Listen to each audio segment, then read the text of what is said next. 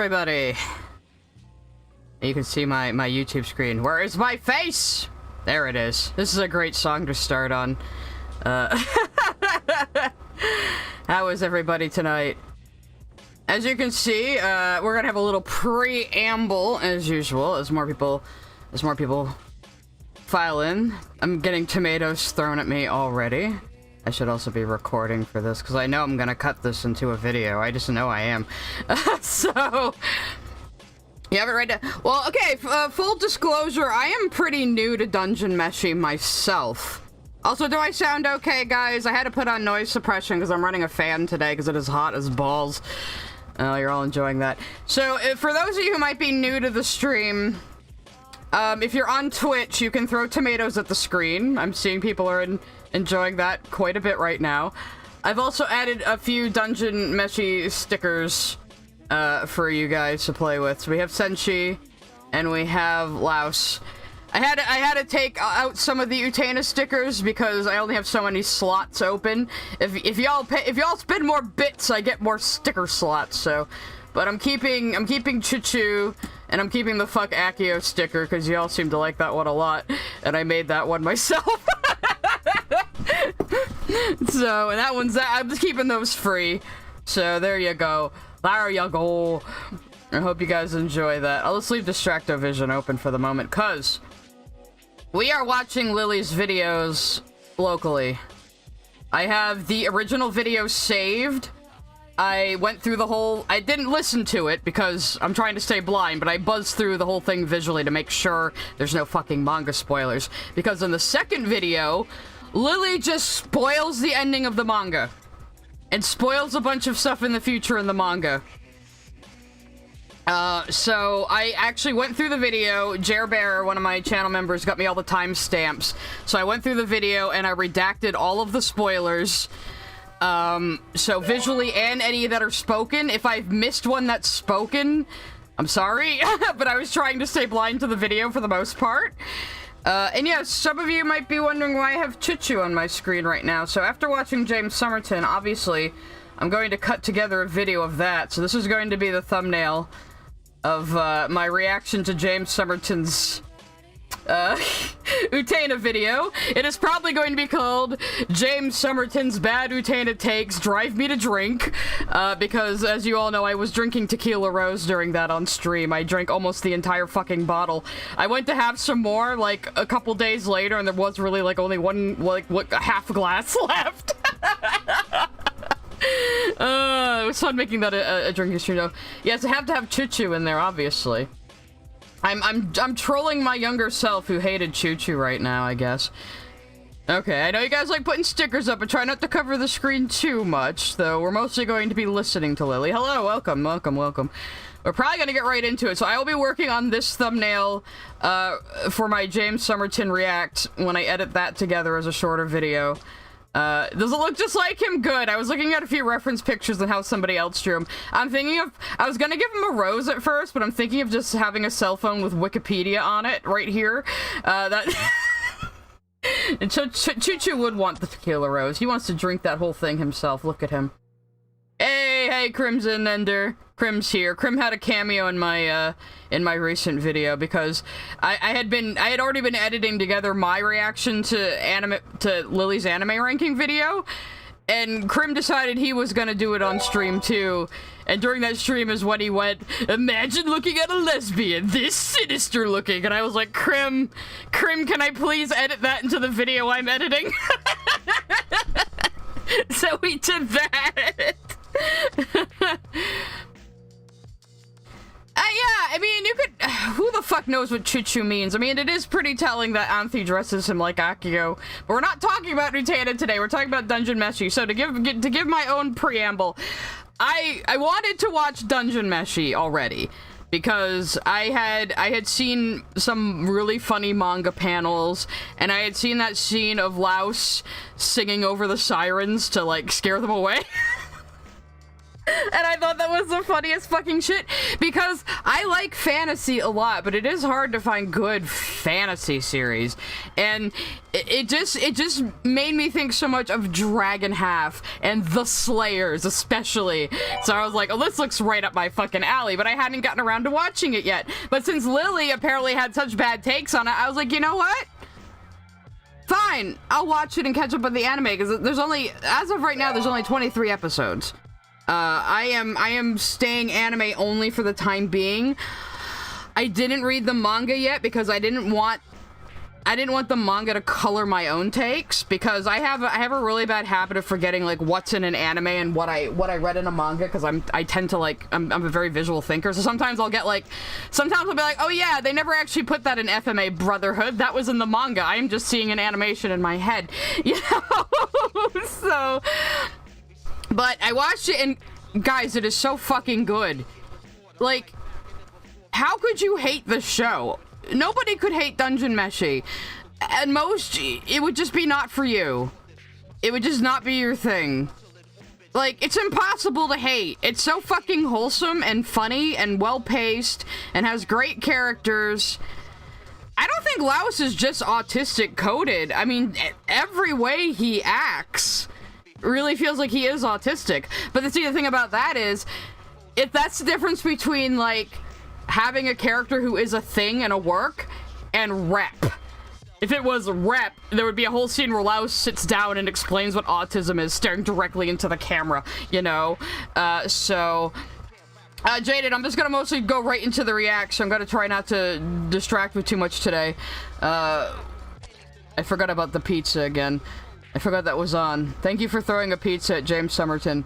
So, I don't know if the creator has ASD, but yeah, just the way Laos acts in his hyperfixations, he's literally a monster otaku.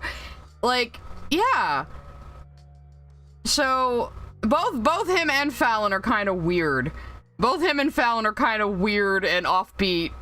So yeah, I kind of love that though. Everybody in the show is a little strange though. Everybody has their own little tics, but yeah, just because, see, Lily is the kind of person, though, she probably heard people saying, wow, Laos seems like he's autistic, and the autistic voice actor also feels that way. Isn't that neat? And Lily probably saw that and was like, ow, this show is trying to have rep. I'm gonna show how bad its rep is, when rep isn't even, like, in the vocabulary of a fucking Japanese creator, and the manga started in like 2013, you know, before all that bullshit.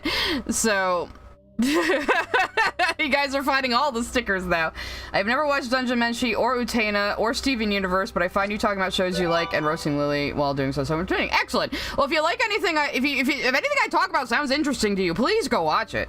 I can't wait to see how Lily interprets Laos as a weird self-insert MC male that preys on women. Yeah, even though Laos is like basically asexual. I don't think he's ever shown any interest. The only time like they felt the need to blindfold him was around Itsuzumi, who's like half monster, so of course he's gonna be weird about it. Yeah. Exactly. Laos is a monster otaku, and Kabru is like a people watcher who like really is able to like analyze, you know, people's behavior. Everyone has their own little thing that they're kind of an expert in, or they're kind of hyperfixated on. Let's see, I always muted the stream when Lily spoke on stream, but I'll endure it. So, yeah, imagine hating Dungeon Meshi. The mangaka is a woman, yes. Ryoko Kyo is a woman. What was the other thing I was gonna say before we start? Oh, thank you. Silver Heart Soul sent a super chat. Finally, I can give you money. I would rate Dungeon Meshi as pretty much a solid 10, to be honest. I haven't had any problems with it, other than I do think Itsuzumi is a little kind of just shoved in there because the author really wanted a cat girl to be there. But not that she's a weird kind of cat girl. She just seems a little superfluous at the moment. But again, I don't know anything past episode 23. Episode 23 came out. I watched it the other night. it left us on a cliffhanger of Senshi's backstory, and I'm really mad. I have to wait till next Thursday. So, yeah, I will probably turn off the music for the actual react. Yeah, Dungeon Meshi is made by a woman. It is normal and wholesome. It is like a Japanese RPG kind of setting, like Dragon Quest, but very, very influenced by Western fantasy RPGs like Baldur's Gate and Dragon Age and Pillars of Eternity and stuff like that. And I can spot the Dragon Age influences very easily, because I also am very obsessed with Dragon Age. A lot of people don't know that. I could tell you so much about Dragon Age. I might stream the games eventually, because I can just tell you all the lore. So Itsusumi is the cat that curled up. Yes, you're correct. Alright, I'm gonna I know you're enjoying Megalovania, but I'm gonna turn off the music for right now. And we are just gonna get into it, because I obviously I use Lily as a sounding board. I don't know why it made that noise just now. That's the default Stream Elements noise. What broke? Anyway, I like how somebody just put louse over me, and then somebody threw a tomato at louse. Very good, very good. Yeah, it is very D&D inspired too, and from what I have observed, a lot of fantasy anime is more. It draws more influence from D&D than it does like the tradition of fantasy novels in the West. So it can be a bit different. A lot of fantasy kind of operates on video game logic, and you're going to see this a lot in Dungeon Meshi. Dungeon Meshi is practically a lit RPG, if you know what that is. You know, like seriously, the world has like literal mechanics you would find in a video game in it. It just doesn't take it as far as a normal lit RPG where there's actual like leveling and shit, you know, but it's almost there. It is like just one step away from being a fucking lit RPG. So anyway, I think the first clip we're seeing here in the video is Princess Knight, because Lily pretends she watched it and is like the better one. The better anime of all time. So, anyway, here we go. We're gonna start now. You know, covering anime when you aren't a weeb is always a dangerous prospect, because on the one hand, if you're negative, you're gonna have sweaty men from Ohio in MAGA hats accusing you of being racist, ironically, and if you're 10 seconds in! 10 seconds in! And I already have something to say. Lily, how the fuck are you conflating anime fans with MAGA hat-wearing conservatives? I don't think there's a lot of crossover there, Lily! But, I guess what she's trying to do is poison the well immediately, as she always does. She would be a fucking rat bastard rogue who sneaks ahead and poisons the well to kill the enemies or something. Silver Heart Soul sent a super chat. Also, Lily really likes saying she doesn't care about how people take her videos but will always try to re-justify the points when she gets big pushback. First with Steven Universe and now with this. Yeah, Lily, why'd you delete the first video then if you don't care? If you don't care about what people say. Yeah, me, the lesbian atheist autist from one of the bluest states in the country, is definitely a MAGA hat wearer. Yeah. Like, honestly, how many conservatives like anime? Conservatives are more likely to be fucking furries, if anything. Hang on, I'm trying to smoke. We're 10 seconds in and I already need to take a hit, Lily.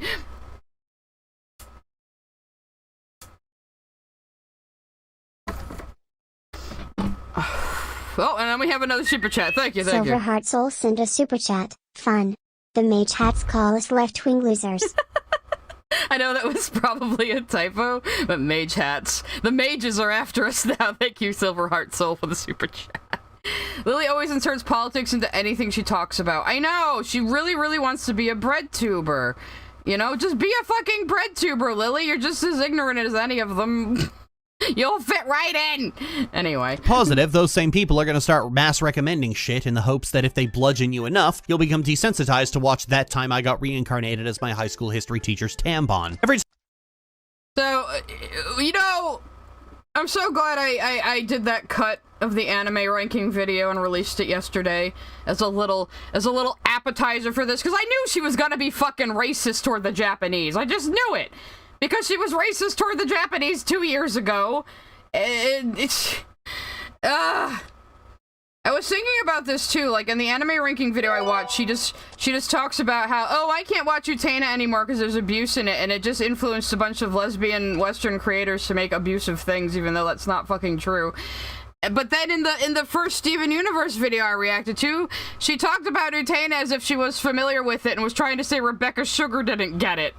And it's like, Lily will just contradict herself. You know, at any given point. She has no actual beliefs or thoughts. Just whatever she thinks will make her sound good. But she never sounds good because she's too stupid and she's too hateful and just disgusting and just an angry little person. So she claims to have a friend in Japan very conveniently in her second video who suddenly exists. Yeah, sure you do, Lily. Sure you do. Sure you do. But she's the one who sounds like a conservative here. Like, oh, isn't anime all hyper-violent and pornographic and gross is what I heard from conservatives in the 90s, Lily. You know, like... Hello, everybody. Hello, good morning, afternoon, and good afternoon, good evening, and good night. We just start, we're 19 seconds into the fucking video. Lily is already, has already gish-galloped so much bullshit. Oh my god, this might take a while. Hopefully it won't take till, 8 p.m. like last time, but this will take... The 90s were awesome. That's what the 90s were like. The 90s were better in many, many ways. Like, we had plenty of diversity in the 90s and nobody was, patting themselves on the back about it or using it in a cynical corporate way. We just did it organically. You know? And what is this? I'm in love with the villainous something. Okay, so you're showing somebody holding, just seasonal anime slop. Yeah, we know bad anime exists. The media of any country is gonna have a lot of bad shit. That's just how shows work. You know how much garbage the American entertainment industry puts out every single fucking year? It's the same thing in Japan. Lots of anime sucks. Of course it does. Yes, I'm gonna make him look super fucking smug because he was a smug little bastard. So it's 8 p.m. already in your time zone? Well, good evening then. Okay. That one's actually good. I've never fucking heard of it, but listen, I'm kind of an old taku. I'm kind of like old man yells at cloud, shaking my fists at the kids today with their 100 fucking isekai harem animes. You know, most of my favorite anime is kind of old. I'm gonna be Michaela loves the anime she's mocking. Of course she does, because people have seen a pattern in Lily that she likes to tear down the things that her loved ones like and her friends like to make them feel stupid, because this is just how she operates. This season we ended up with an Omegaverse anime of all things. Oh god, it was bound to happen eventually. Oh, we got super chat coming in. Spoons and Jam sent a super chat. Could you imagine Lily's reaction to FMA? Dreaded. I mean, I'm gonna try to, do an impression of Lily doing FMA. It says, Edward Elric is the most selfish character ever. He couldn't even get his brother a real body. I don't know. Oh my goodness. Sent a super chat. Out of curiosity, if the creator came out and said Laios wasn't supposed to be autistic, would your opinion on Meshi change? Love your stuff, BTW. Thank you. And no, it wouldn't change because it's still a very good anime, and I assume the manga is also very good. Like I said, I've seen some manga panels that just had me cracking up laughing, so that's why I wanted to watch it. So yeah. No, I wouldn't change it for me, but I definitely do think it's intentional that Laos is supposed to be kind of autistic, because it's just in every single way he behaves. He behaves like an autistic person, and it's charming. You know, Lily won't think so. I think the creator of Death Note came out and said L wasn't supposed to be autistic. Yeah, that's fair. L was just supposed to be a maladjusted genius, but that some people see sort of autistic traits in him, I think is valid. But L's upbringing was also pretty fucked up, so that might have something to do with it. Anyway. Let's see. The thing is, Ryoko Kui has it's actually Kui, I think. I can't. God, I'm pronouncing it with an E on the end. I'm terrible. Ryoko Kui has repeatedly made manga that explores specific autistic experiences. There's no way it's not intentional. Silverheart Soul sent a super chat. She could get past the first TP of One Piece. You think she can do FMA? No. FMA is also my favorite manga, so that's why I can jokingly make bad takes about it. Anyway, let's actually get back to the fucking video now. This is gonna take forever! Every time weebs try recommending something to me, I feel like I have to start rubbing Hamtaro plushies in their faces to make it clear I'm not the target audience for the shit they're trying to push. What on God's green motherfucking earth makes you think that because I like the game where we beat people up with houseware, that I'll somehow like the game whose premise is what if your forger was a French-made fetish robot? I remember this now, because I clipped it. Did you hear that, guys? Lily just called 2B from Nier Automata a French-made fetish bot. Whoa. Confused Cabal sent a super chat. I've never seen someone as spiteful and impotent as Lily. Love your work. Keep doing what you do. Thank you so much for the super chat. That might not be American dollars, but it looks very generous. Thank you. But yeah, she fucking called 2B a French-made fetish bot. Okay, first of all, hang on a second. Let's just bring up 2B real quick. Does this look like a fucking French maid to you? Does this look like a fucking French maid to you? No, she looks gothic, because they're supposed to. Of course she didn't play Nier Automata. She would not understand it. She would not have any hope of ever understanding it. Like, I didn't play Nier I turned into Alistair because I was typing. I'm Alistair now! Anyway, I gotta be more careful with that. So hit the number 2. Yeah, black and white outfit equals French maid, I guess. So, like, I haven't played Nier Automata myself, but I have my best friend Matt. He likes to stream PS games for me because I don't have a PlayStation. So when he started this game, we were both like, haha, funny lollygoth animu game. It's gonna be so wacky. And then by the end of the game, we were like changed people, and we were sobbing about the themes, and we were trying to explain it to our other friend and her husband, and they were both like, what the fuck are you two talking about? But it was so good. Like, fucking Lily, you could never hope to make anything good as Nier Automata. I couldn't ever hope to make anything good as Nier Automata. God, nobody could be Yoko Taro except Yoko Taro. Punadum sent a super chat. Lily gets mad people recommend her stuff that's bad or uninteresting, yet her takes are so inconsistent that no one knows what she likes. Oh, that was the other thing I was gonna say before the video, actually. Dungeon Meshi is everything Lily says she wants in a show. It has found family. It's largely episodic. Each episode is a different gimmick about what they're gonna eat. You know, like, it's very wholesome. It has, like, good life lessons. It can be very cozy. You know, like, people recommended it to you because it's everything you say you want. But you hated it out of spite just because they recommended it. Because you're just a fucking miserable goddamn person, Lily. Sofagrams sent a super chat. How come Lily can slobber over Gardevoir but weebs can't enjoy their cutie goth robots? Yeah, right. At least Yoko Taro was honest about it. People are like, why does 2B look like that? And he was like, I like girls. Yeah, Pascal's entire story, Jesus. Like, all the robots are named after philosophers, but they, like, what happens to them is, like, the antithesis of what that philosopher talked about. It's cool. Chaos Craft sent a super chat. I'm currently doing my own art of my Danny Phantom OC cause my fixations never die. Your art is awesome. Thanks for the entertainment of Lily drama. Thank you, thank you.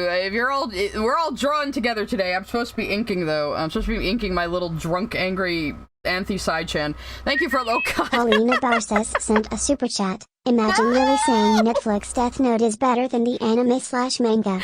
She would. She would say, L is black, so it's automatically superior. Anyway, I'm gonna continue with the video.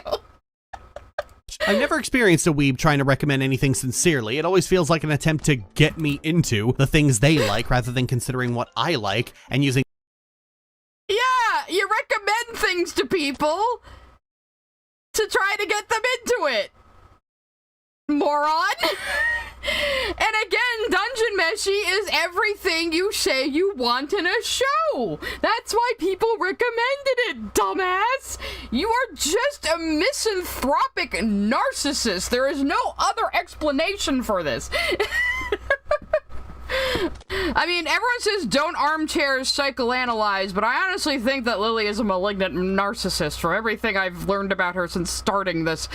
Lily just wants wholesome that's only infantile at this point. Both parties just have to be sickingly lovey-dovey from the start, and the sentimentality has to always be handled with kid gloves. Silverheart Soul sent a super chat. Lily is the mac and cheese meme from Courage. Thank you for a super chat again. I don't know what she likes about Spy Family. I've never actually watched it. Honestly, I don't think it is my thing. I think it is a little too slice of lifey. And Lily, do you know that Spy Family was like rushed into production because they thought it would propagandize young Japanese people to have kids? Did you know that, Lily? Did you fucking know that, Lily? You fucking moron. I have heard it's good though. I don't know. It isn't quite the kind of thing I usually like to watch, but here comes another super chat. Ikiway Signboard sent a super chat. TBF anime does have a problem with misogyny and racism.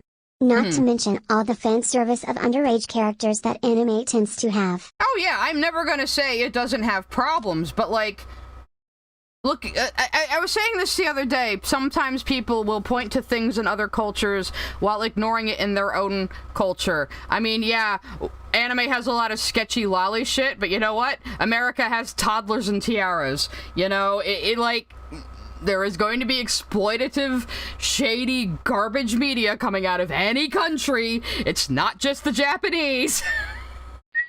Israel sent a super chat. As someone who played Nier Automata, I can confirm that it is way too philosophical for her. She just look at how the machines are seemingly led by what look like little girls and make typical claims you'd expect. Right. You're right, she would. Oh god, I can't even imagine Lily talking about Automata. At least she probably wouldn't even get through it. It would probably be too difficult for her gameplay-wise as well. Anyway, I'm gonna keep trying to get through. We're only 44 seconds in, guys! This is terrible! Their vast knowledge to cut down on the amount of work I have to do. You know, like a librarian would. But no. I'm pausing for super chats, though. Go on, fire already, damn it! Thank Girl you! sent a super chat. Here's money for your tequila fund. Thank you. We only have weed today, not tequila, but, you know, it'll get us through. Oh, it's always this weird quest for validation. Anyway, the point is that after breaking my vow to never cover anime on my channel again by talking about Spy Family, I was immediately buried in recommendations to watch other anime that had cropped up to leech off Spy Family's success, like Buddy Daddies. And I immediately shut that shit down because when weebs start recommending things, that train will J. Marty sent a super chat. Rip my boy Shinzo Abe, I'll have sacks for him. I'm sure he'd appreciate it from heaven, Jay. He'll be looking down on you with a tear in his eye. But, like, okay, so Lily is like, I said I liked this anime, and then people recommended other anime to me that is similar, and that's bad. Yeah, see, Lily just gish gallops. You have to pause like every 5 seconds because she says something batshit insane every millisecond. Anyway, I just recently deconstructed from Lily's bullshit, and now I'm realizing how much I let her opinions overshadow my own feelings on media I consumed. I felt actually ashamed for liking some stuff. Yeah, I've heard a lot of people say that. And it's like, you shouldn't let people do that to you just because Lily sounds authoritative. Doesn't mean she knows what the fuck she's talking about, and I prove that every single time. Even when she brings up shit I'm not even expecting to talk about. Lily, you gotta stop liking things I like, Lily. No, we haven't gotten to Dungeon Meshi yet. We're only 1 minute in, and Lily has said like 50 wrong things. And also people keep sending super chats. Thank you very much, you're very generous. inevitably leads you to something really fucked up. The reasons I liked Spy Family was because it was well written and sincere. A show with the same premise isn't necessarily going to have the same execution. Then I was given suggestions to watch Delicious in... Okay, but you won't know if another show that people say is similar. You have to watch it to assess that, Lily. I'm so confused. Cryohazard sent a super chat, and another one. Well. 10 seconds already. Have you ever wondered if somebody is going to make a drinking board game out of bad critiques? Silver Heart Soul sent a super chat. Weird she doesn't like the gay dad anime. Yeah. Well, there is a Lily bingo sheet out there. I just don't have it up right now. Rising of a Shield Hero should have been about an unreliable narrator. Said was I don't know. I'm assuming that's just seasonal slop, like I said before. Dungeon. This one was suggested by far savvier correspondents because Spy Family was funny and heartfelt, so they'll suggest one that's also funny and heartfelt. Good approach to take, honestly, looking at the actual praise I've made and not just the genre. I mean, it didn't work this time. Delicious in Dungeon was kind of fucking shit, but, you know, reward the... Imagine saying Dungeon Meshi is shit. Imagine. It's by Studio Trigger, one of the most prestigious animation studios on the planet right now. It has great pacing. It has great acting in both Japanese and English. What is there not to like? Like I said before, at most, it's just not your thing. And Lily hates Trigger, and she also hates fantasy adventure shows. Valentino sent a super chat. Assuming Lily knows what she wants might be a bit too much pretentious. Yeah, it's true. She's shifting sand. She'll just say whatever the fuck she thinks will make her sound superior to someone else in the moment, and she contradicts herself constantly. Sometimes even in the same video. It's insane. Oh, she's gonna talk about Owl House. I saw it when I was buzzing through the second video, redacting manga spoilers, so... And by the way, for anyone who just got here, we are reacting to the second video. I know there's manga spoilers. I went through the video and censored them. And that's what we're reacting to. If anyone wants that censored copy, I have it on my Google Drive. So, Lily hates everything. It feels like a dice roll. Yeah, right? Never forgetting when Laos English VA wore a shirt with autism in all caps and on fire. What a legend. He's really good in this show, too. He's really, really good. Anyway. The behavior you want to see. Delicious in Dungeon is a comedy, drama, slice-of-life, fantasy, horror, action series. No, you did not just hear that wrong. About a pair of three adventurers delving deep... It is not a horror series, Lily. It is not a horror series. Colossal _ sent a super chat. Calling it Delicious in Dungeon is cop behavior. I just call it Dungeon Meshi because that's shorter. I don't know why they didn't call it Dungeon Gourmet or something. I guess they were trying to make it sound like D&D, though. Because I realized belatedly the other day that Dungeon Meshi shortens to DM, and I was like, Quee! Anyway, something absolutely baffles me. She apparently dislikes tonal whiplash in shows like SU or Dungeon Meshi, but somehow her favorite show is Has Been. Yeah, right? That's all whiplash, constantly. Finding a thing Lily hates is like playing Russian roulette, but all the chambers of a revolver are loaded. Yeah. Into a dungeon and exploring the cuisine that can be made out of the monsters, with each episode going deeper and exploring ways to cook a different kind of D&D creature. Sounds cute, right? Sounds like a fun, simple, little wholesome premise. You are wrong. Delicious in Dungeon opens with a battle with a dragon, where the main character of Laos is distracted by how things haven't gone perfectly, and they're gonna have to release and run back to try everything again. Yeah, like, it opens with a dragon fight to immediately tell you what kind of series this is, which is a fantasy series. You know, like... And he speaks with all the intensity of a man trying to do his taxes. There was a mistake on our map, so we wasted... Okay, I'm gonna have to admit, I'm gonna have to take the L and admit that this little joke of the MMO group chat is a little funny. After we slay this you got dragon, 1 point, we'll have to go Lily. back for more supplies. Before his sister pushes him out of the way of the dragon's maw and gets bitten in half before teleporting the others out. And now they have... Yeah, Lily, that's the setup for the premise. That's the setup. That's what happens in the first 1 minute of the fucking show. I counted. This is 3 minutes in, and the first thing Laos does is say, you guys don't have to come with me. I'll go back into the dungeon alone to save her. And Lily is going to ignore that. I know that much. I hate this defining work into genres based on scenes within larger work. Yeah, it's a fantasy series. It's a fantasy series. And it's also kind of a cooking show.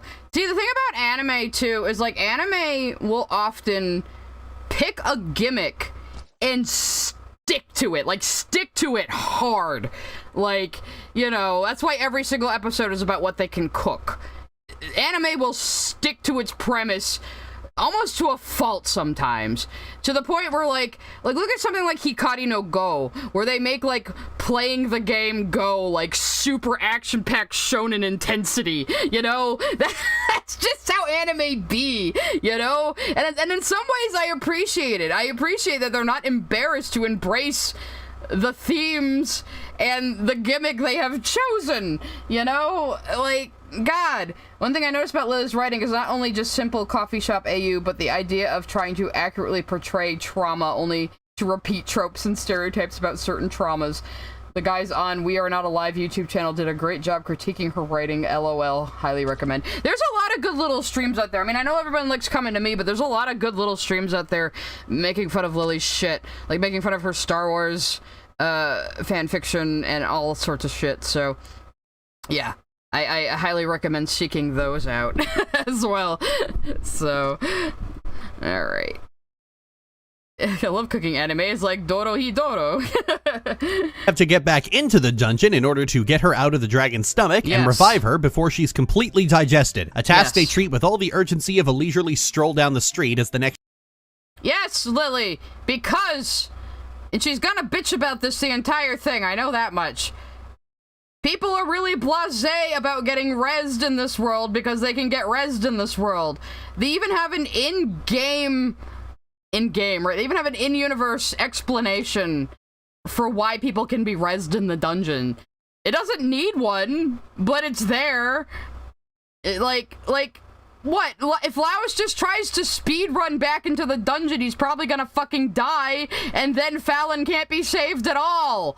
You know, Laos even tells Chilchuk and Marcel, he's like, hey, you guys don't have to come with me. I can sell your gear and get enough supplies to, like, speed run back alone and try to save her. He is willing to, like, risk the dungeon by himself to go save his sister. Yeah, and it takes days to go down in the dungeon. Exactly. And on a technical writing level, Fallon being their goal justifies why they can't just pick up and leave the dungeon and why they have to make do cooking monsters. So Fallon is kind of a little bit of a MacGuffin to keep them in the dungeon. You know? There's nothing wrong with that. Next 10 episodes are about slapstick humor, where another monster is hunted for food, and Marcel is completely done with everything. Anime industry, your mother and I are worried. We need to have a conversation about your tone. And this only gets worse when they actually... Lily, you are not Yahtzee. Lily, you will never be Yahtzee. You are not even, like, Yahtzee has more comedic talent in, like, a piece of dandruff from his fucking head than you do in your entire fucking body and probably 5 feet radius around you. You will never be Yahtzee. And she quotes Yahtzee all the time. And she quotes him wrong. Like, somebody told me her saying the stink of the auteur was a Yahtzee joke, so she didn't get that that was supposed to be hyperbolic. Someone else also told me calling Riku the Muppet Babies version of Sephiroth was a Yahtzee joke, and he was probably being very, very, very sarcastic. But Lily takes his jokes at face value. It's crazy. And if you don't know who Yahtzee is, it's the zero punctuation guy, now fully Ramblematic guy, now that he has ditched the Escapist, deservedly so. Okay, I'm trying to read the highlighted comments now. The beginning also highlights something that most people forget because how goofy the whole cast is, that most of the show, Laos's group are actually good. Yeah, it's true! Laos group is one of the more, experienced group of adventurers. So, the tone... yeah, exactly, the tone comment. That's how I know she's never watched Utena. Because she would be shrieking about the tone constantly if she did. It's alright if you're late, we're only about 3 minutes in because Lily keeps saying wrong things. The slowest burn to finding Fallon, again, also works in writing because it's meant to lull you into security and then raises the stakes, but Lily wants things to be resolved in one episode and for them to have weird incest fluff. Yeah, probably. Find Fallon. We go from the grim horror of finding her fully digested skull to then piercing her body back together like she's a replica in biology class. Piercing her body back together? Lily, edit your videos. Silver Heart Soul sent a super chat. I really want to make or someone to create a deep dive video on everything about Lily. Not her drama, that's a fuck lot, but I know it would be a 5 to 7 hour long. I mean, I'm starting to pick up on patterns in Lily's behavior now, but there's 23 episodes of Dungeon Meshi as of right now. New episodes come out on Wednesday on Netflix. So it is a currently ongoing show, which is why it's extra fucky that Lily just spoiled the ending of the manga in her second video. Like, I swear, she probably just did that to spite fans. I can't think of any other reason she would seek out the manga. Otherwise, honestly. New Lego set out, the sister skeleton set. She would ship the Totem siblings if she actually liked the show. God. No, maybe if Laos was a girl, she would, but... Then performing a dark taboo ritual that sees her reborn in a screaming visage of blood and tearing flesh, to the point that she's literally covered in gore, to a goofball scene where she and Marcel gay bait the audience, and then another goofy cooking scene, and then we start some weird... Was it gay bait? Fallon seems pretty flustered at Marcel touching her a lot, and Marcel doesn't seem to notice because she's a fucking clueless nerd. But, yeah, Fallon might actually just be gay, you know?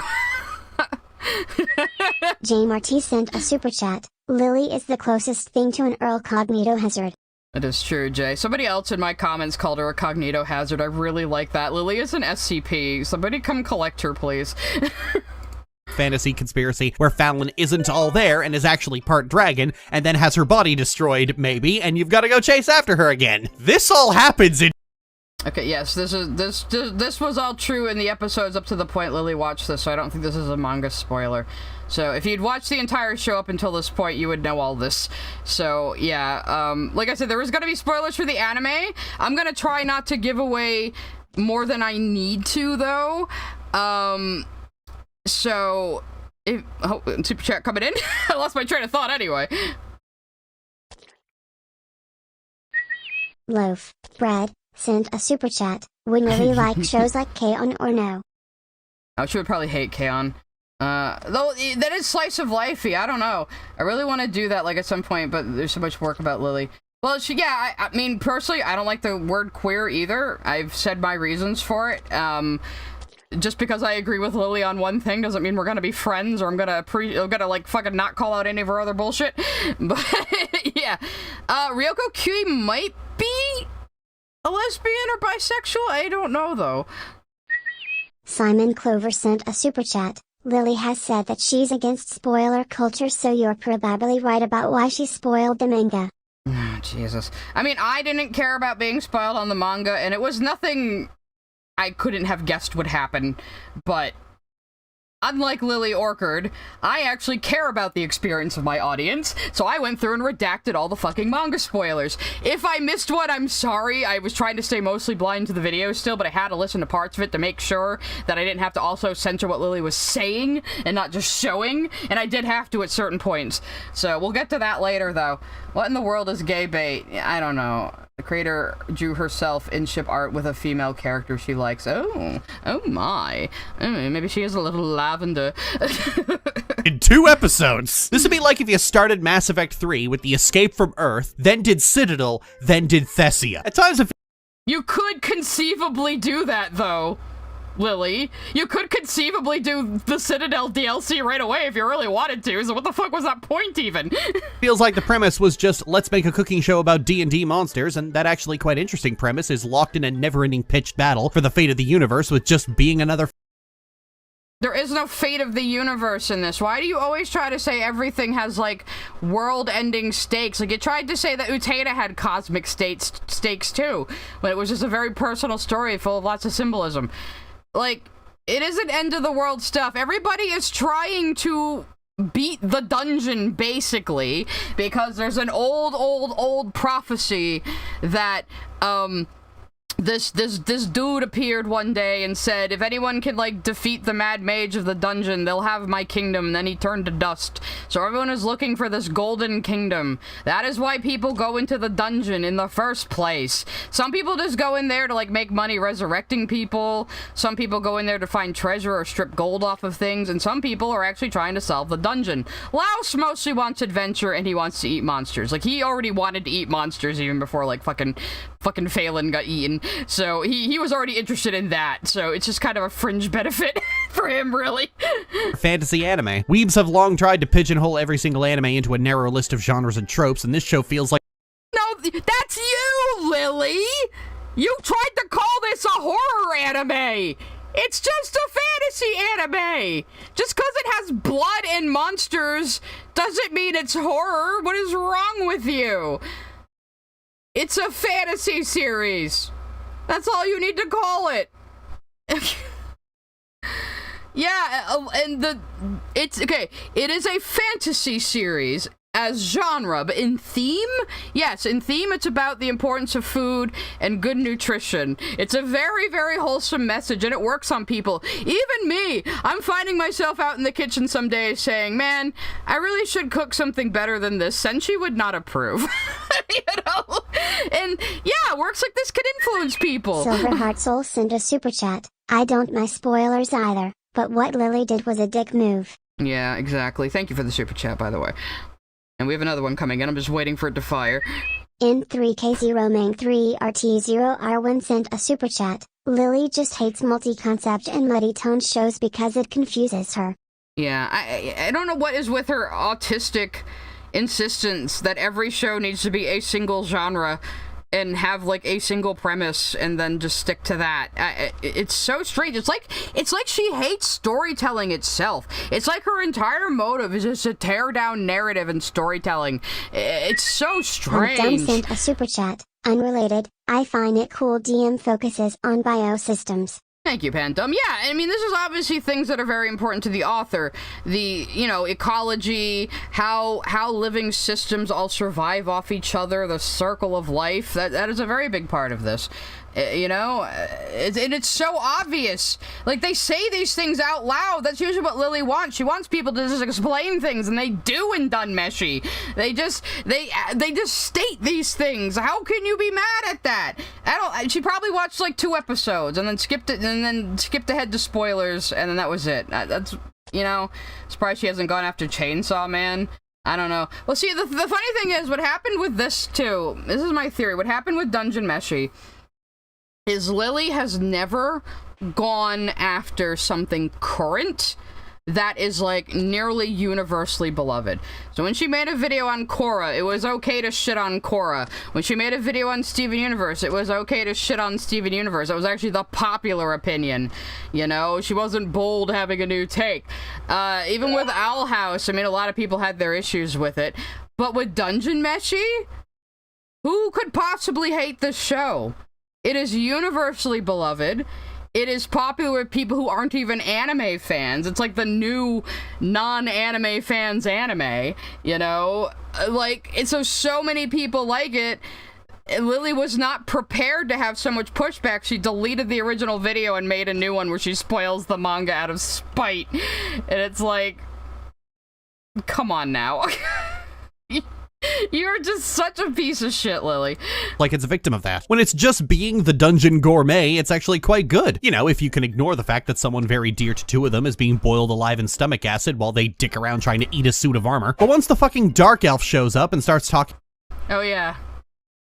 Yes, they actually do call her a dark elf, says. So, Thistle, whose name we learned in a recent episode, so I can say it. Stop blocking the text thing. Anyway, so Lily thinks Thistle is female, Thistle is male, and also, so you didn't watch the episodes with this character in it because they all refer to him as male.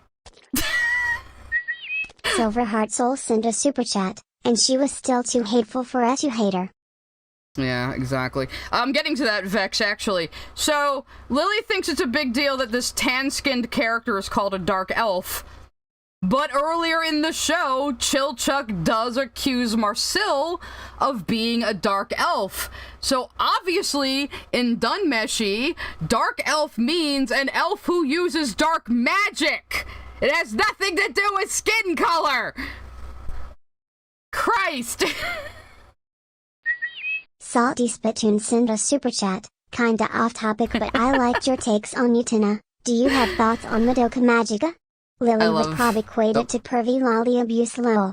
I love Madoka Magica. I've seen it several times, and I like the Rebellion movie. I even like the ending, so take that. but let's try to stay on topic. King, like someone modded Dark Souls into the Tales of Arise engine. You might as well just pick up a fucking magazine and wait. Okay. And this is a particularly big thorn in the side because the instant they get Fallon back, she's immediately swiped again. And at that point, why even bother caring? Who's to... Well, yeah, so that gives them a new mission and a new reason to have to stay in the dungeon. I'm sorry that I almost said Marcel. I'm sorry that Fallon is a bit of a MacGuffin, but they do build up her character enough to show why everybody in the party cares about her. Especially Marcel and Laos. Even Chilchuck has a soft spot for Fallon, and he's like a company man who only does jobs like for a living, for pay, you know? So, let's see. I went back to the episodes after watching the first review, and Thistle is never called a dark elf by any of the characters. More proof that Lily didn't watch shit. She just heard the term dark elf somewhere and assumed it was aimed at Thistle. So yeah, Lily, you didn't fucking watch the episodes thoroughly. We know you never watch anything completely, though. Yeah, sorry that Delicious in Dungeon takes place in a dungeon, Lily. Fucking Christ. So, okay, so what I got from Lily doesn't like world building, proper use of exposition, character development, character motivation, relationship building, how to properly build on themes, whether subtle or blunt, and of course, the love has to be gay bait if it's between people of the same sex, so Dungeon Meshi is a no-no for Lily since she can't seem to like development even remotely. Yeah, it's true. Puntum sent a super chat. Don't you put adventure in my cooking show. Yeah, well, that's a good point, Prisma the Fox. Let's be real, if Fallon would have stayed, she could have easily eliminated 95% of the party's struggles. That's also true. Fallon is kind of OP, so she can't just be palling around with the party, because she would just fucking, like, solve everything with a spell immediately. You know? I have another super chat coming in. It's taking its sweet fucking time. Bar sent a super chat. I'm sorry, Lily, I know you don't like your sibling, but most people want to save their sibling. What did you think Laos was doing the first time? Oh no, she thinks Laos doesn't care about Fallon. We're about to see that if I can get through this fucking video. Say they won't do it a third time. I'm talking about the tone issues right away because this is the biggest problem with the entire show. It's actually two shows. One of them is, well, it's no masterpiece, but it's fun. And the other is just another fantasy anime to go onto the pile with all the usual... It's not two shows, Lily. It sticks very, very close to its premise at all times. Every single episode is about what monster they eat. I mean, I'm sorry you don't like the plot. The plot is what gets characters from point A to point B in order to make the story happen, and the story is about them eating fucking monster cuisine. So there needs to be some reason they're in the dungeon, and there needs to be some reason they're traversing the dungeon and encountering various monsters. And that is what the plot is for. Why else would they be there?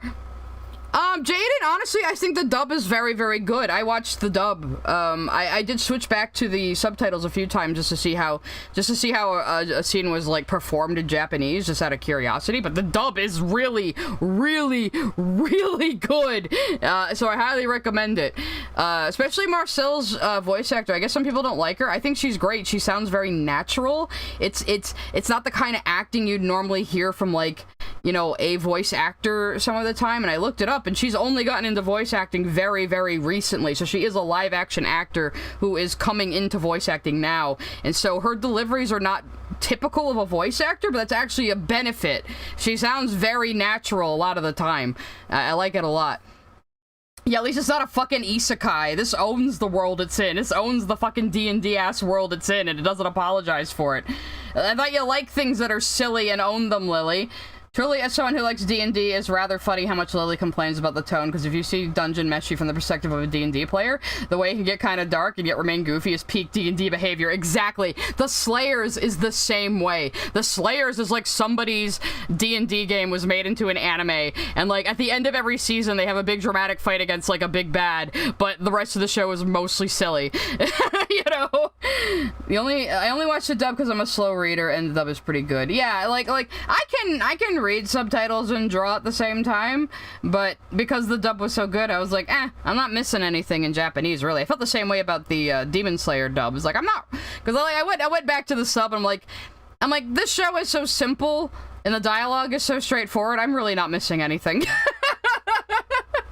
So. Usual problems those shows have. And look, I don't mean to come for an entire genre's soul, but a big problem anime often has is genres and tropes become so commodified that after the first few runs, they start being constructed from flat packs.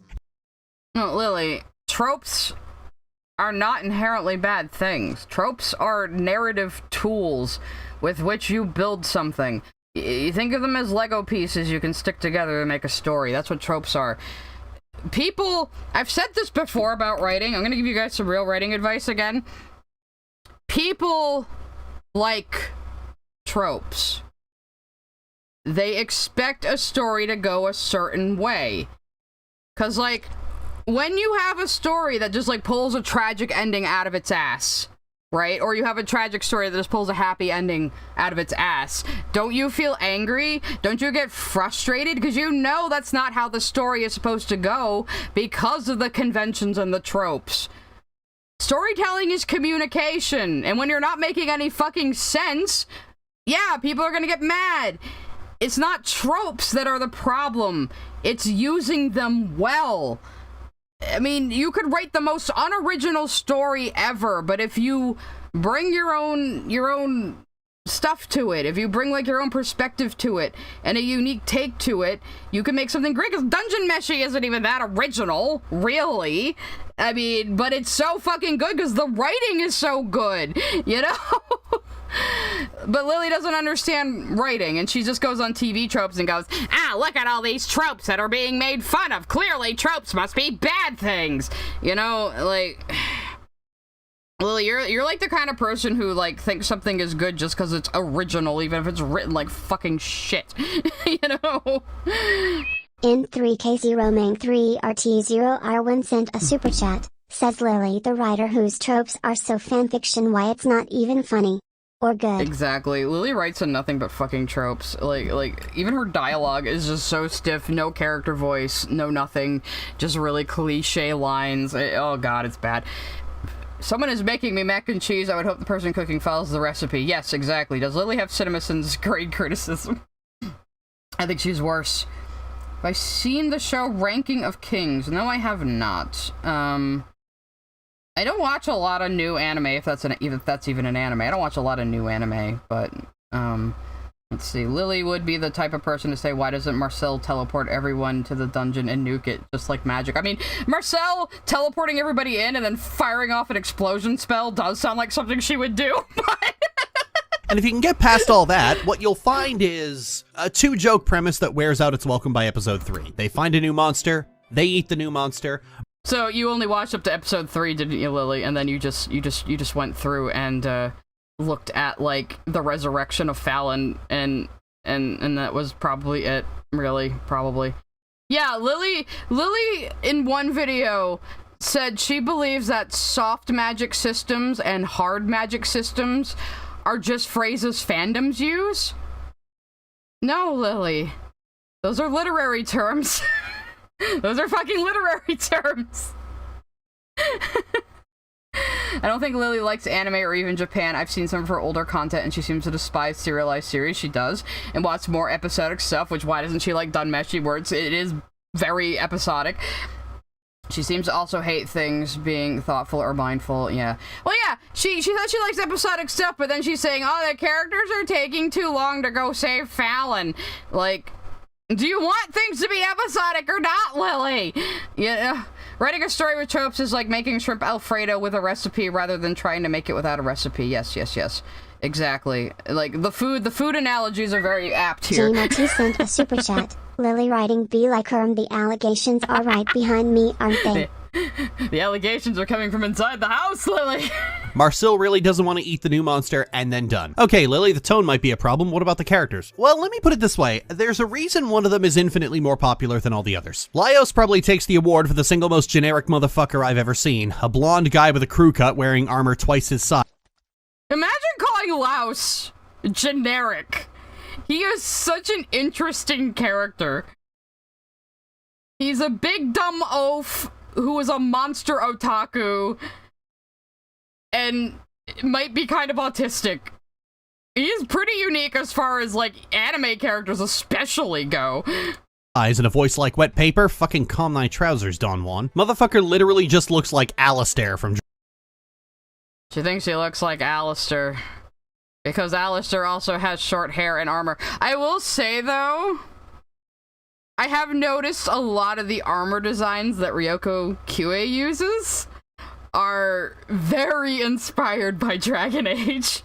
Like, some of those motherfuckers look straight up like Dragon Age NPCs.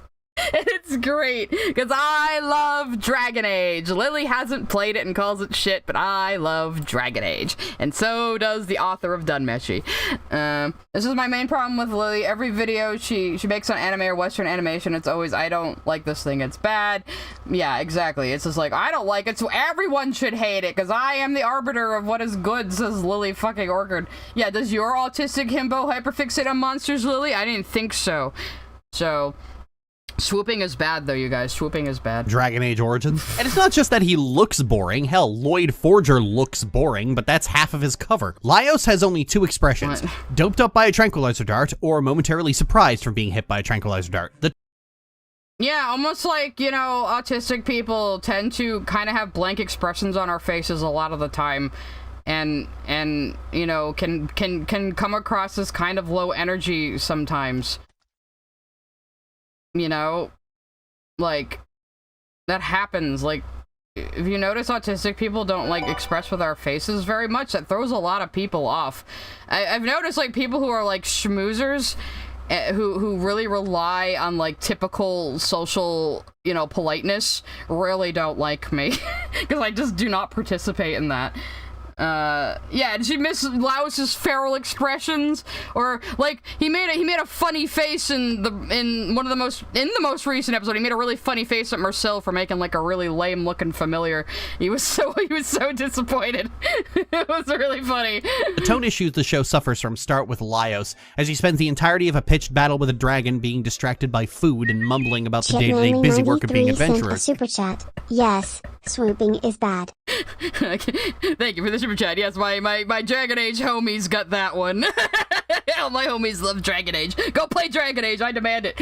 Anyway, Laos is the opposite of a generic protagonist. He's goofy and his special interest is dragons. He's more brains than brawn if you look at it correctly. It's true.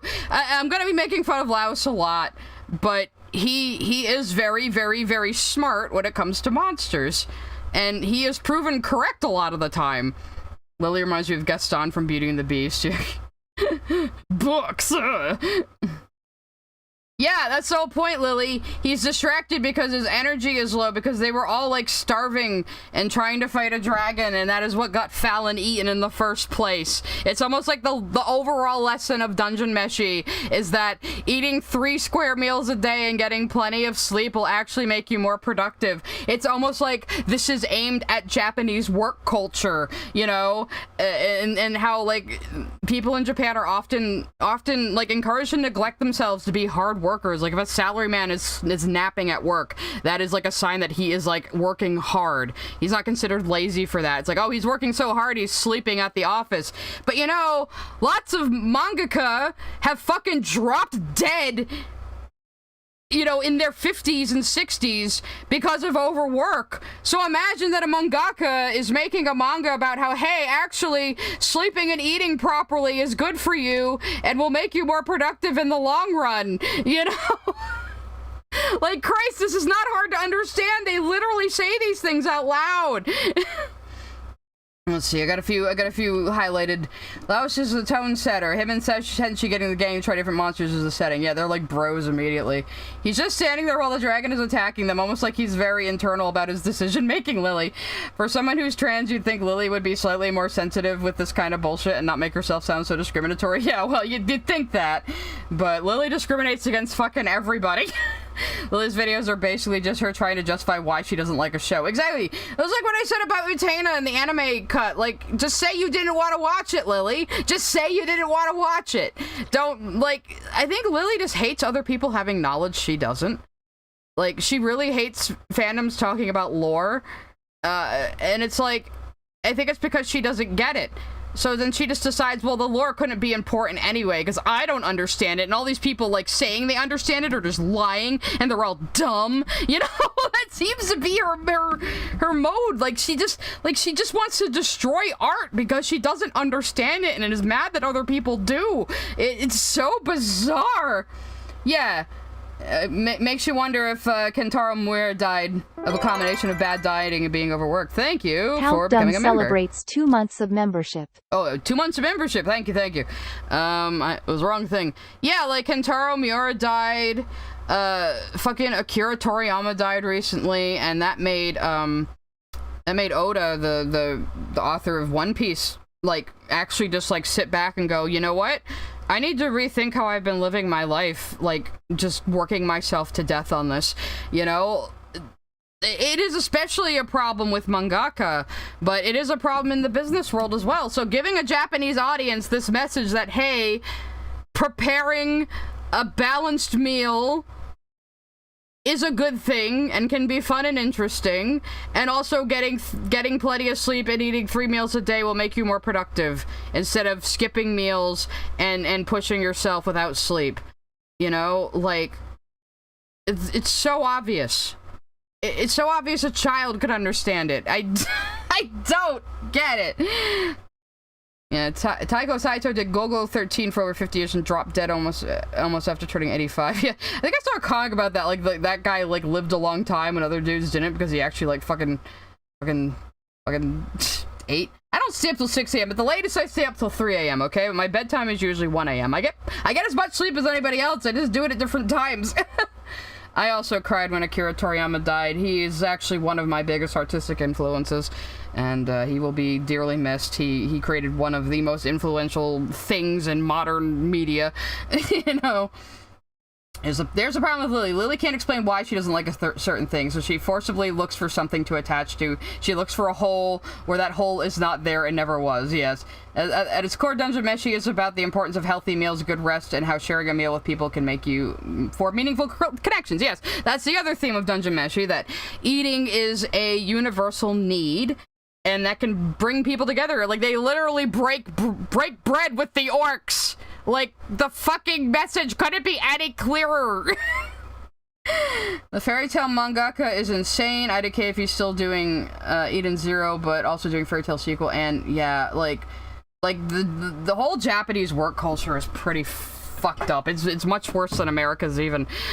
It's actually because of him that Fallon gets eaten in the first place. When the subject isn't a new monster to eat, Laios always talks with a stilted, whispery deadpan and has no real emotional reaction to anything around him. I compared him to Lloyd Forger just a minute ago, now I'm gonna do it again because Lloyd is equally deadpan, but that deadpan is explicitly shown to be the result of very tight, very deep-seated control, and that deadpan is often juxtaposed by his actions. Okay, I have not seen fucking Spy Family. Sorry. And I don't care. There was a mosquito. And that is the secret ingredient through which you create the comedy. Laios' weird half-reaction. Okay, you think man punching a table violently and scaring people is height of comedy? I worry about you, Lily, and worry about the people around you. Yeah, Laos springs to life when he's talking about monsters, because that is his hyperfixation, and he is a monster otaku. That is what is supposed to be funny about him. Yeah, so, oh yeah, are you saying autistic coded people need to be funny? Is that what you're saying, Lily? Like, yeah. I mean, listen to me, I can be kind of, like, low energy sometimes, and it's just, like, I don't like to be on camera because I don't really have very good facial expressions, and I'm always kind of twitching around and restless, and I don't have a very good camera presence, so that's why I'm a little face. But, anyway, let's just continue. Reactions to everything give him the impression that he cares about nothing, especially with the almost blasé attitude he has toward getting his sister out of the belly of a dragon. Right there, that shot Lily showed, and I was paying extra attention to it when I rewatched the first 12 episodes last night while playing No Man's Sky, and I skipped ahead a few places, but I did, like, fucking just refresh myself on the first 12 episodes. And right here, 3 minutes into the first episode is where Laos says, "You guys don't have to come with me. I will sell your gear and rush back into the dungeon by myself so I can save my sister." Like, Christ! Out of the belly of a dragon. The only time he shows any kind of emotion is when the subject is edible monsters. Actually, yes. no, hang on. I'm being mean. That's not true. He does show emotion once Fallon has finally been resurrected. Yeah, like almost like he loves his sister, idiot! Even though you're trying to say he doesn't! I'm glad you're safe. Aw, how understated and touching. And you know what? Maybe I'm wrong. If the show wants to go for... What about the scene later when she's all cleaned up and comes to see him at night, and he gives her a big hug and tells her, "Don't ever do that again," and they sit there hugging each other for a long time because they're siblings and they love each other. Idiot. Yeah, right, she gets on me for saying retard, but she is, like, more discriminatory against people with mental illnesses and intellectual disabilities than any fucking buddy I've ever, like, fucking seen. For an understated mood when it comes to emotion, that's fine. It's not like they completely undercut how touching this is 40 seconds later. What? How is that undercutting it? Silver Heart Soul sent a super chat. Oh, it is thank you bold for the to super assume chat. that Lily has better literature intelligence than a child. And she understood that Japan is a nation with their own problems and not just a weird part of America that she acts like it is. Thank you for the super chat. It was very generous. Yeah, I mean, I'm mostly just explaining the basic premise of the show, because another thing I like to do that Lily doesn't is give people context when they may not know what I'm talking about. You know? Lily never gives any fucking context. That's her other problem. So yeah, you're saying because Marcel was tearfully hugging her childhood friend that she just brought back with blood magic is her expressing more emotion than Laos? It means it was undercut? Unhappy Escape 2 sent a super chat. Bro, I relate to the main character so much. Yeah, I don't know what she's saying. Oh, because Marcel had a more explosive emotional reaction, it undercuts Laos being happy his sister is alive. Imagine writing a scene this undercutting emotionally. I don't even... How does it undercut it? You know what it is? Laos. I'm sorry, I always pronounce it as Laos, don't I can't. Laos. I will be better. I'm sure it kind of sounds like lion, and in the recent episodes, there was mention of a very important lion type thing, and when I was rewatching the first 12 episodes last night, I noticed lots and lots of lion statues everywhere, so maybe lions are going to be important, guys. So, I'm sure manga readers are laughing at me right now, but anyway, oh, here comes another super chat. Jesus. Punadum sent a super chat. Lily watching dubbed as a kid made her racist / J. Watching dubbed anime made Lily Orchard racist. I'll stand by that statement. Lily has all the rage, can't handle a range of emotions beyond it. This goes into another theme. Dungeon Meshi emphasizes that even though it is difficult to open yourself up more and more every day, it gets better. Yeah! Anna sent a super chat. Lily is gonna set up years back in autism rep and anime media is... Yeah, you know what, and seeing... I don't like the word rep. I don't like the word rep. But seeing a character who is seemingly autistic depicted positively and accurately in anime is kind of a big deal, because the Japanese are not very good about mental health or intellectual disabilities or autism or anything. Really. I explained before that Japan is very conformist. They're very, the nail that sticks out will be hammered down. So if you are strange in some way, you are an embarrassment, and you are usually ignored or shunned, it's kind of bad. So... yeah, right? He, he finds his sister's skull. He's the one who figures out... Laios is the one who figures out that Fallon's bones are going to be in the sack that the dragon uses as fuel for fire, because he understands monster anatomy. They open the stomach and the stomach is empty and they all start to panic thinking she's already been completely destroyed. But then Laos goes and opens like the fuel sack and says there's probably stuff in here, and then they find her skeleton, you know? Christ! I know, we're 6.5 minutes in. This is the Lily Orchid fucking experience, you guys.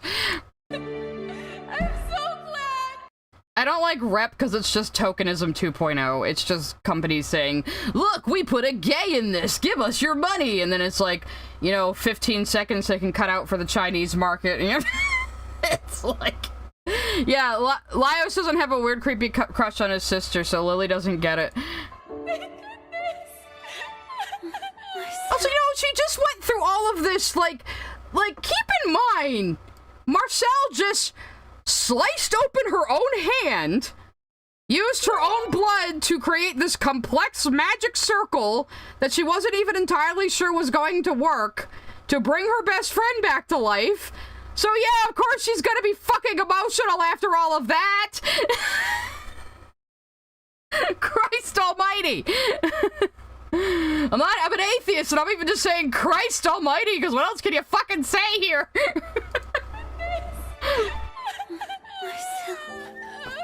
Granted, Fallon seems to have been hit with the same tranquilizer dart as her brother, as she also whisper talks and barely reacts to anything. Yeah, almost like Laos and Fallon are both kind of autistic and weird, and everyone thinks they're weird. Everyone thinks they're weird. Everybody comments on how weird they are all the time. But people love them because they're both just like such, like, they're good people. They're just weirdos, you know? I know you're told a lot that you pause often, but I don't blame you because A, you gotta pause to be able to talk, and B, Lily says 10 wrong things per minute. Yes, you are correct. Don't worry. Like I said, I will cut this down into a shorter video. Don't worry about it. Thing around her. Hell, she can barely be bothered to open her eyes most of the time. Are you sure you're not Brock's sister? But this is all a... Okay, Lily doesn't understand the eyes closed character design in anime, so I am going to explain it now. So sometimes in anime, you'll see characters that have their eyes closed all the time. And it can usually mean either one of two things. Either they are very fox-like and tricky, or... Oh, here comes a super chat, though. I'll finish this in a minute. Sent a super chat. Lily seems to struggle /it's the journey not the destination. Making why fanfics and stuff she already watched is the only thing she'll like. Like I said before, Fallon is a little bit of a MacGuffin to keep the plot going. But she's still integrated in well, and they show us why everybody cares about her. We get flashbacks to her all the time. It's not that she's squinting. Okay, so let me bring up some characters real quick. So you have, like, Zelos from the Slayers is a character that tends to have his eyes closed all the time until he doesn't. So you have, like, Zelos, and you have, like, Ling from FMA.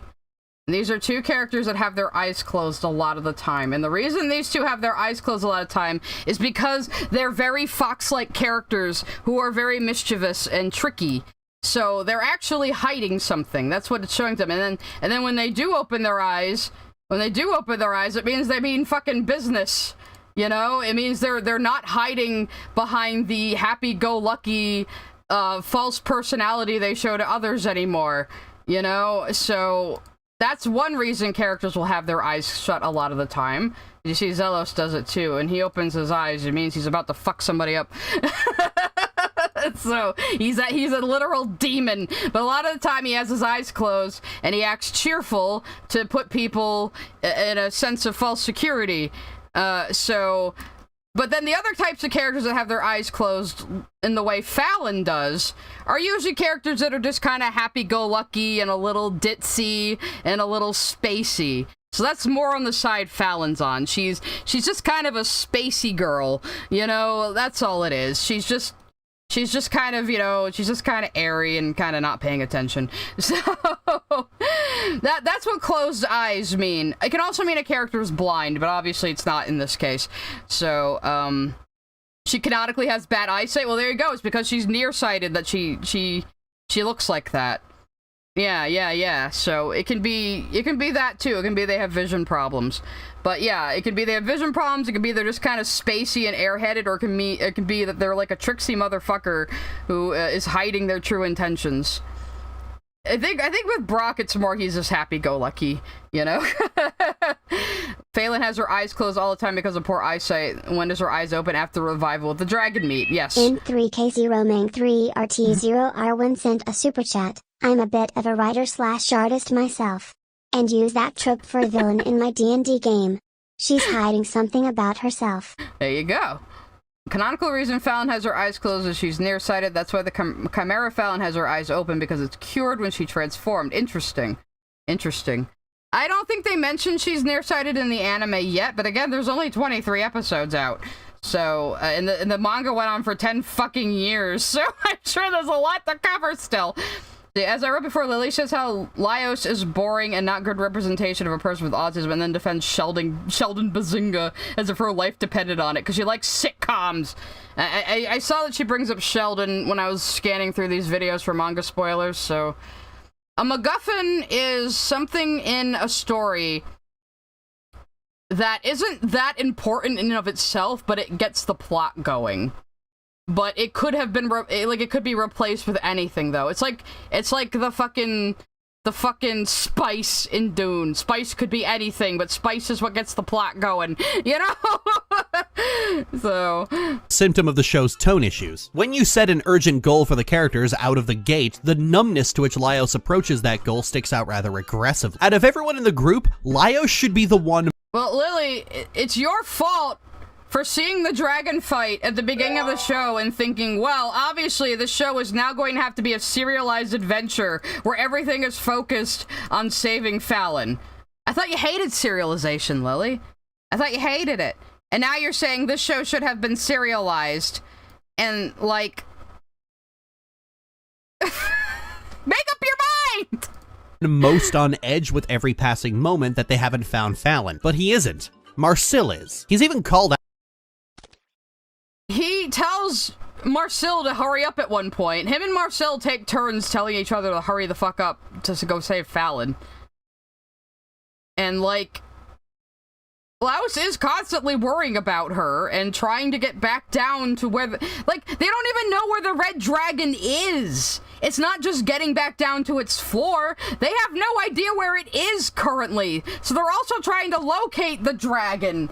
And while they're wandering around the dungeon locating the dragon, they have to eat. You know? And that's the point. They're surviving just on things they find in the dungeon. Because the dungeon is a complete ecosystem, and life needs to eat life to live. That is the entire fucking theme of this show, and they say it out loud all the time. It's so corny the way they constantly point it out. Like, corny in a good way, but still. Yeah, it's the same person. She didn't even watch fucking pool hopping.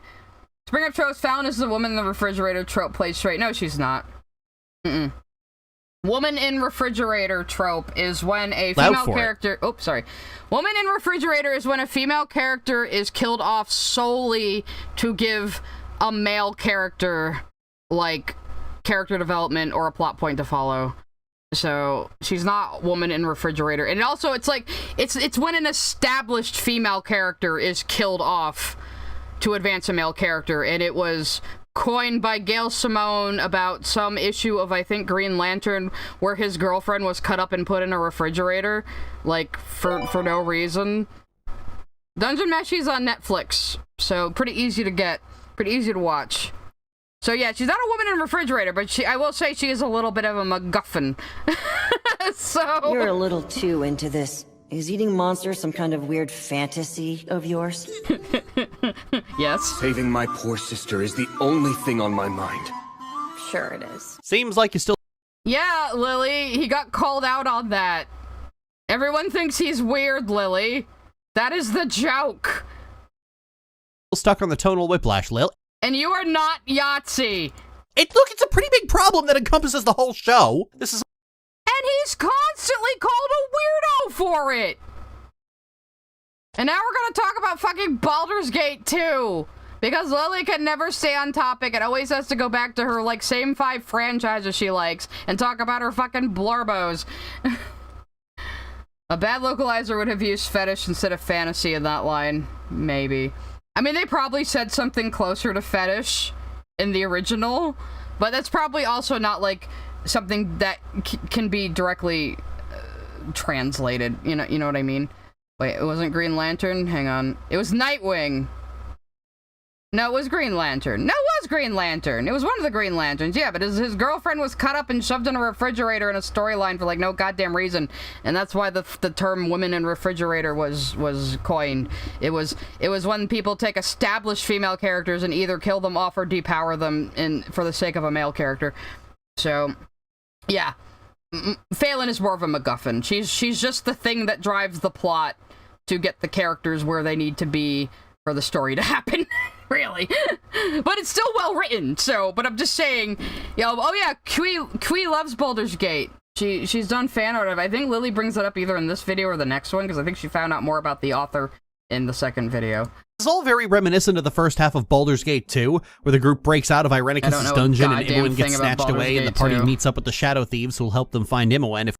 Of course you're talking about fucking Imoen, the player character's half-sister you install a mod to romance, and then you seemingly forget that it's not actually part of the game.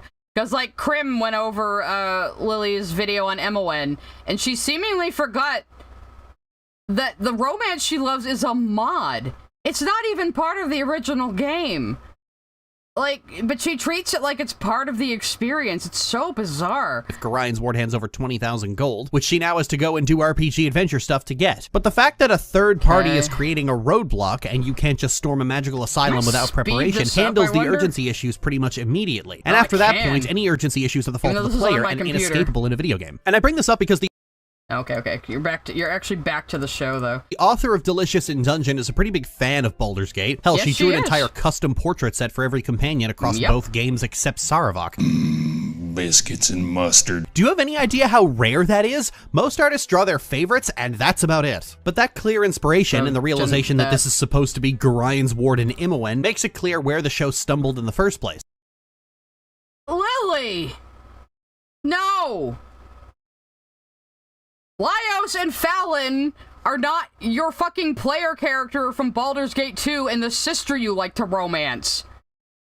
This is another thing Lily doesn't seem to understand about, like, I can hold down the spacebar to double the speed? Really? I'm not on YouTube, though, Kaiser. I'm just playing this in the browser from my computer. I'm playing it in Chrome. But if that works in Chrome, I'll try it. Let me try to finish my point. So, yes. Ryoko Kui, I can't pronounce her last name right, I'm so sorry. She is a very big fan of lots and lots of Western fantasy RPGs. She likes Baldur's Gate. She likes Pillars of Eternity. She likes Dragon Age. She likes, you know, Pathfinder. She loves Western fantasy games. So just because she's inspired by Baldur's Gate doesn't mean her sibling characters are based on these other two specific sibling characters that you like. This was like fucking Lily saying, like, gems are a ripoff of the Asari. It's like she thinks anything that anyone ever said that they like must have, must be a direct copy in their own work. I don't get it. Unless it's just because she writes nothing but unoriginal bullshit based on games she's played. So she thinks that's how it works, I guess. But no, Ryoko Kui was not playing Baldur's Gate 2 and saying, I should do the player character in Imoen, but as two blonde siblings that don't look or act or anything like them, and aren't even the same classes. You know? I forget which stream it was. Just go to the Crimson Enders account and just look up his lives. Crim's been doing a lot of Lily lately. Let's see. If there was a show that 100% adapted one of Lily's own ratings, she would hate it. Yeah. So yeah, no, just because you like Imoen an inordinate amount doesn't mean, like, Kui based fucking Fallon on her. What the fuck are you even talking about? I'm barely gonna get a goddamn drawing done. A story made for one medium isn't going to translate well to other mediums. Yeah, Lily, because she's not writing Baldur's Gate. She is writing her own original work influenced by the Western fantasy games she has played. And it does work. Like I said, Dungeon Meshi is basically a lit RPG, but you can accept the rules of this world. that, yes, people can be rezzed in the dungeons, so people are a little blasé about dying. It kind of works on video game logic, but if you lived in a video game world, that would be how you think. As we saw when Avatar, an episodic Monster of the Week series with an overarching framing device, tried to be a film, a series of video games, and a serialized soap opera, and Lily, those are like... The games and the fucking live-action show weren't made by the same people. It's somebody else licensed the IP and then made these other products. It's not like somebody working on the original Avatar: The Last Airbender said, hey, how about we make a video game and a live-action show too? No, Nickelodeon sold the license to other studios to make things. You have no idea how media production works. Like, just no idea. Yeah, and since when was Avatar Monster of the Week? Since when? First few episodes of Atla is just like, they find Aang in the... Oh, here comes a super chat. Thank you. Silverheart Soul sent a super chat. Okay. I know we aren't talk about the drama. But Lily really likes to bank sisters. She talks about her sister as a girl who rejected her in freshman year of high school. Yes, smiley she does. Face, smiley face, embarrassed, smiley face. It's gonna read them all out. Yeah, she does, and it's creepy as fuck. But yeah, like, since when is Atla fucking Monster of the Week? They find Aang in the fucking iceberg. Then Zuko shows up and kidnaps Aang, and then Aang escapes. And then Sokka and Katara agree to go on his journey with him, and that's like the first 3 or 4 episodes, isn't it?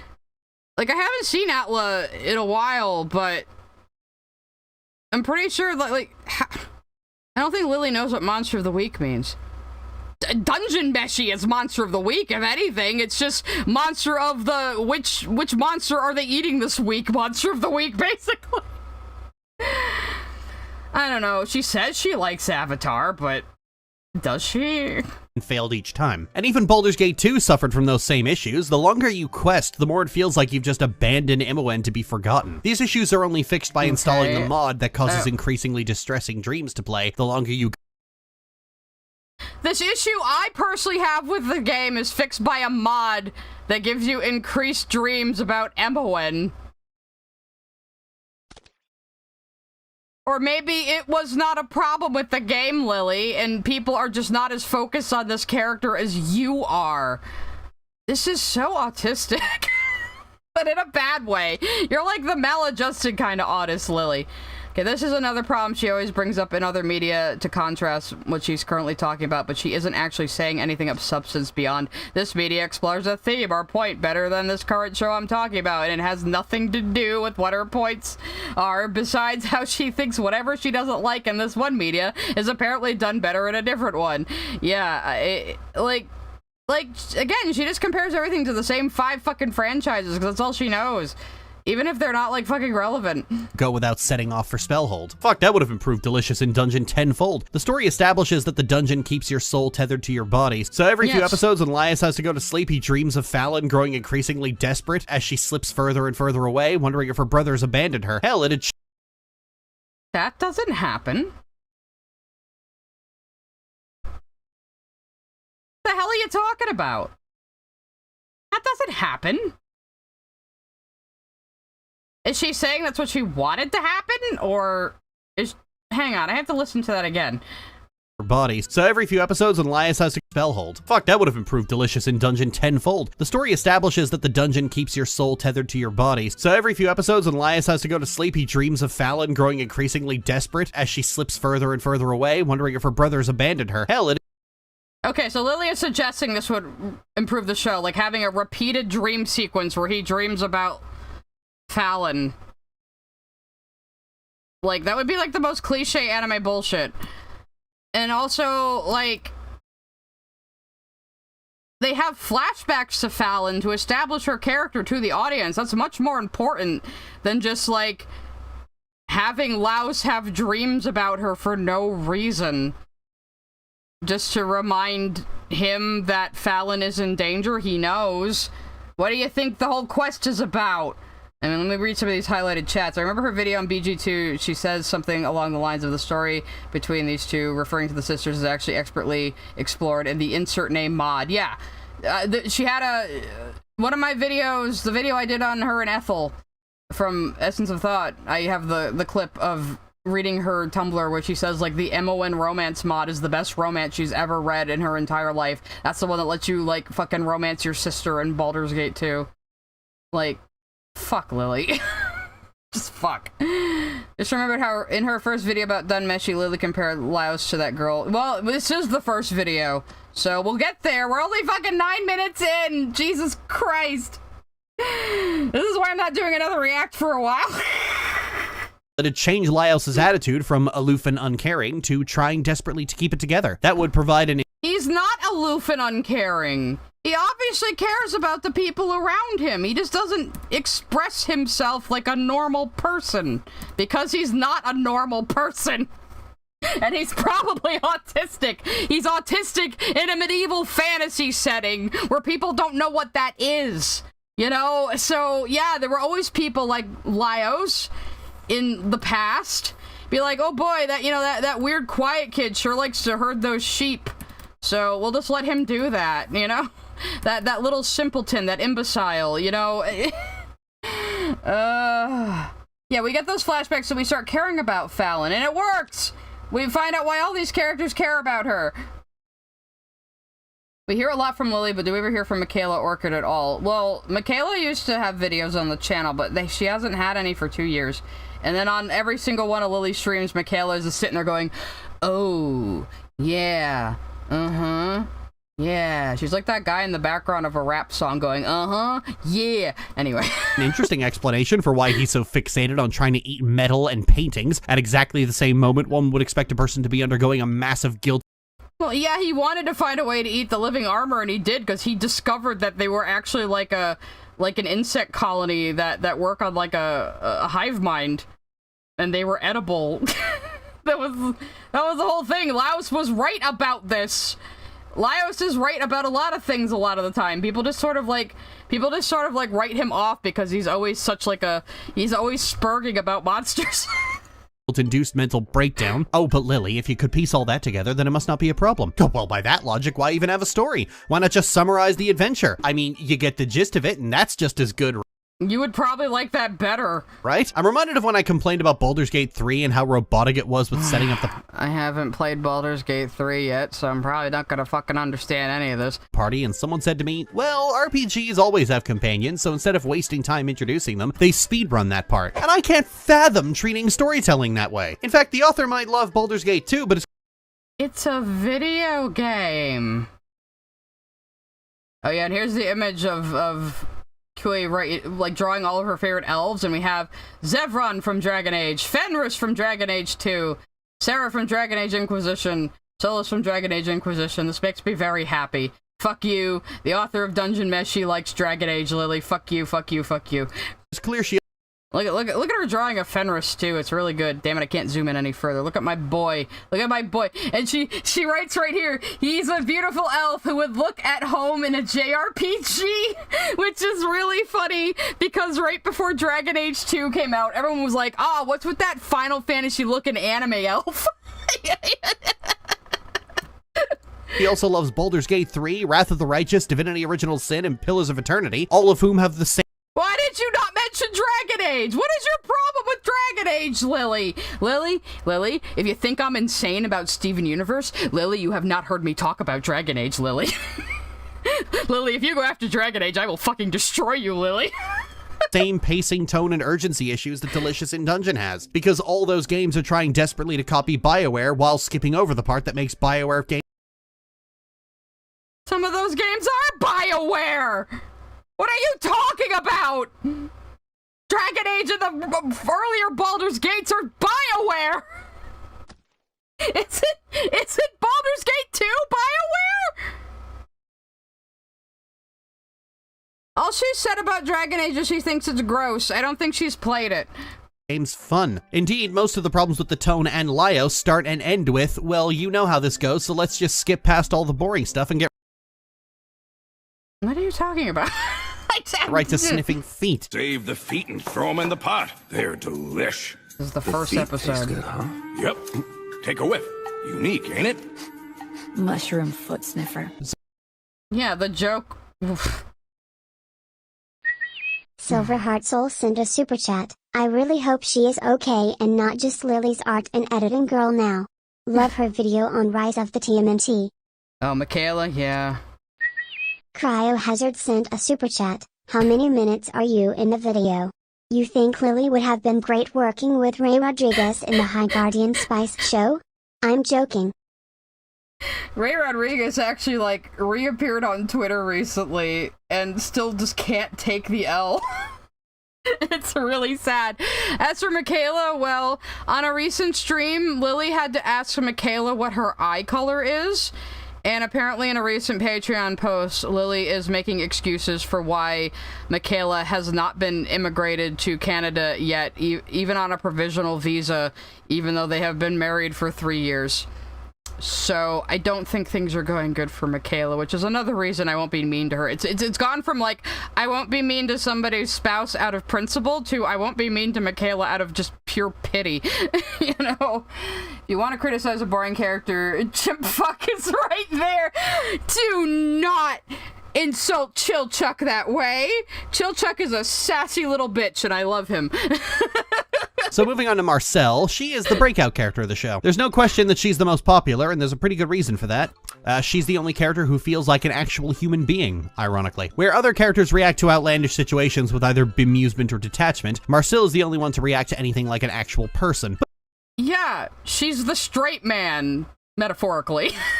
I've started to say straight banana instead, because straight man obviously sounds awkward, but she is the straight banana. She is the character who reacts to all the crazy stuff happening around her. When you have a comedic group of characters, you always need one of those. You have to have somebody who is calling out why things are crazy. Lily did say ironically to the human being thing, so she knows that Marcel is an elf. She's the straight banana. She is the character who, yeah, voice of... I wouldn't necessarily call Marcel the voice of reason, because she is a little bookworm nerd who does everything exactly how she was taught in magic class and fucks up sometimes. So she's not exactly the voice of reason, but she is the straight banana. She is the character who the crazier characters bounce off of. The crazier characters being Laios and Senshi mostly. Chillchuck is pretty chill, as his name implies. But like I said, I love that Chillchuck is just such a sassy little bitch. I love him so much. Chillchuck is more of the voice of reason, actually. Even though he fucks up too sometimes, but he definitely is more the voice of reason. And like I said before, he's the company man. He's the one just really just doing this for a living. He just like, you know, gets paid commission by parties, basically, to be their lockpick.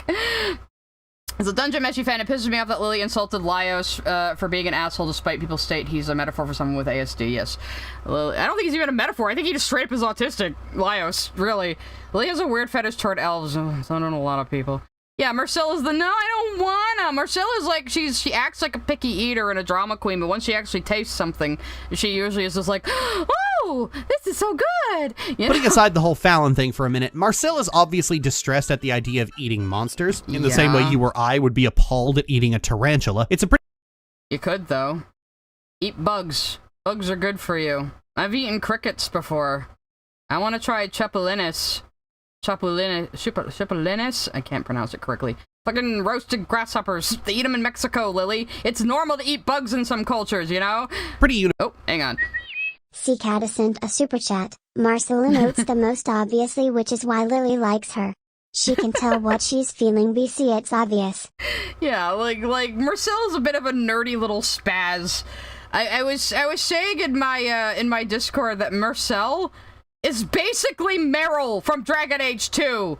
They're both little magic nerds with a nervous personality who want to use blood magic to do good things. And it's questionable. Universal revulsion, as we're all brought up with the idea of what animals are for eating and which ones aren't. Go to any country on the planet, and while the animals themselves may differ, the attitude doesn't change. But with enough time, anyone can adjust, and that's what happens with Marcel. She's extremely averse to eating monsters at first, but by Sent a super chat. Lily Lios is bad because his autistic obsessive tendencies also Lily, so anyway Steven Universe. When did she bring up Steven Universe? She must at some point, right? Or did she actually hear me say, Lily, why can you not stop bringing up Steven Universe every fucking video, and like didn't this time? It would be kind of impressive. By the end, she's adjusted to it after doing it for several weeks and is sitting down in front of Senshi like, all right, what do you got? This is a pretty good sense of growth for Marcel, because the aversion to strange foods is a culturally ingrained gut reaction to stick with what you know is safe to eat. If someone handed me octopus, I'd be hesitant because my brain is going haywire like, hey, wait. You've never had octopus before? Lily, eating octopus is pretty normal in Western cuisine. Like, it's in Italian cuisine, too. Like, octopus isn't even that weird of a thing to eat. Like, call me when you're eating, like, ostrich or something. Wait, this is new. Is that even safe? This was how I was when I was 14 and my girlfriend made me try sushi for the first time, because everything I'd ever grown up with told me you shouldn't eat any meat raw. Also, not all sushi is raw. So that's just showing your fucking ignorance again. She literally forced it on me, which didn't help matters. All of this Lily claiming to be abused by teenage girls in her youth again. I believe it, sure. Chipmanly93 sent a super chat. Be always aware. Or is it oblivious? I can never remember. Flemeth. Quoting Flemeth is very based. Thank you for the super chat. I don't know. Like, but at least Digibro, like, actually, like, liked anime and was familiar with it? Lily is not. Resonates with me, as over the last year I've been making a point to try cooking new foods from all over the world. I spent an entire month learning how to cook Creole food. Then you'd think you'd like Dungeon Meshi, which encourages you to try making different foods. Like I said, it's even affecting me. I'm like, you know, I should actually try to like cook better things and use more varied ingredients. This part made me laugh. I remember this part now, actually. New foods from all over the world. I spent an entire month learning how to cook Creole food. It was great. Creole food, guys. So fucking like exotic. It's not like you can just buy gumbo in a Campbell's can. Or jambalaya. I fucking eat Campbell's chunky jambalaya all the time. You can buy it at the supermarket. Dumb motherfucker. Right. Even when someone is completely open to new foods, the first time they try anything, you'll see them hesitating. That's not a bad thing, and Marcel's the same way. In fact, this is a minor plot point because Laios bites into a scorpion without a care in the world and gets sick, the dumb fuck. No, yeah, because he didn't know how to cook it properly at the time. And that's when Senshi shows up and says, hey, let me help you with that, palo. And has to be taught how to cook by someone who has already destroyed their palate. All three destroyed his palate? Senshi has spent like over 10 years in the dungeon figuring out recipes to make from the monsters. He's a fucking gourmet chef. Everybody who tries his food loves it. Like... Well, Flemeth is a character from Dragon Age. My Dragon Age bros are just confusing everybody in here. 3 characters should be like this to varying degrees, but they aren't. Laios seems to have some weird obsession with Gargantivore, and what's-his-name has absolutely no reaction at all, which doesn't really... You couldn't even remember Chilchuck's name? This is how I know you didn't watch more than 3 episodes. Really help them both coming off like complete fucking psychopaths. Marcel seems on the surface to be a complainer, but she's actually just a regular person in a group of nutcases. Oh no, she's a complainer. Like I said, Marcel is kind of a nerd. She's a little prissy and a little uptight. We see this. It's like when she's telling her backstory about how she met Fallon, and in the beginning of the story, all the characters are like, oh, she was the school's first genius. She's so amazing. And then after she told the story, Chilchuck immediately called her out like, you just made that part up, didn't you?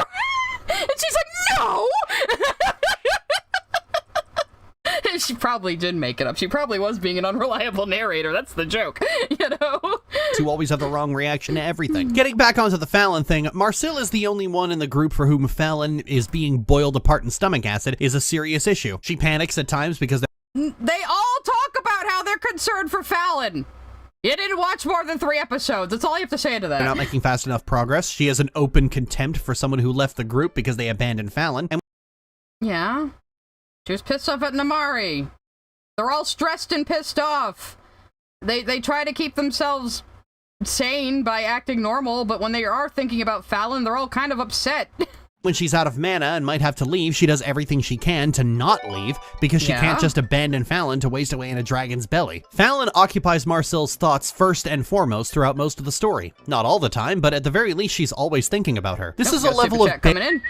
J. Marty sent a super chat, destroying his palette. This is Lily's justification for not watching anything. She doesn't want to destroy her media palette. Lily's media palette is the equivalent of eating nothing but chicken tendies and plain ramen every day and just drinking Coke. That is Lily's media diet. Silver Heart Soul sent a super chat, but Lily is a complainer, so she's normal. I'm having trouble inking my own boobs. Thank you for the super chat. Bare minimum tension that Fallon's own brother can't be bothered to share in for some inexplicable reason. This would be like if an episode of Digimon opened with Kari getting snatched by a giant bug, and Mimi is the one freaking out while Ty's just like, well, that happened, let's have lunch. Furthermore, Marcel is part of a serious roadblock that makes the show painful to watch at times. Marcel is the most human, relatively speaking, cast member and the most likable, and she's also the one the show torments for giggles. She's often portrayed as childish and everybody eats shit at some point in Dungeon Meshi. Every character gets an episode where they eat shit. Like, Chilchuck had his adventure with the Mimic, remember that? Fucking Laos gave himself a parasite. Eating something raw. You know? Everybody has their ups and downs in this show. They all equally have their wins and losses, you know? Oh, super chat. Oh my god, so much is happening. Productions sent a super chat. Lily said when the video started that the anime was about 3 adventures. Now I know why. She doesn't consider Chilchuck a character. Lily is racist against halflings. She doesn't even consider Chilchuck a person. Oh god. I'm sorry, I'm having trouble reading all the highlighted super chats. I'm just gonna keep super chats. Highlighted messages on Twitch. I'm just gonna keep going to try to get this video done before my break. Other characters tend to belittle her or talk over her, and the few times the party encounters something in her area of expertise, she's almost immediately upstaged by Laios or Senshi. There's no, okay, let's see if Lily describes this episode before I comment. An entire half an episode dedicated to Marcel trying to prove she's useful, and it ends with a really sad speech about how the group needs her magic to get through the dungeon. But that's hard to believe after everyone spent the last 2 episodes hurling derision at her every time she said anything.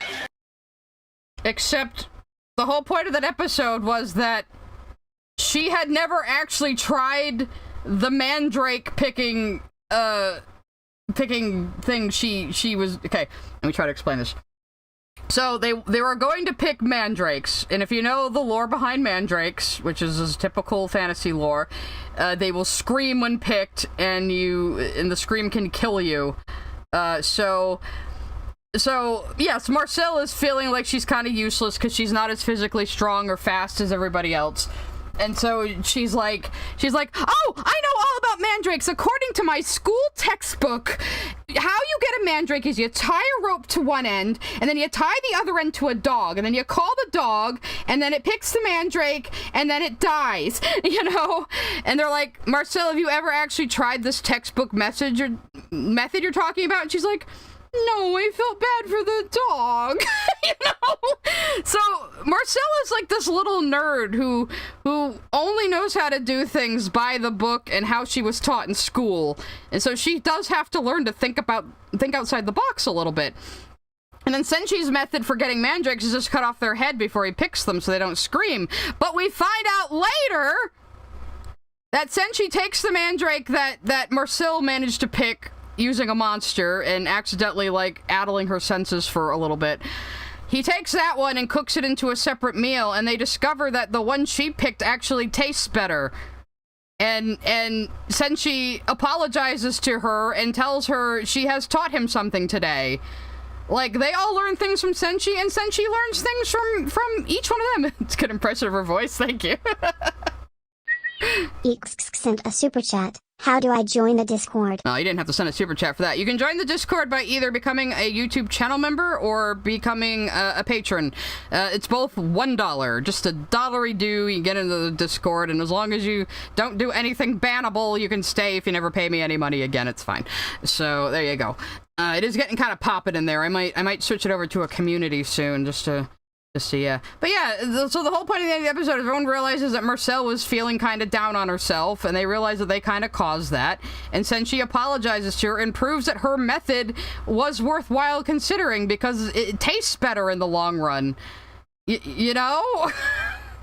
Like, did you watch the whole fucking episode? Big bats and giant rats. I'm not eating unhygienic things. Forest goblins. Same with demi-humans.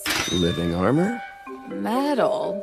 That's it? There's nothing normal? Oh my god, first you say I'm fine with anything, then hate whatever we suggest. You're that type. Bro, you went from vermin to cannibalism to suggesting you all eat fucking steel, and you're acting like she's the problem? Like, He didn't say any of that, though. Laios did, and yes, Marcel had just said, fine, I'm fine with anything. Whatever we catch, I'll eat it. And then she started complaining again because she's prissy, and that's the joke. Like, it's not that hard to understand. Shut up and eat your shin plates without complaining, Marcel. Oh, you mean an anime is being weird about women, Lil? Excuse me while I alert the You like, Lily, that was such a reach. Your whole fucking arm popped out of its socket and crawled away like Thing from the Addams Family. How is this show weird about Marcel? You see, here's how I know Lily didn't watch more than 3 episodes, because she's not talking about how fucking based it is that a series by a woman has no panty shots in it aside from the big burly dwarf man. Since throughout the manga and the anime, only Senshi gets panty shots. And it's fucking hilarious. Yeah, she didn't watch fucking pole hopping! I mean Dungeon Meshi! Everyone loves our Senshi fan service. The tomatoes are a feature on Twitch, Peony Gal. So if you go to Twitch, you can throw tomatoes at the stream if you so choose. There's other things you can throw with bits, but tomatoes are always free. fucking media. Look, asshole, complacency is the death rattle of improvement, and I also, you are not Yahtzee. swear, ever since the weebs caught on to the bluff of screaming xenophobia, whenever someone points out— It's not a bluff, Lily, you're just xenophobic. You clearly fucking don't respect the country of Japan, or its people, or its cultural output at all. That is xenophobia, yes. Doubt that it's weird they like beating it to girls. And yeah, oh yeah, Senshi is pro ZD in the dub, by the way, if you didn't know. I didn't know. My friend told me, and I was like, holy shit, is it him? His range is insane! Christ! That dude is so talented. Girls who look like they have math homework. A lot of people have been a lot less willing to hold this shit to task. But it's even weirder coming back to this after watching Spy Family, where the leading woman is a complete character who is loved and appreciated and who gets to both— Is your a complete character, guys, or is she like my assassin waifu? I mean, look at her. I haven't seen Spy Family, though. I shouldn't pull a Lily on it, I suppose. I mean, they made Phelan breast boobily everywhere in that one episode. When she turned into a monster and pulled off her shirt, it was pretty funny, because Marcel was just like, oh, hey, wait a minute! I flip back to the Japanese for that. She just goes, Choto! Rome Morse sent a super chat. Lily likes gay H despite the Kyrie kidnap, but bellyaches about slow delving a trap-ridden dungeon for Fallon. Yeah, right. Honestly, it'd be based to call out KH for lols. If anyone's a fucking MacGuffin, it's fucking Kyrie Kingdom Hearts. Nomura won't let her do anything. She gets trained as a Keyblade wielder and then dies immediately. subvert and offer insightful commentary on the way this fucking industry treats women, and who gets to be funny without being derisively laughed at. That genie's never going back in the bottle. Hell— Yeah, Marcel gets to be funny without being derisively laughed at. You just showed that scene where her fucking staff hits her in the forehead and she rolls around on the ground. I like when female characters get to have slapstick in a piece of animation. That's been pretty rare.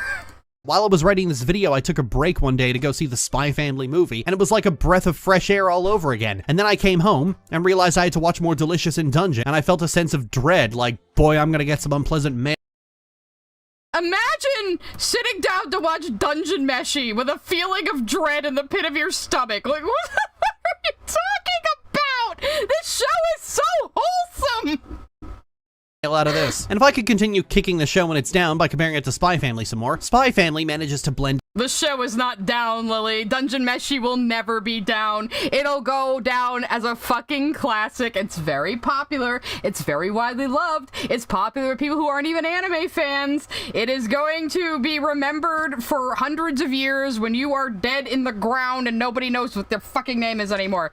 I am drawing, I was getting a little too mean, so it's good you distract me. I'm drawing myself as Anthe moaning in pain, listening to James Somerton talk about fucking Utena, because this is going to be the thumbnail for when I cut that down. I just decided to work on this today. Because it didn't matter what I was working on, we're reacting to Lily. Its thriller and comedy aspects by making each one relevant to the other. It adds tension to something as mundane as a family vacation, because you know that going well is important to Operation Strix. And Operation Strix itself is designed around playing the long game, so the story can fuck around as much as it likes. Delicious in Dungeon starts with grim, moody drama, and then neck snaps into comedy. You're the idiot who just thinks fighting dragon and someone gets bit by dragon is moody drama. Like, she really thinks, like, the opening scene with the dragon was supposed to establish the tone for the entire show? Like, the first fucking 30 seconds? Are you serious? With all the grace and elegance of a bull in a china shop, and it never really recovers from that. And there really isn't a defense for that other than insisting that the show was immaculately paced, and it has great characters and great character development and lots of cute shit that happens and lots of wholesome lessons that are actually affecting people thinking in real life. You will never be. I think that's part of the reason Lily just hates media, because she can't make anything like this. She will never be able to make anything even close to this, and she knows it, and that just makes her angry. Sent a super chat. I love Spy Family and I am begging Lily to shut up about it. I'm so sorry that Lily Orchard likes one of your favorite shows. I'm so sorry. That's almost worse than her hating it. The one pointing it out needs to just get over it, which is just an admission of defeat in that regard. When I complain about these things, I'm often told, oh, what are you pointing out? You didn't even watch the whole show and you're just making shit up as usual. Oh, well, that's just something you have to get past. If you power through it, you'll have fun. But therein lies the problem. There's plenty of media out there where I don't have to. Nobody has to power through Dungeon Meshi. It is so accessible. What are you talking about? It's just because you didn't watch the whole thing. You watched the first 3 episodes and then made this video to punish your fans for the crime of recommending it to you in the first place. To power through every single one of its shortcomings to have fun. I mean, yeah, I could power through the tone issues, the soft misogyny, and flat characters. Where is the misogyny? It's written by a woman! It's written by a woman, and there's no fan service besides seeing upskirt shots of Senshi. To extract a little bit of enjoyment out of everyone's reunion with Fallon. Or I could just play the game that all of this is aping in the first place and not have.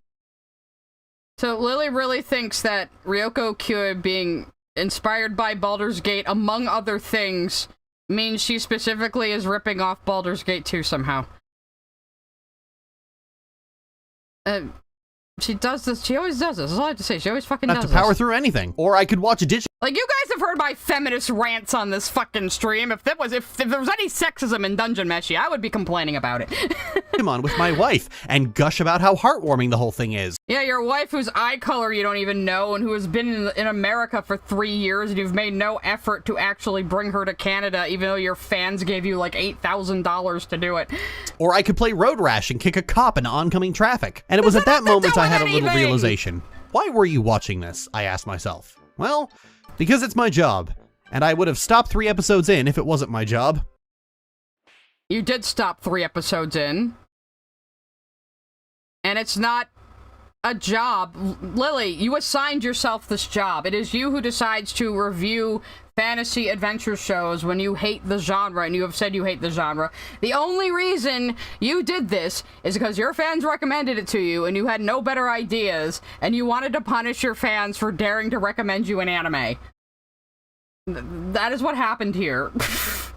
And that's the video. Okay, yeah, so Lily, while I was editing job, this Lily. video, more episodes came out, and they actually found Fallon a second time. Okay, so Lily initially made this video before the episode where Fallon became a dragon. So let's see what she has to say. Only to discover she's been Ida the Owl Ladied, and everyone is notably horrified by what's happened to her and what she's become. Except Laios. What?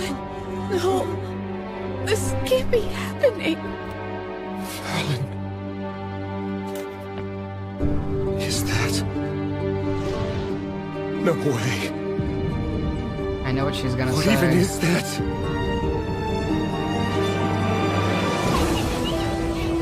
It's the coolest thing I've ever seen. This bitch. Oh my fucking god. Like, Yeah, everybody has a reaction to him saying that. I mean, I'd become a dragon if I could. I am Hawk like that. Yeah, Hawk's I want to be a dragon line might have inspired Laos a bit. Yeah, Laos is a monster otaku. Venomous Sucks sent a super chat. Imagine being a Lily Orchard fan. Laos is a monster otaku, and his brain is trying to process seeing his sister having become like a monstrous chimera. So his very first thought was, holy shit, that's cool. And yes, it's supposed to be stupid. It's just fucking comedic relief, Lily. Another thing you don't understand. So here's a bunch of characters she's comparing Laios to, apparently. We have a super chat coming in. In 3K0Mang3RT0R1 sent a super chat. You mean supportive brother moment? He saw his sister in her fursuit, and he was very supportive. Come on, Lily, don't you get the subtext there? like there's not reading the room, and then there's just being a sociopath to a... Okay, so he is... Lovely Unknown sent a super chat. Laios is reacting true to his character. Come on. It's completely in character. He has always been like this, but Lily watched the first 3 episodes and then cut to this scene. And I don't know. I don't even know what the fuck she's thinking. I don't think she even knows what the fuck point she's making, but she's comparing Laios to Lele Coffin over here. You know, the girl from the incest game, and I don't even know what the fuck this is. So... what is this chart even supposed to be, Lily? There's no context for what is being measured here, Lily. This is a terrible chart. A comical degree. You would think in a moment like this that Laios would finally clue in and... Yeah, never thinks he's worth for it. Nya sent a super chat. Lily straight up might have ADHD for how many tangents she has in these videos. She always hyperfixates on things she hates. Related or not. Yeah, I do think Lily has ADHD, and she writes her scripts completely stream of consciousness. I've seen her do it on her streams. She just writes whatever pops into her fucking head, which is why she always goes on these long tangents about fucking Baldur's Gate and World of Warcraft and all this other shit. J Marty sent a super chat. Sai, you gotta get me on stream so I can psychoanalyze Lily from experience and bring the 8-year expertise. Thank you for the super chat. Man, I don't know, maybe if we decide to do a dissection of Lily one day, who knows. But we'll see. We'll see where we go from here. I want to finish these 2 fucking videos at some point tonight, though. Maybe we are going to end up going for 5 hours. And pay the fuck attention to the world around him. But no, the man is completely ignorant of Expecting an autistic man to pay attention to the world around him. Yeah, okay. everything that isn't monsters. This goes beyond just a character quirk. This makes him completely fucking unlikable.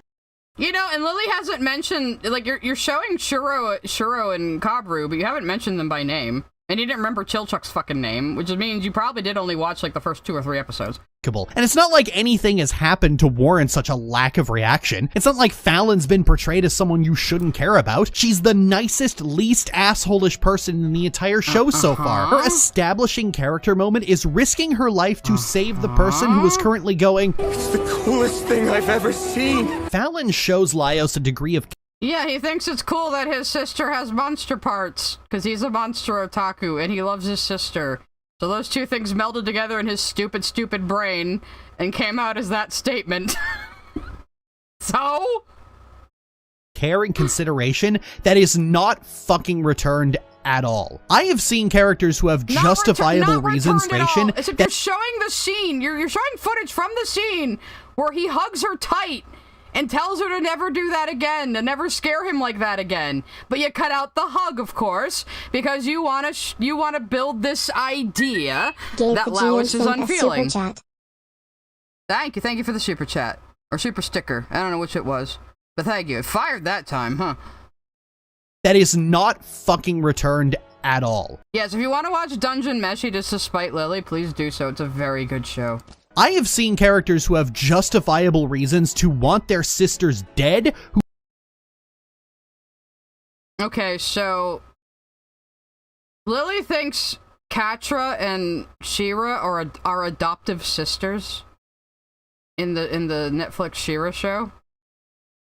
So she thinks adoptive siblings hooking up is bad. You guys remember Scars, right? Where the girl's best friend was moved into her home by her mother, and they slept in the same room, and they lived as siblings for a year, and then they started fucking. Remember that? Lily wrote that. Who still don't act with this kind of disregard. And the worst part is watching people try to excuse it. There's a running theme throughout the fan base that Laios is autistic, and that's why he's like this. And speaking as someone who is autistic... I don't think you're autistic, Lily. I think you're ADHD, and I think you're a fucking sociopath. I don't think you're autistic. Though you do have some autistic fucking logic sometimes that you really need to work on. Like, I consider myself fairly well adjusted now, but I'm like 41. It took me a long time to be kind of normal. I wouldn't call myself normal either. It took me a long time to be adjusted, I should say. Fuck off. Autism doesn't overtake your life to such a degree that you're incapable of taking a serious situation. Yeah, I don't think you are autistic, Lily. I mean, like, she wants the show to be, like, super dramatic and serious and serialized. Even though she says she hates those things. So, you're just being contrarian for the sake of being contrarian again, Lily. Yes, I'm old. Everyone's always surprised I'm old, but I'm old. Seriously. What autistic people are you hanging out with? What autistic person are you being? What people are you hanging out with, Lily? You don't seem to, like, have any friends besides, like, your wife and that other girl you are trying to fuck. There's some other girl that's been on Lily's streams that went out to visit her, apparently. I've been reading Lily gossip. Are you info dumping to people at a fucking funeral? Or have you just let your every impulse rule your life to the point you get cranky when someone tells you that info dumping is rude? The closest comparison I can find to Laios. Yeah, it can be upsetting when you get called out for info dumping. That's why I like my streams. I can be as spurgy as I fucking want and people want to listen to me. But in real life, I've had to learn to pull that back a lot. I have had to learn to appreciate when other people are not interested in what I'm talking about. Soul sent a super chat. No, it's different. Lily wrote Scars, so it's okay now. Yeah, exactly. Thank you for the super chat. But yeah, like... Yeah, I have had to learn lots of strategies to kind of pare down my own autistic habits, but you guys like hearing me spurg about anime and shit, so that's why I have a fucking stream show. Laios' behavior in a character you could reasonably consider autistic is Sheldon Cooper, and like 90% of that show was Sheldon being called on his bullshit and growing as a person, and people who don't like growing as a person got really bitchy about it. I can't. You want to talk about people who don't like growing as a person, Lily? That's you. Also, you're trying to say that, like, fucking Big Bang Theory was, like, good autistic rep or something? You fucking retarded. And fucking stand this guy. My tolerance for pasty blonde boys was already at an all-time low, so Laios was starting at the bottom. So you're just being racist. Like, immediately your problem with him is that he's white. Before anything else. This was made by a Japanese person, you know, Lily. This isn't a Western show. You know. She is just making him look European because Europe is very, very associated with fantasy. Like, usually in anime, when the Japanese want to show that someone is Western, they just make them blonde. It's like a cliche, you know? And somehow managed to get even lower. He is the worst part of the show because he is a tonal vacuum. He's not funny. He is completely consistent throughout the entire show. What are you talking Emily about? Bumblebust sent a super chat. I hate emotion policing, father. Yeah. Thank you for the super chat very much. Yeah, I don't get it. Laos is very, very consistent throughout the entire show. He's not cute, he's just insufferable with his inability to follow the plot for 5 fucking seconds. And all of this is made even worse when putting him next to Marcel, who is the only character who isn't a complete lunatic. Salty Spittoon sent a super chat. Lily is totally ignoring high needs autistic PPL with this logic. Yes, there are people who will info dump at a funeral. Yeah, there are, actually. Clemson Ander sent a super chat. Says Lily the pasty white girl. That is correct. Lily is white. Lily pretends to be indigenous, but Lily is white. So this is just because, you know, she's on that far leftist woke skull white bad bullshit. And so she has to not be white, you know, against all logic. Still even okay, I'm gonna try to finish this video before my usual break. Has a normal reaction to Fallon going full owl beast. Fallon! Do you recognize who I am? Marcel, stop it! Fallon! Hold! Red! Ready yourselves! There is a point to which a character being quirky stops being funny and actively gets in the way of any of their positive merits as characters. Even if you accept that Laios is autistic, people are not so ignorant of the world around them that they can't perceive when they're supposed to take something seriously. Keep Talking sent a super chat. That's the joke, Lily. She doesn't get jokes. She doesn't understand jokes. She doesn't understand joke structure at all. And the things she finds funny are very worrying. But, like, he helps other people. He cares about other people. His main focus is getting back to where his sister is. But they have to eat and sleep along the way in order to get back to her in time. That's the whole point. They have a time crunch, but if they all just tried to run down to where the Red Dragon is, unprepared, with no food or sleep, they would fucking die, and then Phelan would also die. You know? The idea that we can't is so fucking infantilizing. And I've seen media tart as ableist entirely because they won't infantilize their autistic characters. Laios stops being funny the moment he starts getting so wildly distracted from Fallon. Hell, his inability to pay attention to anything around him is what kickstarts the fucking plot. It's what gets Fallon eaten in the first place. It's because he was weak and hungry and distracted by that, idiot. Because he's not paying attention and Fallon has the audacity to care about him. And he doesn't improve throughout the 17 episodes available at time of writing. Not one bit. He's just the 17 episodes you didn't watch. Callensis sent a super chat. Challenge, get an autistic to not get distracted by their hyperfixation. Difficulty, impossible. Thank you, Collins. Yes, yeah. I mean, I could be talking about anything, and you could say, hey, Sai, what do you think about this thing in Steven Universe? And I will completely switch on a dime and start pouring out information about Steven Universe. That's just how our brains work, okay? And it is up to you, the autistic person, to learn to, like, kind of put a cap on that, but yeah.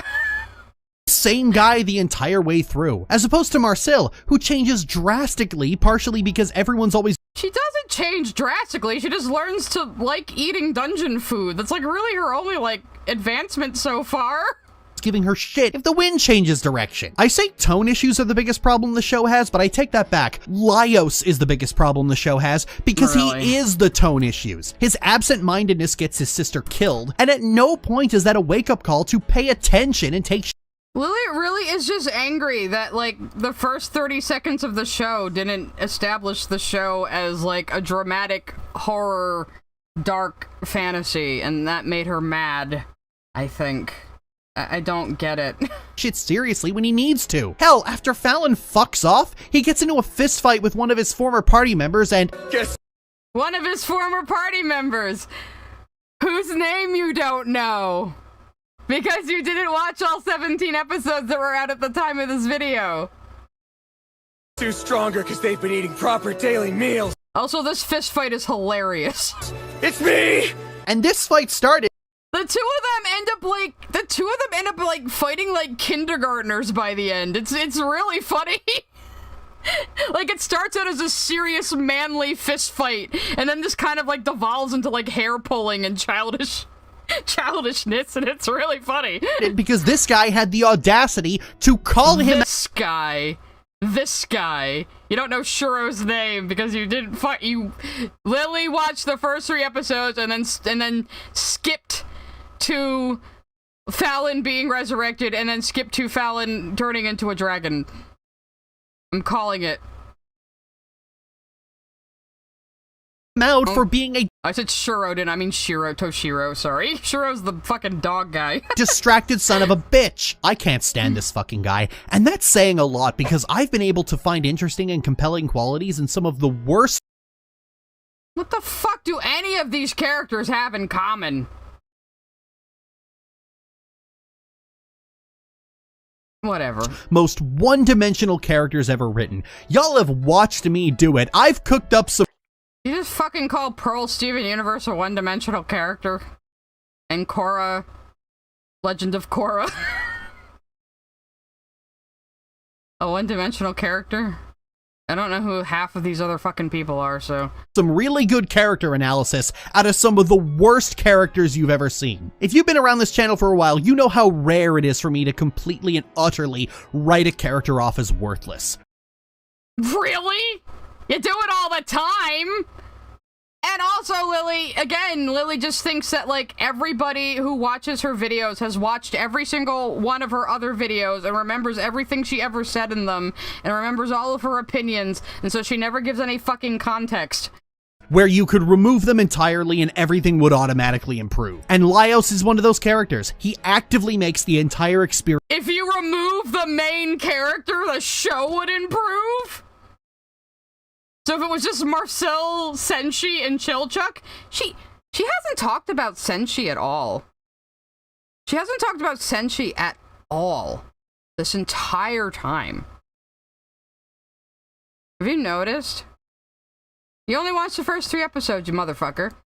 worse, and the entire series would be improved with his removal. There is nothing fun or interesting about— Probably not even the first 3 episodes. She probably watched like the first one and then buzzed through the other 2 and then went and looked up spoilers. about him. Not even in the sense of, I hope you get beaten to death with a rock. I just don't want to watch any more of this fucking guy. Every time he's on screen, I want him to shut the fuck up. And then you made a second video. I haven't utterly detested a character like this in a long time.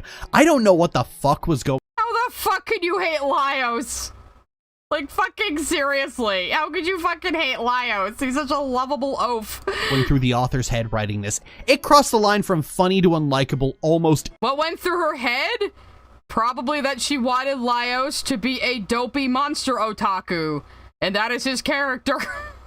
instantly. Maybe this is just bothering me more because the last few months have seen writing sibling relationships become a more present muse of mine, and with— Yeah, your muse of writing, like, weirdly close, gross sibling relationships after your sister reappeared to allege that you raped her as a kid.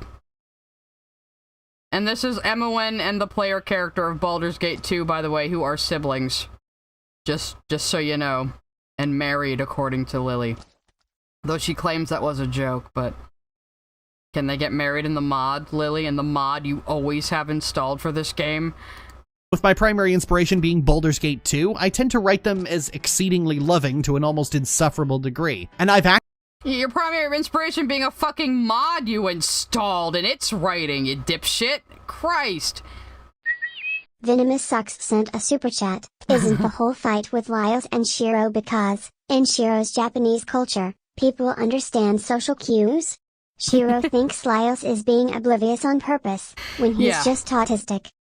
Yeah, the joke between Laios and Shiro is that Shiro, being an analog to a Japanese person, is too polite to just tell Laios to fuck off, and just thought like giving passive-aggressive social cues to Laios would make him catch a clue that they're not best friends, but of course Laios never caught a fucking clue that they're not best friends, so he still thinks they're best friends. And then they have their stupid fist fight, and it's funny! Actively sought out media that does the same thing. So to see a creator practically lay down a winning hand for themselves to do something that, if we're being honest, anime and manga have long struggled with doing without getting weird about it, and then just not doing it feels especially— Emery Grumblebust sent a super chat. Laios has clucks back at Chicken's autism. He does! And he like, okay, I can see where the Alistair comparison comes in with his love of dogs, because he's like he's basically a Ferelden from Dragon Age when it comes to dogs, but like, yeah, and there was another scene where like, Kabru's party ate shit for like the second time and got wiped, and Chilchuck and, oh hang on, we're getting another one coming. Sent a super chat. Oh my god, Lily is seriously dunking on Meshi by bringing up her incest fanfics. Yes. Welcome to the Lily Orchid experience. But yeah, so Chilchuck and Laios are fishing Kabro and the kobold guy out of the water. The kobold guy looks like a dog. And Chilchuck looks at Kabru and says, haven't we seen this guy before? And Laios goes, no, I don't think so. And then he looks at the kobold and says, oh, but I recognize this guy. So of course he recognizes the guy with the dog face, but he doesn't recognize the human. Bro is autistic. Actually weird. And some of you can get past that. Great. I'm happy for you. I can't. This is just too much. I can't suspend my disbelief for this. This bastard is responsible for his sister's death and rebirth as a monster, and he just doesn't give a shit. And I don't want to watch any more of him. Okay, let's see what her final grade is. Positives, Marcel and Fallon. Neutrals, it's episodic. Why is that neutral? Isn't that like a plus to you? Negatives, the main setup is weirdly grim for such a silly show. Is it, though? This is just how RPGs are. This is how a D&D game is. Like, how do you not understand that? Poor comedy. Bullshit, Lily. You would not know a good joke if it bit you on the ass. Entire series is premised on the joke of anime drawing good food. No. Lily, that's not a joke in of itself. We joke about anime food always looking really good, but there's a reason anime food always looks really good. The Japanese like to present food in a very aesthetic way, and also, say hi to Ling. I gotta bring this up. Anime cabbage is probably all I need to Google. This is why food always has to look good in anime, because this anime got roasted to hell and back for having the worst cabbage cutting scene ever put to film. And so now every anime makes sure their food looks really, really good. Let's look at this. It's a travesty. Everyone made fun of it. And it got... I think somebody finally fixed it. Like, yeah, somebody wrote into the fucking newspaper about it. It was fucking roasted so hard. So, every character that isn't Marcel is a stock archetype. They're all fantasy archetypes. All of them are. Fan service bath scene. Okay, Lily thinks the bath scene with Marcel and Phelan is fan service because two characters are naked in a bath together. Except you don't see anything. The way it is shot is not gratuitous. It's not there for the audience to gawk at the female characters. And Phelan and Marcel are having a very important conversation during it.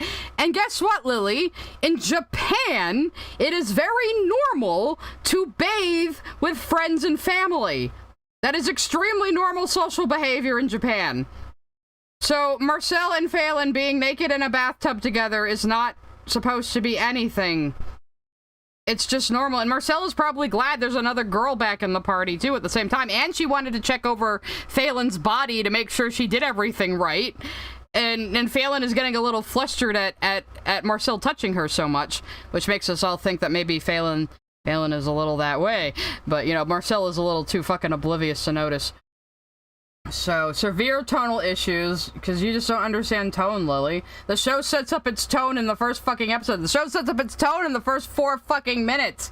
In the first 4 fucking minutes, it's already established that people are really blasé about people dying in the dungeon, because they're all used to dying and being resurrected. It happens all the time. And if you had watched all of the fucking 17 episodes that were out, you would have seen that. Yeah, we're gonna get our Fallon gamer girl bathwater. That should be some merch right there. Okay. It is 4:30. That is usually when I go feed my pets. So, and apparently we've got the Reese's Puff meme going on here. Reese's Puff, beat 'em up, beat 'em up, beat 'em up. Why would you do this meme with siblings, Lily? Anyway.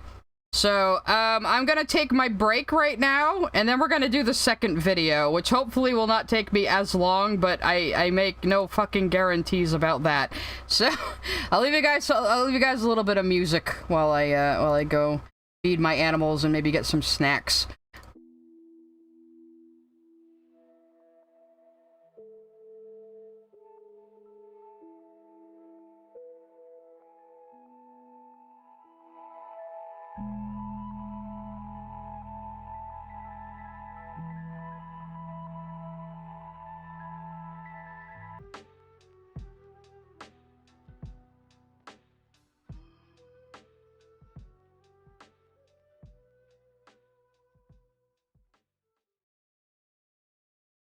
Okay.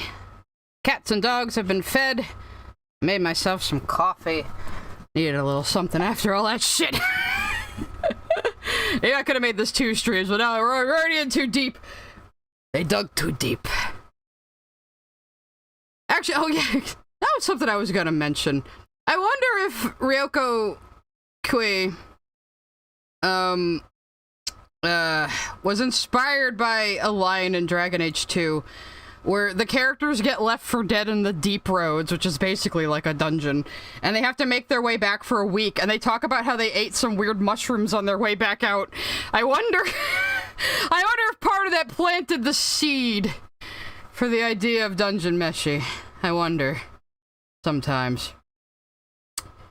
Now, I just want to get into the next video, but I am going to give a little preamble that, well, hang on, Kaiser is sending me something. We don't be here all night, do we? Maybe? I don't know. Let me just double check what Kaiser has sent me. Damn it, why did it copy the link? I hate you, OBS, I hate you sometimes. Copy it. Damn you. Okay, it's not gonna let me do it. I'll look at it, whatever it is, later. Shit's happening too fast. But anyway, so the video we just watched, Lily ended up deleting it because she couldn't take the heat of being told she was wrong, because she is not used to taking her bullshit to something that is very, very popular. She probably thought that Dungeon Meshi was like something niche only anime fans knew about, despite it being on Netflix and partially funded by Netflix and promoted heavily by Netflix. You know? Lily also continues to not understand that Japanese culture and how wholly different it is. Yeah, like, I get. So let's see how Lily copes. We're probably gonna go at least another 2 hours. There is going to be, I'm going to leave the VOD up, and I might do like a cut for each video, and then do a cut that's the 2 together. Maybe, so everyone gets options, and I can maximize my profits. Anyway, so this one's 25 minutes. Let's see, yeah, okay, so let's see how Lily fares after getting her shit kicked in for her ignorance and her usual attitude she brings to things she talks about. So let's see her improvement on that video. And this is the one she has up currently. And as I said, she fucking spoils the ending of the manga in this video, but I have gone into the video and redacted it. I have censored every bit of the manga spoilers I was able to find. I didn't want to watch the entire video first because I want to be blind. So if I missed one, I'm sorry, but I think I got them all. And if anyone wants a copy of my redacted version, you can have it. I put it on my Google Drive for someone else earlier. So, we're about to start the second video, Vex. Let's just get right the fuck into it. I swear, covering anime when you aren't a weeb is like saying Bloody Mary in the bathroom mirror. If you're negative, you're gonna have the screeching of 1,000 illiterate fucksticks descend upon you like a horde of sweaty, unwashed, transphobic bats. And if you're positive, you're gonna have 100 different shows recommended to you, ranging from the understandable to the downright deranged. So guys, do you think Lily learned her lesson? The only reason people didn't like that first video was transphobia, guys. Apparently. I'm lagging a bit. My bitrate's pretty good. I'm sorry if I was. How is Madoka deranged? How are you putting fucking Madoka Magica and Attack on Titan in the same category as fucking Miss Kobayashi's Dragon Maid, which is literally made by someone who has done lolicon hentai? And that fucking, like, sister fucker show up here. At least she's not saying Princess Tutu bad. Because I might have to fly out to Lily's house and strangle her if she said Princess Tutu is bad. Oh yeah, she's doubling down, she's tripling down, she's quadrupling down. Yeah, the Kobayashi director has actually drawn lolicon and Shotokan, and can you not tell from the fucking anime and how gross it is? Like, really? There's, like, a literal, like, child dragon in there that another human child, like, is, like horny over. Fuck Dragon Mage. Dragon Maid, rather. I will say that. So, yeah.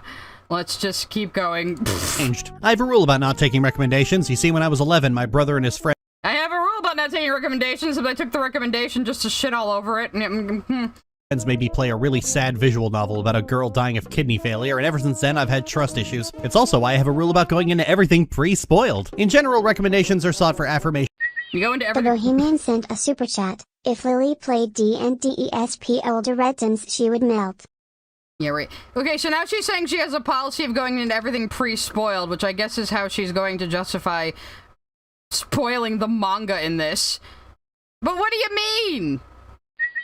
Call Me Based sent a super chat. Anyone notice Sugar is losing her luxury condo lease in Lily's head? Now when she hates something she compares it to Andy and Laylee non-stop. Good God. N3K0Mang3RT0R1 sent a super chat. Someone would be catching hands if they spoke hell of my ballerina princess anime. I know from the visuals that I scrubbed through that Lily does talk about Princess Tutu a little bit, so we're going to have to find out if we need to form an angry mob around her house. Thank you for the super chats. Oh, God. First and foremost, and as the average schmuck in the YouTube comment section knows about as much about your taste as they do their own. Like, I don't really care for shonen, and oftentimes people in the comment section come to the conclusion that I just haven't found the right one to get me into it. But shonen has been around in North America since I was 3 years old. I've seen plenty of it. I just don't like it. You know what I do like, though? Shonen just means boy. It just means it's anime aimed at boys. I mean, yes, we do tend to use it as shorthand for, like, tournament fighting shows, but yeah, it just means it's primarily aimed at boys. That's all shonen means. Oh, old shit. You ever actually sit down to watch Princess Knight? Or Astro Boy? There are Why do you watch shit from, like, the 1960s, Lily?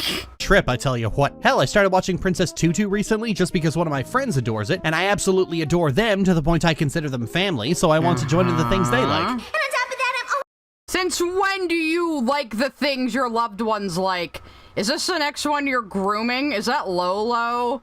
There's a girl named Lolo that Lily has been hanging out with. That seems to be her next fan turned into a girlfriend from the ground up, if you know what I mean. Because Lizzie was a fan, and Michaela was a fan, and now she's moved on to another, like, fan groupie already. Adores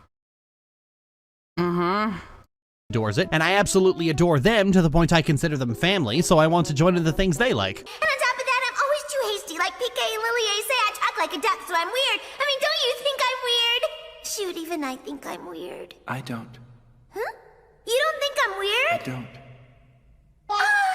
What are you gonna say about it, Lily? I can't believe that no one's ever said that to me. Oh no, she's cringe. This is perfect. See, Duck isn't cringe, she's just... whatever, at least she didn't say anything bad about it. These days, when it comes to anime, I usually trust the recommendations of people close to me who could immediately tell me if something will be up my alley. At least I assume that's why I keep 3 weebs around. And failing that, I have a friend in Okinawa who will warn me if someone's trying to sneak in something fucky under the— Silver Heart Soul sent a super chat. I'm back. What did I miss? We're on to the second video now, Silverheart Soul. Thank you for the super chat. What's Princess Tutu? It's a very cute anime about a little duck who turns into a girl and gets magical ballerina powers, and it takes place in a storybook written by a guy who died. It's very good. A friend in Okinawa, like Okinawa is barely Japan. You know? the radar. Which brings me to today's subject, because after being recommended Delicious in Dungeon, ostensibly a show about making a cookbook out of a dungeon bestiary, the first thing I did was consult her about it, and she warned me that not only did it have a typical grand fantasy plot hiding underneath, but also that the biggest roadblock to enjoying the show is the main protagonist is— It's not even a grand fantasy plot. They want to save one person. They don't even care about the treasure of the dungeon, really. Like, yeah, a fantasy plot has fantastical things happening, Lily. That's the genre. an extremely acquired taste. Armed with this knowledge, I boldly ventured into Delicious in Dungeon, and when I emerged on the other side, I went, well, that was certainly one of the shows of all time. Delicious in Dungeon is a comedy, drama, slice-of-life, fantasy, horror, action series. Okay, so that's the same shit she said in the original. Also, yeah, she initially labeled this video one of the shows of all time, and then she changed it to First Impressions in a video where she spoils the ending of the manga. You know, you're calling it First Impressions. People aren't gonna expect fucking manga spoilers. And what does it look like now? She rebranded her whole fucking channel recently. Let's see. Look at that. Food shops. Kim Possible a lot. And me streaming right now. I'll come up before Lily's account. Isn't that hilarious? Anyway, let's go to the account. So she is trying to reban, so now it's Delicious in Dungeon is fine, I guess. And she has this new little chibi avatar that looks like shit. And is just another zero punctuation ripoff, really, at its core. So she is desperately trying to she still has her fucking drama video up, which I am not going to react to. But if you want to see a really good reaction to it, go watch Goddammit Malcolm's stream. He is more of a drama tuber. I'm more of an entertainer media tuber. So Malcolm was definitely, and I was like making it rain with super chats on him that night. It was really fun. Anyway.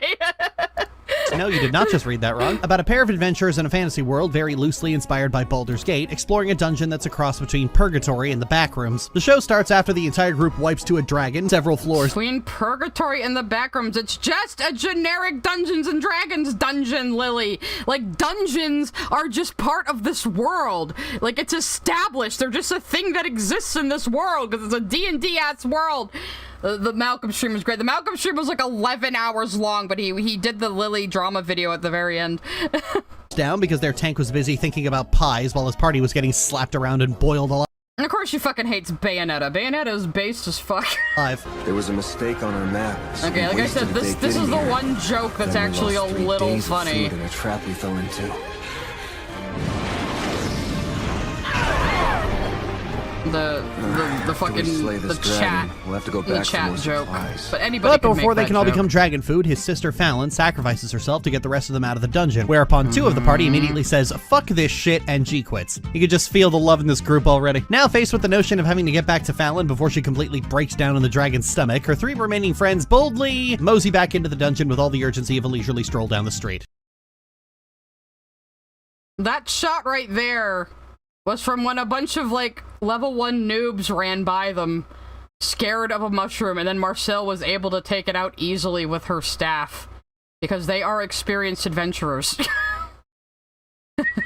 Sent a super chat. I'm playing Elden Ring right now, and fighting bosses while Lily is screeching and being wrong in the background is a hell of a challenge run.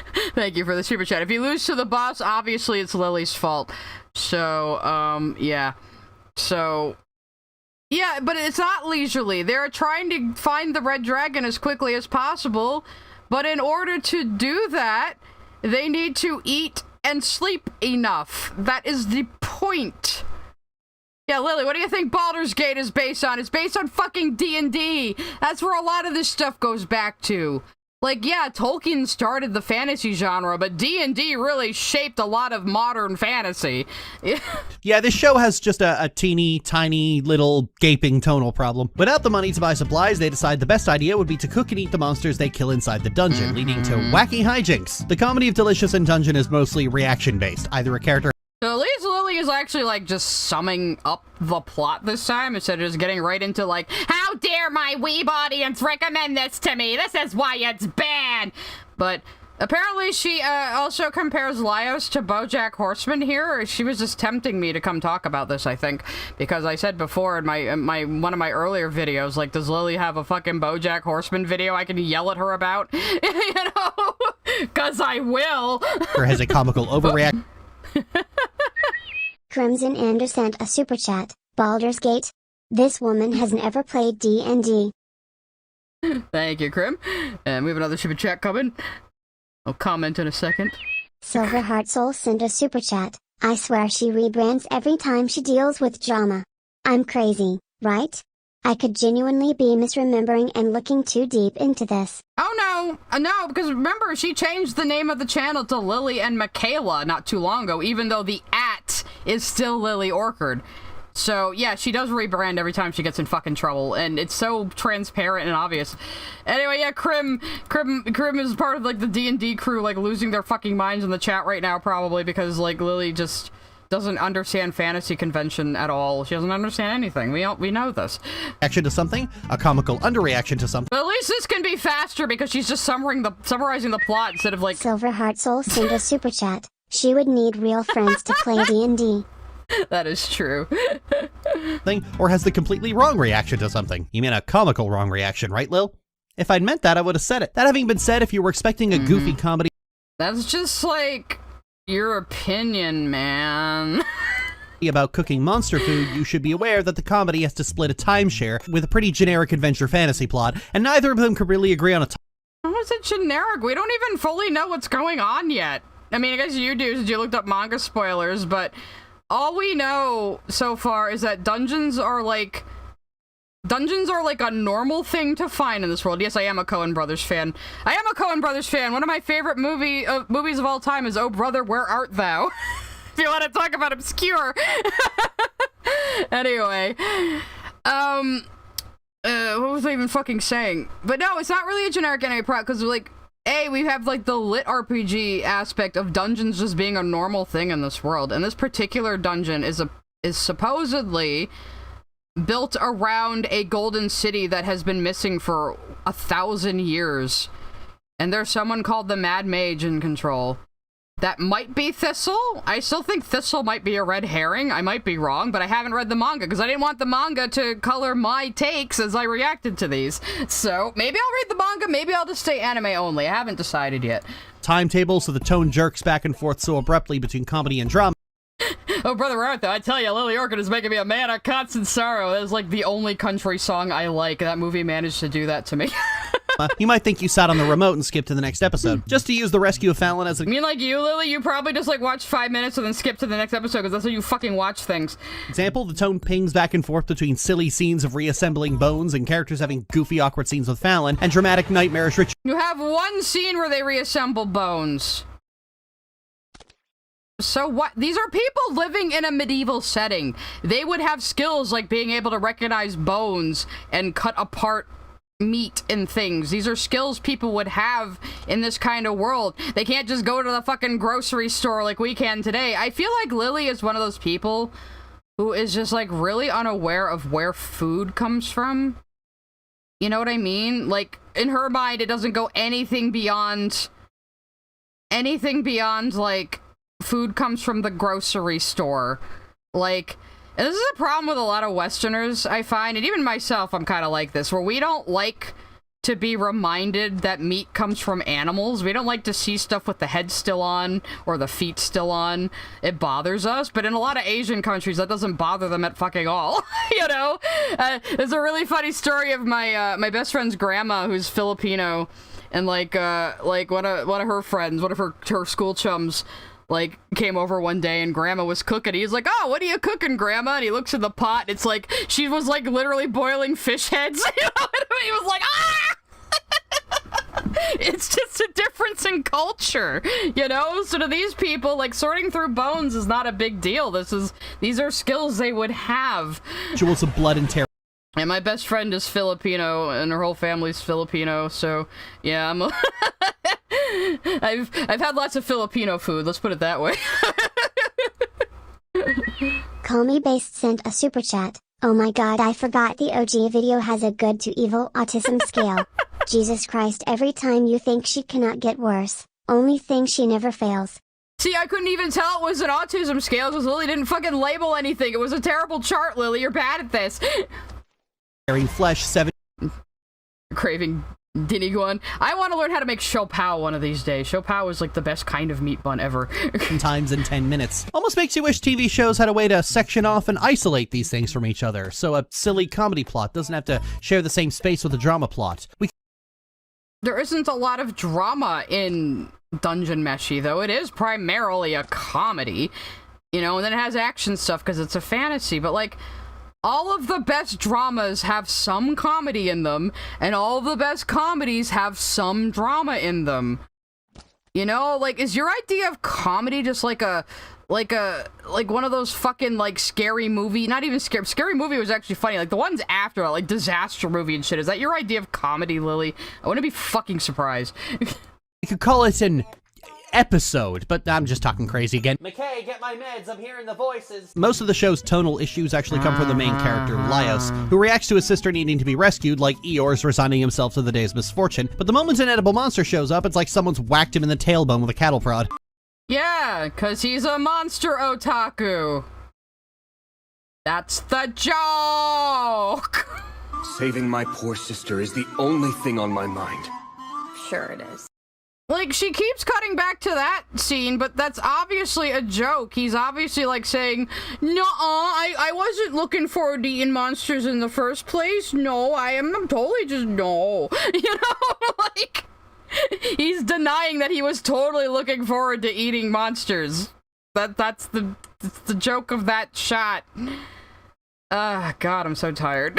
There's a profound absence of tension with Laios, given the weight of the situation he and the group have found themselves in. Sure, they can't just no-clip through the dungeon floors and have— Lily, you were the only one who thinks Fallon, like, Lily, like, literally wants the characters to go against the whole point of the show, which is that they can't just rush back into the dungeon and find the dragon without being prepared, because if they're not eating and sleeping enough, they'll be too tired to defeat the dragon, and then everyone will die. That's the entire point, Lily! That you shouldn't neglect yourself just because something's urgent. And you are more likely to accomplish that urgent thing if you take care of yourself. That is the whole theme of the show, and again, like I said with the first video, this relates back to Japanese work culture, where people are, like, encouraged to neglect themselves in order to be more productive, but that is actually counterproductive in the long run. And again, many mangaka have died from this. Orion Moontail sent a super chat. I had a similar instance. I walked in on my grandma one day while prepping meat for tamales and came face to face with a pig's head on the table. J. Louisa sent a super chat. I would love to see how she reacts to Berserk. Oh god, Berserk. That is funny. Actually, at my friend's wedding, they had a traditional Filipino just entire Spoons pig. And Jam sent a super chat. Number 1, tell Lily ABT Comedia del Arte. She'll freak. I don't know what that is, but thank you. But yeah, at her wedding, we just had like an entire crispy pig. It was really good though. But it was just a pig sitting there, all fried up. It was like a traditional Filipino thing. But of course, my friend is very non-traditional. Her wedding cake had to be macarons. Silver Heart Soul sent a super chat. Okay. For real, how aware of herself do you think Lily is? On a scale of 1 to 10, because, like DSP, she jumps between fully aware, somewhat aware, to not aware at all. I would say a -1. Like, Lily will try to make self-deprecating jokes, but she never, like... She always delivers them in a way where she still thinks it makes her sound smug and cool. Yeah, it's telling. To take the long way down where Fallon is, but the entire time he's on horse tranquilizers, unless the subject ends up being monsters. And there's no way around it, this makes him come off like a fucking asshole. Half the content surrounding him in both the show and the comic is other characters constantly being incensed by his insensitivity, and his near constant sidetracks back to monsters. Yes, they're constantly getting frustrated with him being a big-ass dope, but they all the characters yell at each other. Like, with Senshi, too. Like, when Senshi, like, hands them, like, okay, the episode where they meet the orcs, right?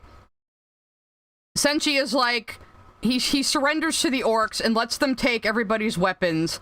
And Marcel's saying to him, Senshi, you have a plan, right? And Senshi's like, yeah.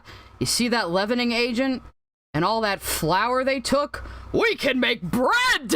And then Chilchuck and Marcel start yelling at him like, why are you thinking of bread at a time like this? We've been fucking captured! You know? So, like, it's very common for all these characters to yell at each other when they do something stupid. They're all silly. They're all very silly people.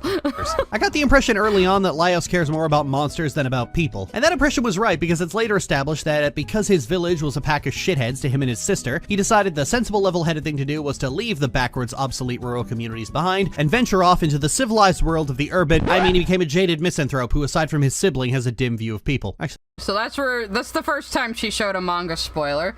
Yeah! His niche sent a super chat. Bread. Thank you for the super chat. Everyone's chanting bread now. But, yeah, so Lily is under the impression that Laos likes monsters more than people, and he probably does. That is a very common autistic thing where you might... You kind of tend to like animals more because animals are simple and you can be affectionate with an animal without it being weird. You know, I mean, I'm a little like that too. I mean, for God's sakes, my day job, I work with dogs for a living. I work at a dog breeder taking care of dogs, and I hardly ever talk to another person. I'm just sitting with dogs all the time. You know?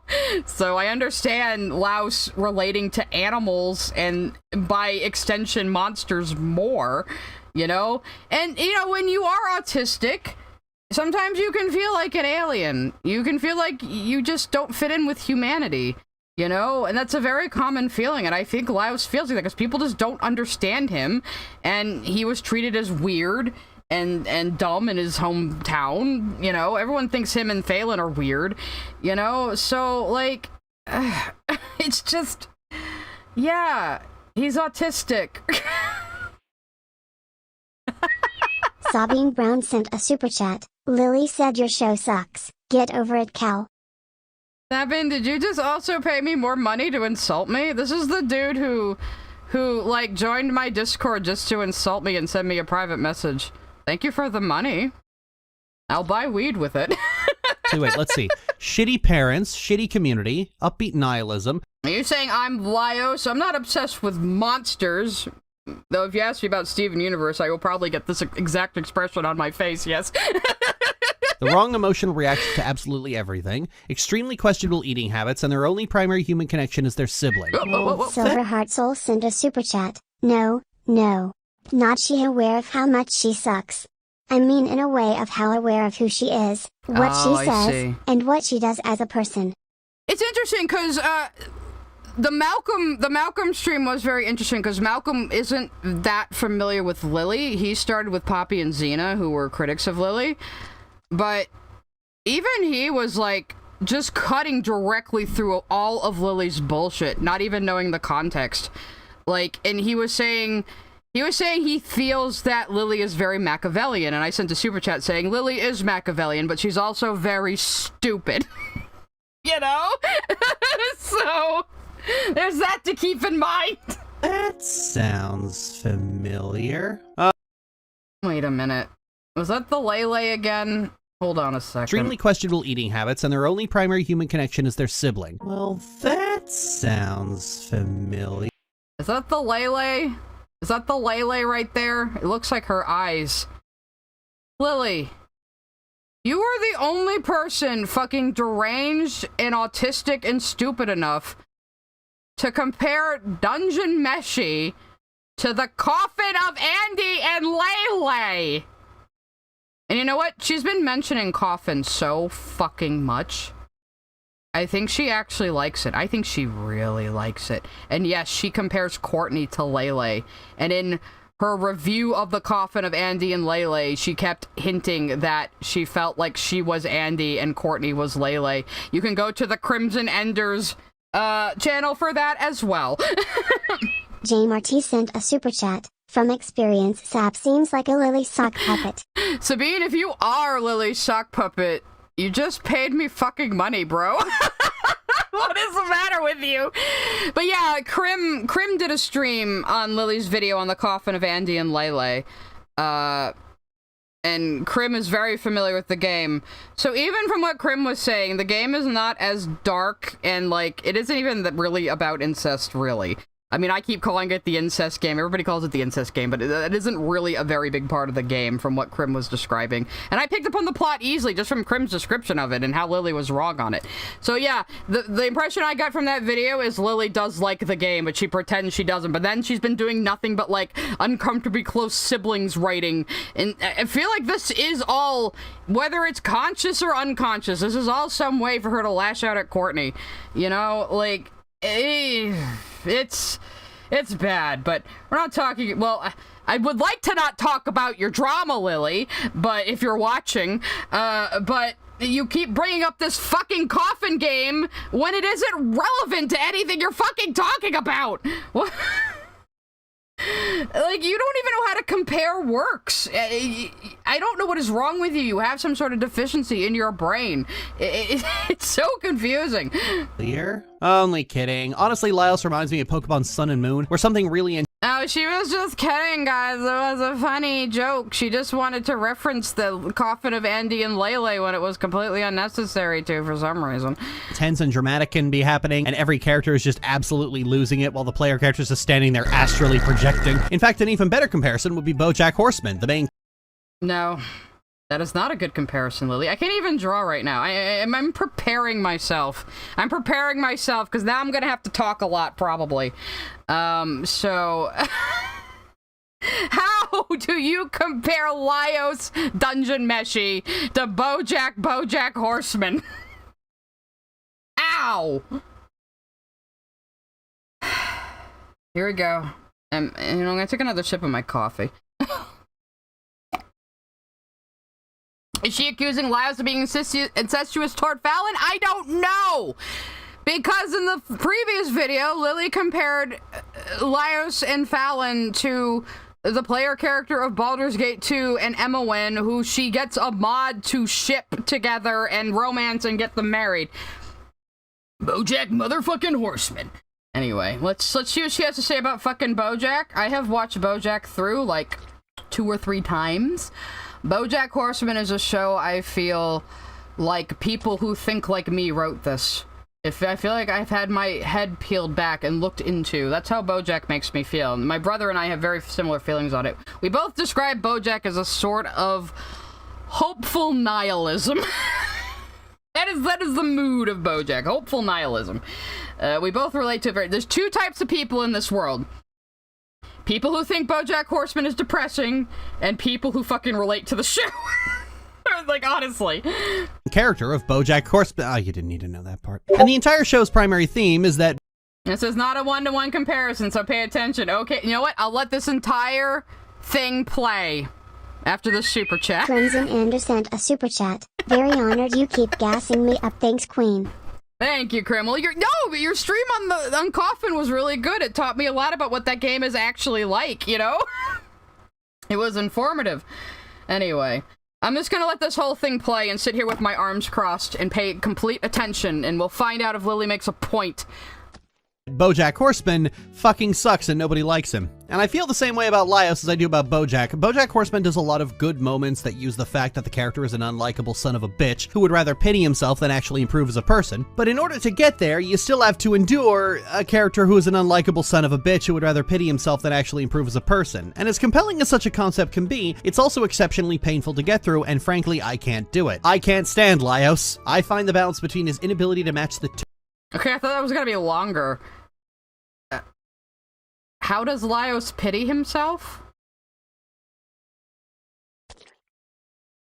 How is Laios anything like a self-pitying drug addict who had an abusive childhood and got famous on one Full House-like sitcom that he's been riding ever since.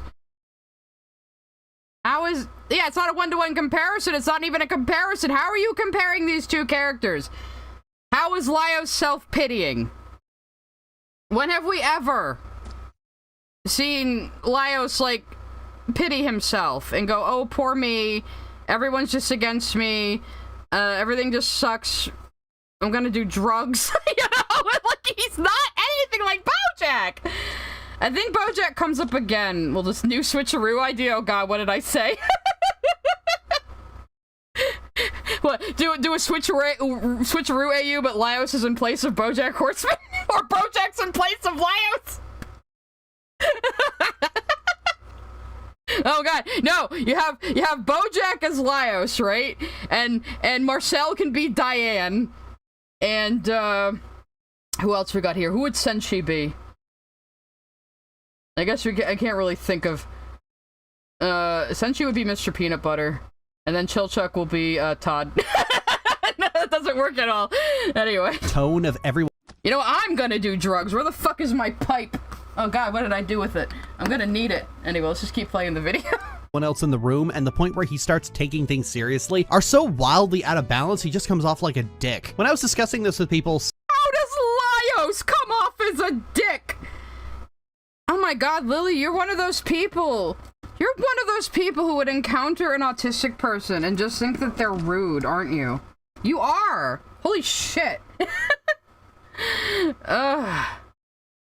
I like how Lily deliberately glosses over how BoJack tries constantly to apply the tropes of the sitcom he sort of grew up watching as a kid and starred in. Yeah, yeah, exactly. Like that scene Lily flashed on screen. Oh, let's just Silver Heart Soul sent a super chat. Lily, a self-pitying asshole. Sounds familiar? Thank you. You're really bringing the Lily roast this stream. Dakana sent a super chat. Lily is mixing BoJack's sins with Laios oopsies. I like how we have a tomato on BoJack right now. So, this scene right here, if you haven't seen BoJack Horseman, BoJack has reconnected with an old friend after 20 years. This was the guy who originally produced his sitcom that made him famous. His friend got kicked off the sitcom because he was discovered to be gay, and it was the 90s. You know, back in the 90s.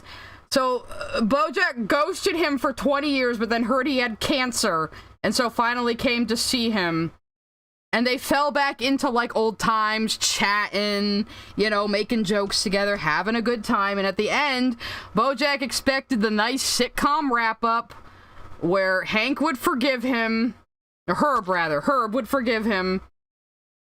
And Herb just straight up tells him, no, I don't forgive you. And BoJack's like, but Herb, I said I was sorry. And he's like, yeah, and I don't forgive you. You ghosted me for 20 years.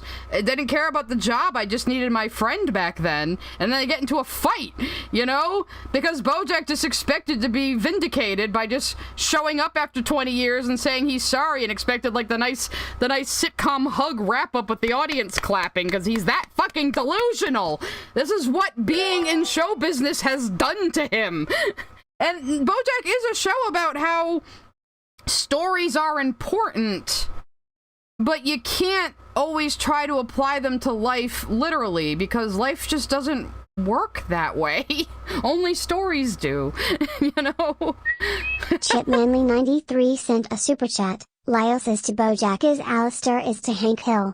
They are both fictional. That's it. Just about, yeah. Okay, let's see what else Lily has to say.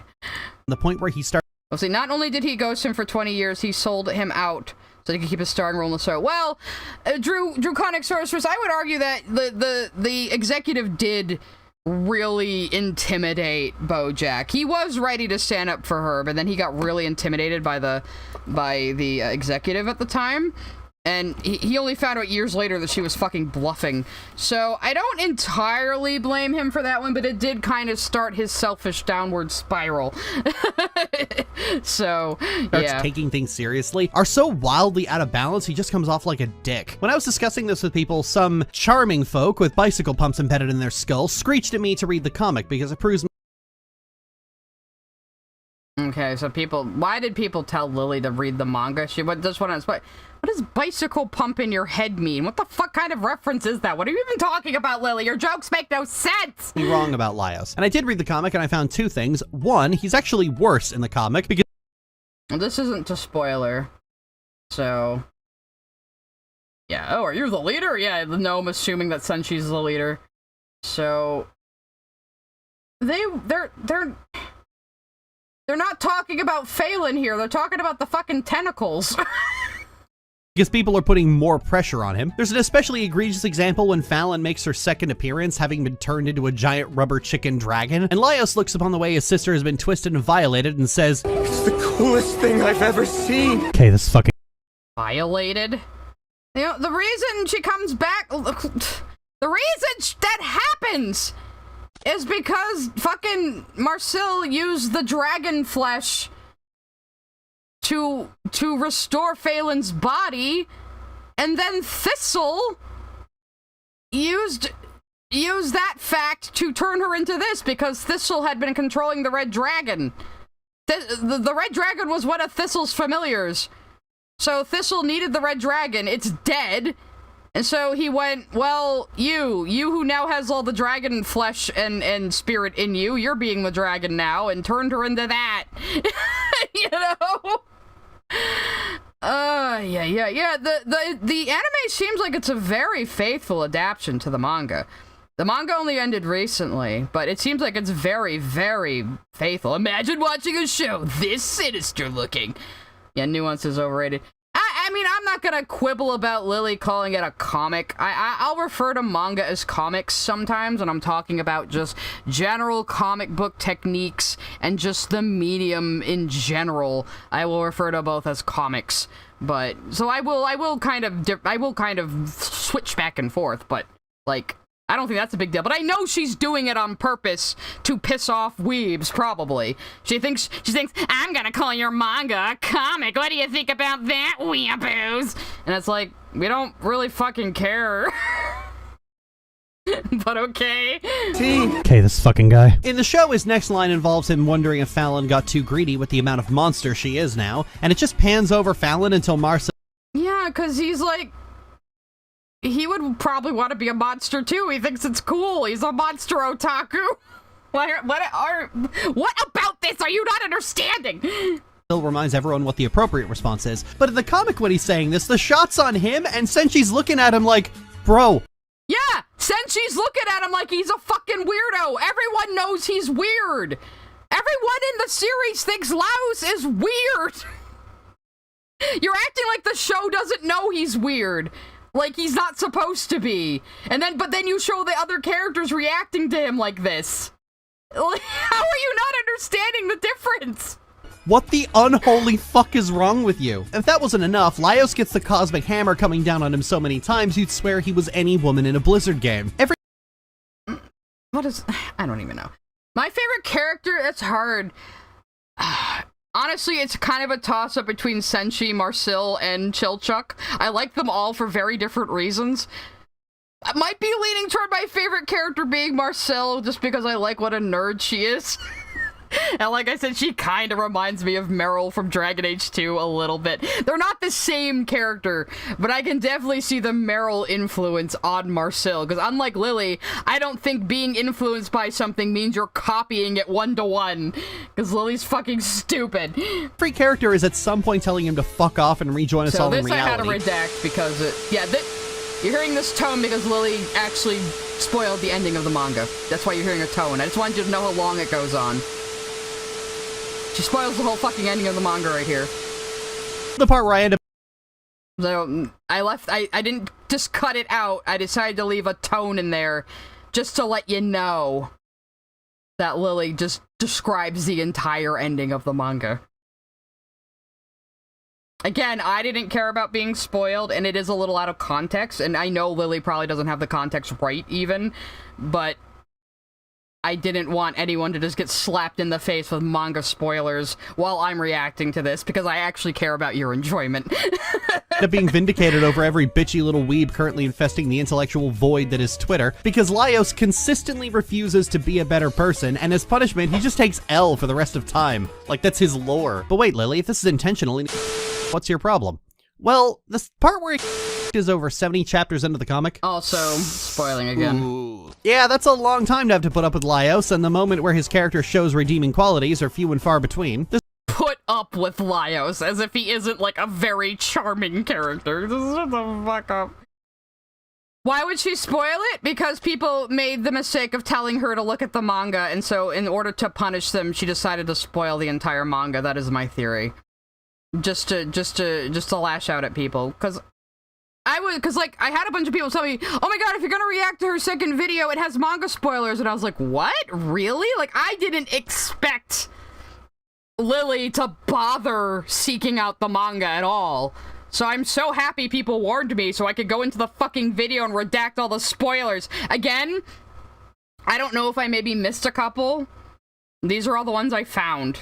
Like, Jer Bear gave me timestamps so I could stay blind. But I also, like, as the video was rendering, I was keeping a lookout as the footage was scrubbing by for any more manga spoilers, and I found a few. So, yeah, no problem. I didn't want to do that to you guys. Again, I'm not someone who usually cares about spoilers. Sometimes it takes a spoiler for me to get interested in a series. The only reason I started watching Steven Universe is because I got spoiled on the Pink Diamond twist.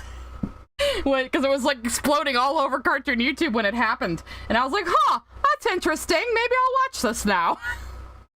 I watched The Good Place because I heard a mild spoiler, one of the first spoilers, and I was like, oh, that's actually really interesting. Now I want to watch this show, you know? So a lot of the times, it, like, fucking... Yeah, Lily saying she's a put up with Laios has the same energy as teachers in my school groaning over autistic kids. Yeah. Yeah, God, Lily. Lily, you ableist, you homophobic, you sexist, is there anything you're not? You know, Christ almighty. If I remember correctly, she said once in the past that even if a story is spoiled, it shouldn't ruin your enjoyment. Yes, I mean, personally, spoilers do not ruin my enjoyment, but I understand that they can ruin other people's enjoyment. So I will never spoil someone if they ask not to be, and I will stay blind on something if somebody asks me to. Like, I somehow managed to stay blind on Undertale for the entire first year it was out, just because a friend wanted me to stream it blind. So, I can avoid spoilers if I want to, but like I said, sometimes a spoiler actually gets me interested, you know? And I can still enjoy things. Because the way I watch things, I'm not just like absorbing the story. I'm looking at like the technique, I'm looking at like the writing, I'm looking at like the lighting, the character designs, or the costume designs if it's live action. I'm looking at everything, you know? So I can still find things and stuff that I don't even like that much, you know? So it's like I always bring up like Once Upon a Time and Gotham, which are two dumpster fire shows with terrible writing, but the costume designs are great, the actors are great and have a lot of chemistry, and they're really, really fun. They're stupid as shit, but they're really fun. You know? What made me want to watch Dungeon Meshi? I saw the scene of Laos singing so loudly the sirens gave up and went away, and was like, I want to watch this. Because that right there was like a dragon half joke. Like, seriously. Oh, God, it was so good. And then I also I saw a panel from the manga about long-lived races calling dating shorter-lived races Shotokan. Shotokan being short for short-lived race complex. And that cracked me the fuck up.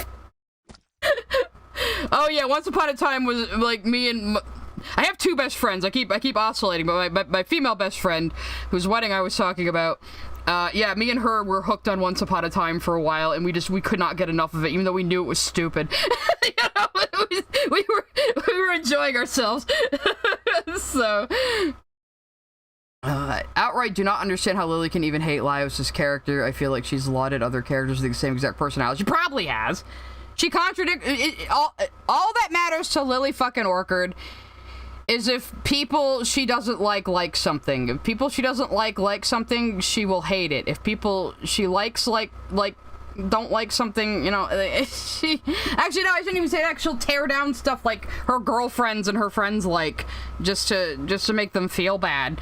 Just like the people who were telling me that, like, while they were fans of Lily, they would feel bad about liking things. Never feel bad about liking something. Like I just said, I fucking love Once Upon a Time. I know it's trash. I can admit it's trash. It's still fun. I still enjoyed my time with it, you know? And like I said, all the actors were really good and had really good chemistry. And that was part of what made it, like, fun to watch, you know? Even though the writing was a complete mess.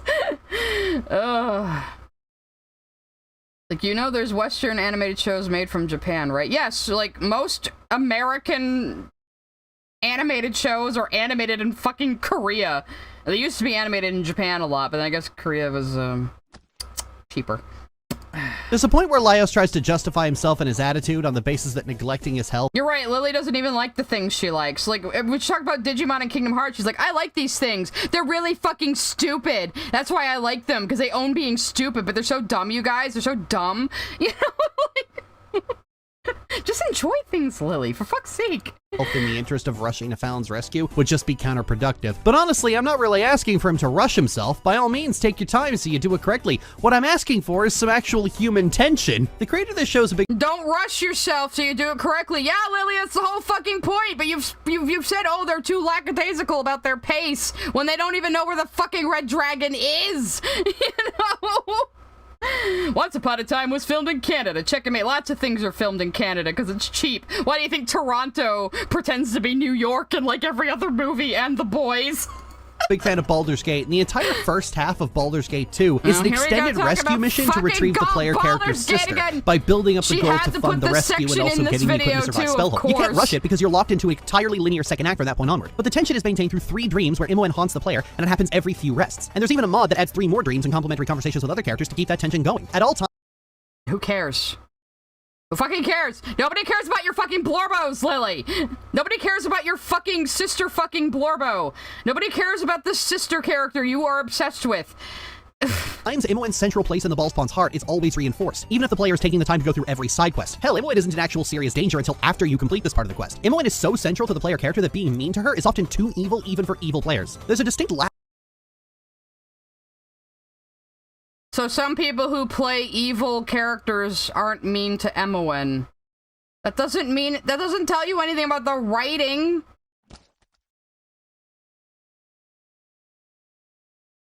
And again, I observed this in my anime ranking react. She judges things based on, like, what fans say. Or not even fans, like, she judged, like, the attitude toward Utena based on a fucking Dazed article from 2017 by some fucking dipshit who only saw the movie and doesn't understand the history behind it, and called Kunihiko Ikuhara the Japanese version of David Lynch. Like, and you base in, like, what you think fans talk about based on that, you know? Like, what is wrong with your head? Like, seriously, Lily, were you dropped on your head as a child? Evil players. There's a distinct lack of that kind of anxiety with Laios, and Fallon is supposed to be the one human being he actually gives a shit about. If anything, making him the misanthrope to end all misanthropes works against him even harder. He's not a misanthrope. He just can't relate to other people because he's not like other people because he's fucking weird and autistic. Him and Fallon get along because they're both the same kind of, like, they're both the same level of weird. So they only really have each other in this world that persecutes them for just being offbeat and not conforming to their society. Like, how is this so hard to understand? He obviously cares about his teammates. He obviously cares about other people. Like, in the most recent episode, they rush off to save Senshi after he gets nabbed by a fucking griffin because he was so scared of it. Because, like, bro, that's your favorite person. I've heard some people suggest that Laios might be autistic. I'm not sure I'd agree with that because the story makes it clear his monster obsession— all of his fucking... just the way he behaves tells you he's autistic. Every fucking character, like, every fucking personality trait of his. Sent a super chat. I think it's good to be honest about things you like, and the objective issues they might have, which is a skill Lily absolutely does not have. Oblivion Blade TD sent a super chat. Lily, the best part of Baldur's Gate 2 isn't in Baldur's Gate tortured everybody. Yes, her favorite part of the game is a yet-to-be-named mod. Yeah, I bet I could find that mod. I bet it's on the fucking Nexus or something. You know, the let you romance your sister mod. Cryohazard sent a super chat. I bet they would like Laios if they were a female or a lesbian. Oh my goodness. If they modded the anime, they would love it more. Tinfoil moment, sorry. Probably, Cryo. Thank you for all the super chats, everybody. You're being very generous today. I really do appreciate it. What was I gonna say about the first one? Yeah, it's okay to say something you like has flaws. That is something Lily can't do, really. Like, yeah, she'll say, oh, this thing is so silly and corny and stupid, but she doesn't, like, talk about, like, it on, like, a technical level at all, you know? Like, do a stream where I play through the sister romance mod? I'll think about it. Everyone wants me to play Baldur's Gate 3, I know that. I'm not a big fan of CRPGs, but that might be funny. We'll see. I'll think about it. I'll think about it. So, yeah. But, yeah, it's okay to, like, admit that, like, it's like how she talks about Steven Universe fans. She acts like all of us think Steven Universe is perfect and, like, can't take any criticism of it. But I'm, like, one of the biggest, like, fucking critics of a lot of the fucking writing in Steven Universe, you know? I still love it. But, yeah, it has problems that annoy me. But I wouldn't harp on it so much if I didn't care, you know? A lot of people don't... And this is my autistic trait that puts off a lot of people. Like I said, when I watch something, I'm both picking it apart on a story level and a technical level. So a lot of people get a little taken aback by me when I say, like, oh yeah, like, you know, I love this show, but this bit of writing kind of was this and that, and they didn't quite do this. And they're like, oh, so you hate Steven Universe? It's like, I've been drawing a fucking fan comic for 4 years. No, I don't hate Steven Universe, but, like, Jesus. So yeah, there are some people who have knee-jerk reactions like that because they're so used to being made fun of for things they like. But, like, you can just ignore those people, you know? If somebody makes fun of something you like, you can just go, cool story, bro. You know? It does. Who are they? What does it matter what they think? You know? Especially when there's someone like Lily fucking Orchard who doesn't know what the fuck they're talking about and just wants to, like, tear down other people. And his misanthropy are the direct... Oh, wait, I saw another... Somebody asked what misanthrope means. Misanthrope means you hate people. So, like, misogyny, you know, the mis is hate, you know, the thrope is humanity, so it means you hate people, but, like, I wouldn't call Laios misanthropic. He just can't relate to other human beings, because he's neurodivergent. Even if you don't think he's autistic, he's definitely neurodivergent in some manner, you know? Result of growing up in an ignorant backwater hellhole and regressing so much into his monster obsession he refuses to let go of his adolescent view of humanity or to accept that people are complicated. He's a monster otaku. That is the joke. It is his reaction to monsters is supposed to be exaggerated for comedic effect. You know, I wouldn't even be surprised if somebody actually does call him an otaku in Japanese. I don't even know. I'm assuming they might. Because it is very common, I think, in Japan now. It's not just anime anymore. Anyone who is, like, has a really obsessive hobby, they're called a whatever otaku, you know? So, yeah, Lily's actually misanthropic. Jesus. And maybe your dipshit hometown sucked, but sometimes that's life, loser. And so trying to claim he's autistic...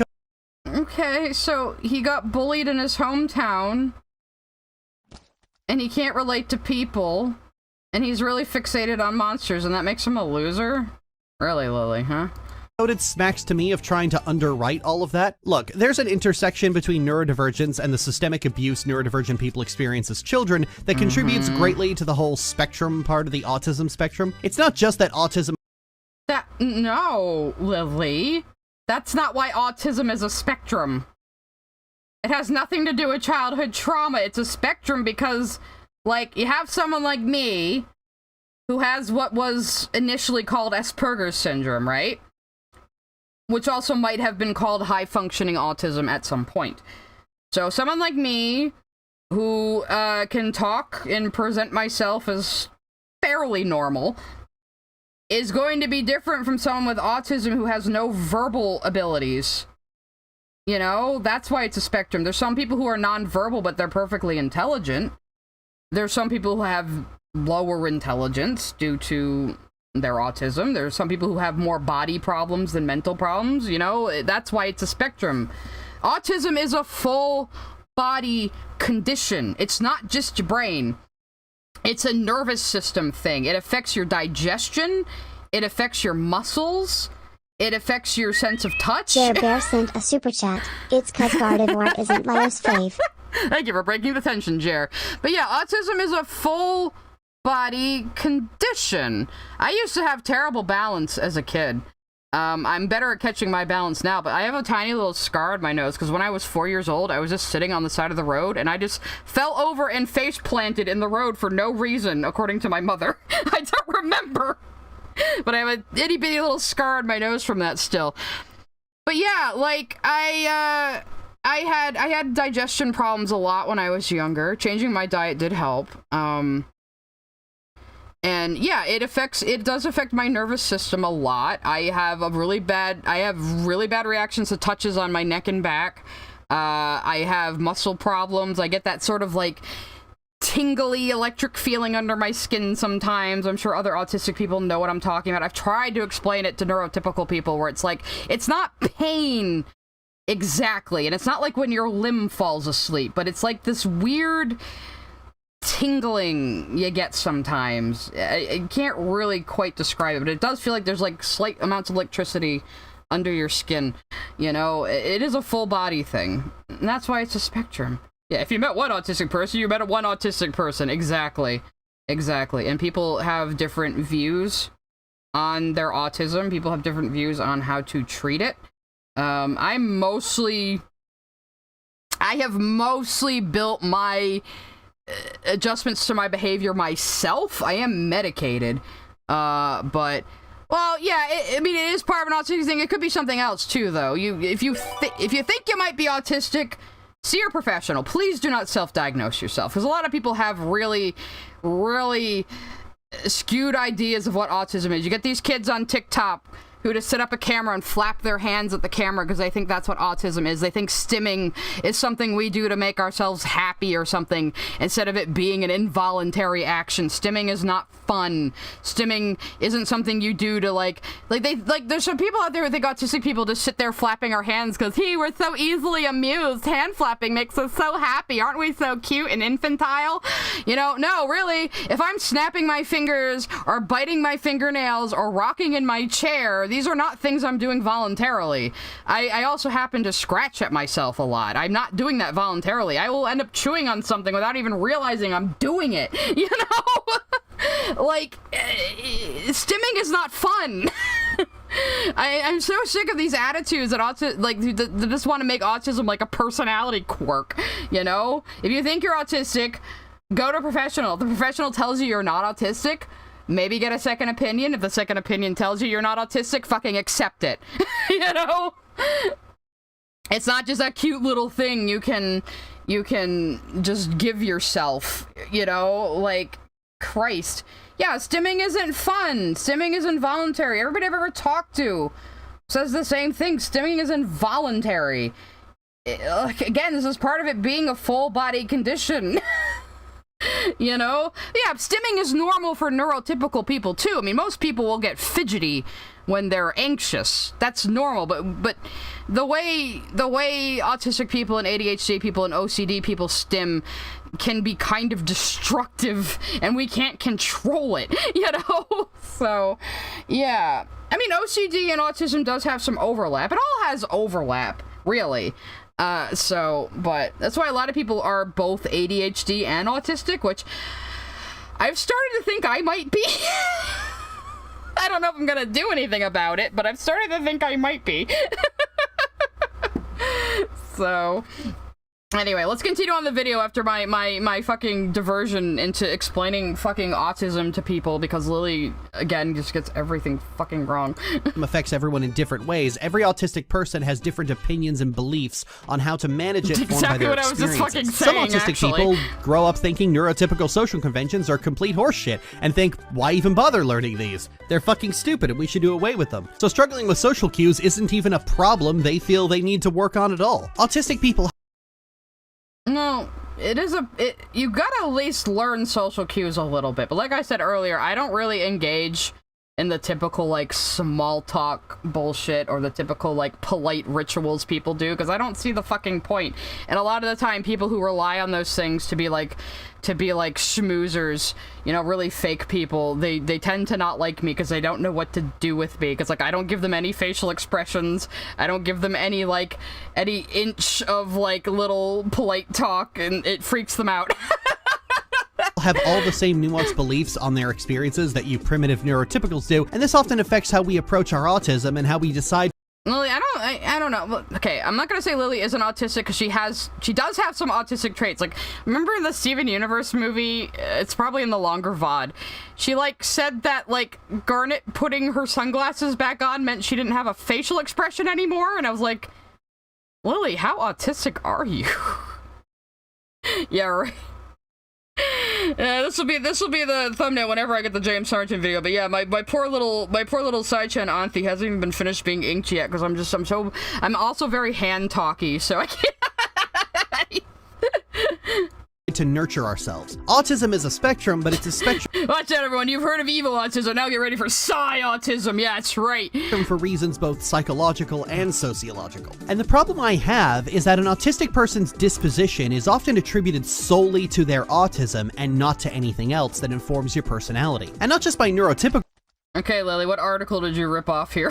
People and fucking autism moms. Autistic people do this as well. A neurotypical person is allowed to be a petulant little antisocial asshole, but if an autistic person does the same thing, people often go, well, that's the tism for you. Dude, people who say tism are usually just, like, joking and being self-deprecating. It's just a funny little thing to say. Laios's autistic traits are hyperfixating on monsters and looking at social cues and going, huh, I wonder who that's for. But he's also such a nihilistic misanthrope that he doesn't really care to address or consider either. Imagine calling Laios nihilistic. How is he a nihilistic misanthrope just because he likes monsters because he can't relate to people? That doesn't mean he hates people. It just means he has trouble relating to people, and he's more comfortable with monsters because he understands them. I mean, I think that's why autistic people sometimes get hyperfixated on things, because it's something we actually understand. It can be so difficult when you are autistic, and you just don't get the rules other people are following. And that's part of what makes you look like a fucking weirdo, you know? And a lot of these rules are just arbitrary too, and you can't keep up with them, but then you're treated like you're stupid for not being able to keep up with them, you know? Yeah, she just said he doesn't understand social cues. How is he nihilistic? If he was nihilistic, he wouldn't care about rescuing his sister. He wouldn't care about the other people in the party. He wouldn't care about Senshi. Like, he saved Senshi's life like a couple of times, you know? He saved Senshi from the Kelpie, remember that? That's another thing Laios was right about. Laios told Senshi not to trust the Kelpie because it's just waiting to drown him, and Senshi didn't listen to him, and then the Kelpie almost drowned him, and Laios dove into the water and stabbed the fucking thing to save Senshi's life! If he was nihilistic and misanthropic, why would he do that? You know? Either of those things, which compounds both of those issues, not least of which being that he's reached the age of 26, still clinging on to an idea about humanity. Is he 26? I thought he was like, actually I didn't know what his age was. I was assuming Laios was like 21 or something. Is he 26? Huh. Born from being a miserable teenager in an egg-ring backwater hellhole. It's this idea that autism is some kind of personality override rather than a single part of a greater whole that informs. Actually, him being 26 makes him asking if he needs to call Chilchuck Sir even funnier, because that's not much of an age difference. Well, I guess for a halfling it is. For halflings are like in human terms about 10 years older, you know. So Chilchuk is actually like a middle-aged man in his race, but still, that's pretty funny. Chilchuk's like, I'm 29, and Laios is like, do I need to call you sir? And it's like, you're only 3 years younger than him, Laios. Forms your personality that I've like bring backwater. That must be in the manga though, because I don't think they've said his age in the anime so far. Because I know there's some information, like the manga has like little aside notes and stuff that you can't really replicate in anime. So hellhole. It's this idea that autism is some kind of personality override rather than a single part of a greater whole that informs your personality that I've always found deeply troubling. You have to be the kind of person who thinks checking an autistic person. Laios is more of a logical autistic, but the thing is his special interest in monster tints is his logic. He'll always focus on monsters. Yeah, like I think in the recent episode too, it showed like Laios is good at math, so he's definitely like a math autist. You know, he's a tech autist instead of an artist autist. You know, there's the two different kinds. Person for being rude and inconsiderate is inherently ableist, and I've never met anyone who sincerely believes that who wasn't the one getting checked and was upset about it. Not to commit a grave mortal sin. So Lily is saying the only people who call you ableist are people who deserve to be called out for the behavior derived from their autism. Let's listen through this, I guess. Big Bang Theory jump scare, everybody. Maybe I should have like censored that too. I'm sorry, it's very upsetting. But Big Bang Theory jump scare. Checking an autistic person for being rude and inconsiderate is inherently ableist, and I've never met anyone who sincerely believes that who wasn't the one getting checked and was upset about it. Not to commit a grave mortal sin in the eyes of the inbred hicks that infest Twitter and say something positive about the Big Bang Theory, but one thing I always liked about that show is that the characters are always checking each other without it severely impacting their friendship, showcasing that even in yeah, Lily, because it's a sitcom where the whole appeal is the characters are snarky to each other. It's like 2.5 Men. It's a fucking sitcom, Lily. They're not very deep. They're not meant to be. Sitcoms are just garbage TV shows that exist to get people coming back to the same time slot every week in order to be shown advertisements. Speaking of advertisers, I think Twitch is getting an ad. Bazinga! Isn't Bazinga so fucking funny, you guys? I will admit there is one episode of The Big Bang Theory I did like. There was an episode where Penny got addicted to MMOs, and I thought that was actually a very good depiction of how addiction to MMOs happens. That's the one W I'll give Big Bang Theory. But was Sheldon even intended to be autistic from the get-go? I don't think he was. I think that, like, people started reading him as autistic and they sort of worked that in later. But he was just like that uppity nerd guy everyone knows, you know, at the start, I think. I don't know. I watched a couple of seasons of it. I mean, just kind of as a background noise. I didn't think it was very good, but there were some chuckles here and there, you know. I like the other guy with the glasses. He was pretty funny. I don't like sitcoms. I'm sorry. The only sitcoms I've really liked are, like, Malcolm in the Middle and Frasier, which are very not typical. Moments where they're cross with each other, they still care about each other enough to want their friends to be the best possible versions of themselves. You can take or leave literally everything else, but that they want their friends to be the best possible version. They're constantly insulting each other, aren't they? They're all just snark, snark, snark all the time. It's just snark, snark, snark, snark, snark. Look at us, we're nerds. Snark, snark, snark. Isn't nerd culture funny and weird, normies? Snark, snark, snark. That's Big Bang Theory right there. I swear I'm not even high right now. My brain is, like, I'm taking brain damage from fucking Lily again. Yeah, Frasier mentioned. That's right. Everyone, hell yeah, Frasier. Kelsey Grammer is one of the best and funniest actors in the living today, and I will stand by that. Oblivion Blade TD sent a super chat. The thing that sucks about Sheldon is that the joke he is only ever tolerated, so reading him as autistic can be a kick in the head. That's true. He's only tolerated because, like, I think the other guy with the glasses, like, needed a place to stay, and Sheldon, like, saves all his money and, like, doesn't have to worry about, like, costs or anything. So, response to Lily's view on nihilism, it's an esoteric exploration of different moral values and system and how those systems are seen as baseless or almost absurd because they seemingly hold no inner weight or value. The idea that life has no inherent meaning is that life has a multitude of ideas, but it can only be if we create an endless stream of ideas.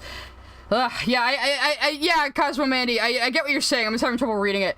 I kind of fall into that brand of nihilism where it's like nothing really has a purpose or a meaning. Humans assign meaning to things. We are the creatures that assign meaning. As Terry Pratchett put it, we are where the falling angel meets the rising ape. We are just a very unique species, and no one has figured out the human condition in all of human history. We're all just flailing and trying our best. Nothing has any inherent meaning. Art is something I adore. I've always liked characters with issues who are handling them and dealing with them and working them out. You know, like this guy.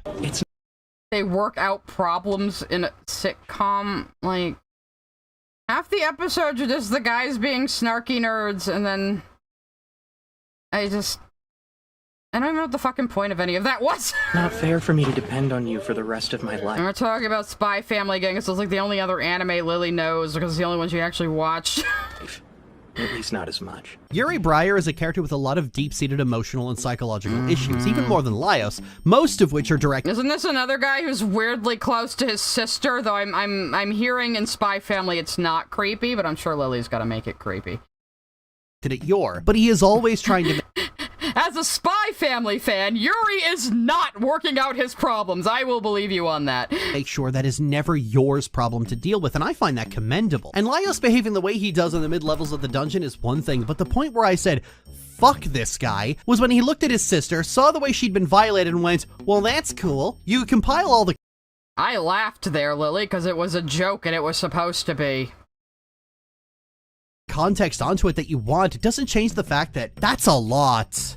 That's a lot for what was supposed to be one of the more lighthearted shows on the market. I know he gets called out on it, but it's still just a lot. I've been doing this job for a long time, and over the years I've encountered characters and even entire works that asked a lot of me of what I'm going to put up with on the promise. It is all over the place again, Lily. I think this is actually worse. Like, I have less to say about this one, at least. Like, yeah, Lily keeps calling doing these YouTube reviews her job. But Lily, it's your YouTube channel. You don't work for anybody else. You can make videos on fucking anything. You would probably do better if you stopped reviewing cartoons and just did something on any other subject you actually enjoy. Make videos about World of Warcraft or something, Lily. Just make every single video about Sylvanas fucking Windrunner. You know, is there a Steven Universe mention coming up? Of course there fucking is. Okay, Lily doesn't like suspending her disbelief, I think, is another problem. There's something called the willful suspension of disbelief, and it is very vital to storytelling. You have to ask the audience to suspend their disbelief in order to buy into the story and the world you are showing to them. And that is why world building and continuity are so important, because if you violate that, their suspension of disbelief is going to disappear. And yes, it does happen with things, but I don't think it happens with the things Lily is flashing on screen right now. I don't know anything about Hoot House. Oh, she does like Has-Been. She said she liked Has-Been, but she still didn't understand it. I have 2 whole streams, if you want to look at it on YouTube. Go to my lives. I have 2 whole fucking streams on Lily's Has-Been Hotel videos, where I sing as Alistair just to show her up. I am gonna cut those down eventually. The first one has really bad audio, because I was trying to, like, fix my audio, and I made it worse. I'm sorry, but those are just taking a while to cut down because they're just so difficult to deal with, but I will have cuts of those eventually. But if you want to watch the raw VODs, they're there. They have Sai-chan as Alistair on the thumbnails. You can't miss them. Promise of payoff later. And I've been able to do that to an extent. It's not often that I just write a character or work off completely, and usually when I do, it's because they just ask me to put up with too much. Characters who just won't learn their lesson. Characters who rely on authorial fiat to succeed. Characters who change personalities at the drop of a hat because their writers can't make up their minds. Characters who cross the line into just being unpleasant to watch regardless of their place in the story. And characters who just fucking suck. And So you're mad at Steven because he's related to the diamonds. And that's how the problem was solved.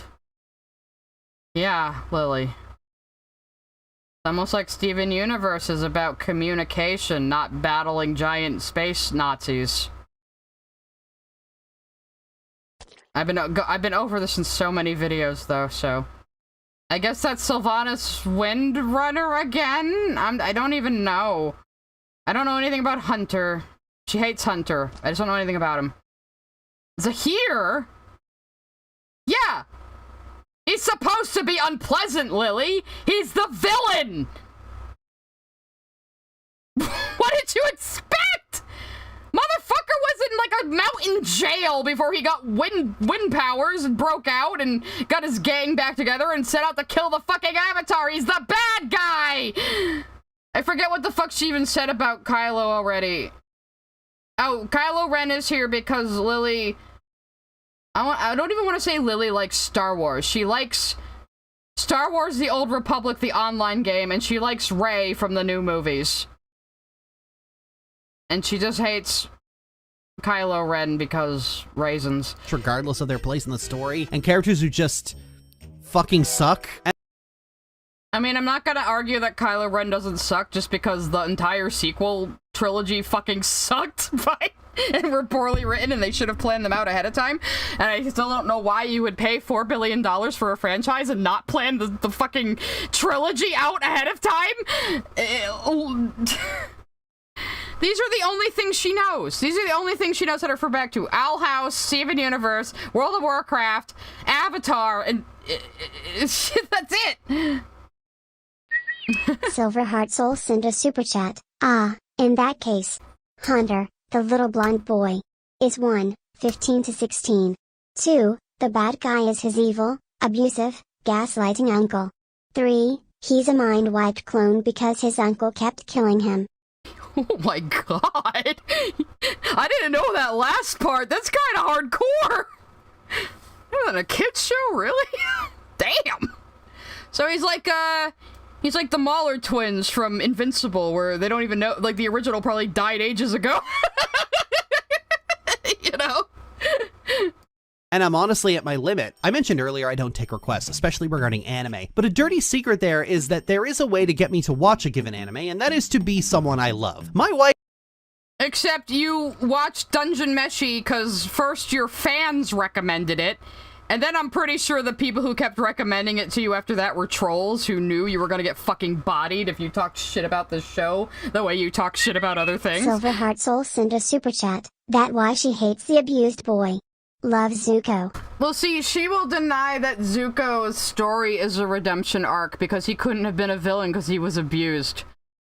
That's her logic. So...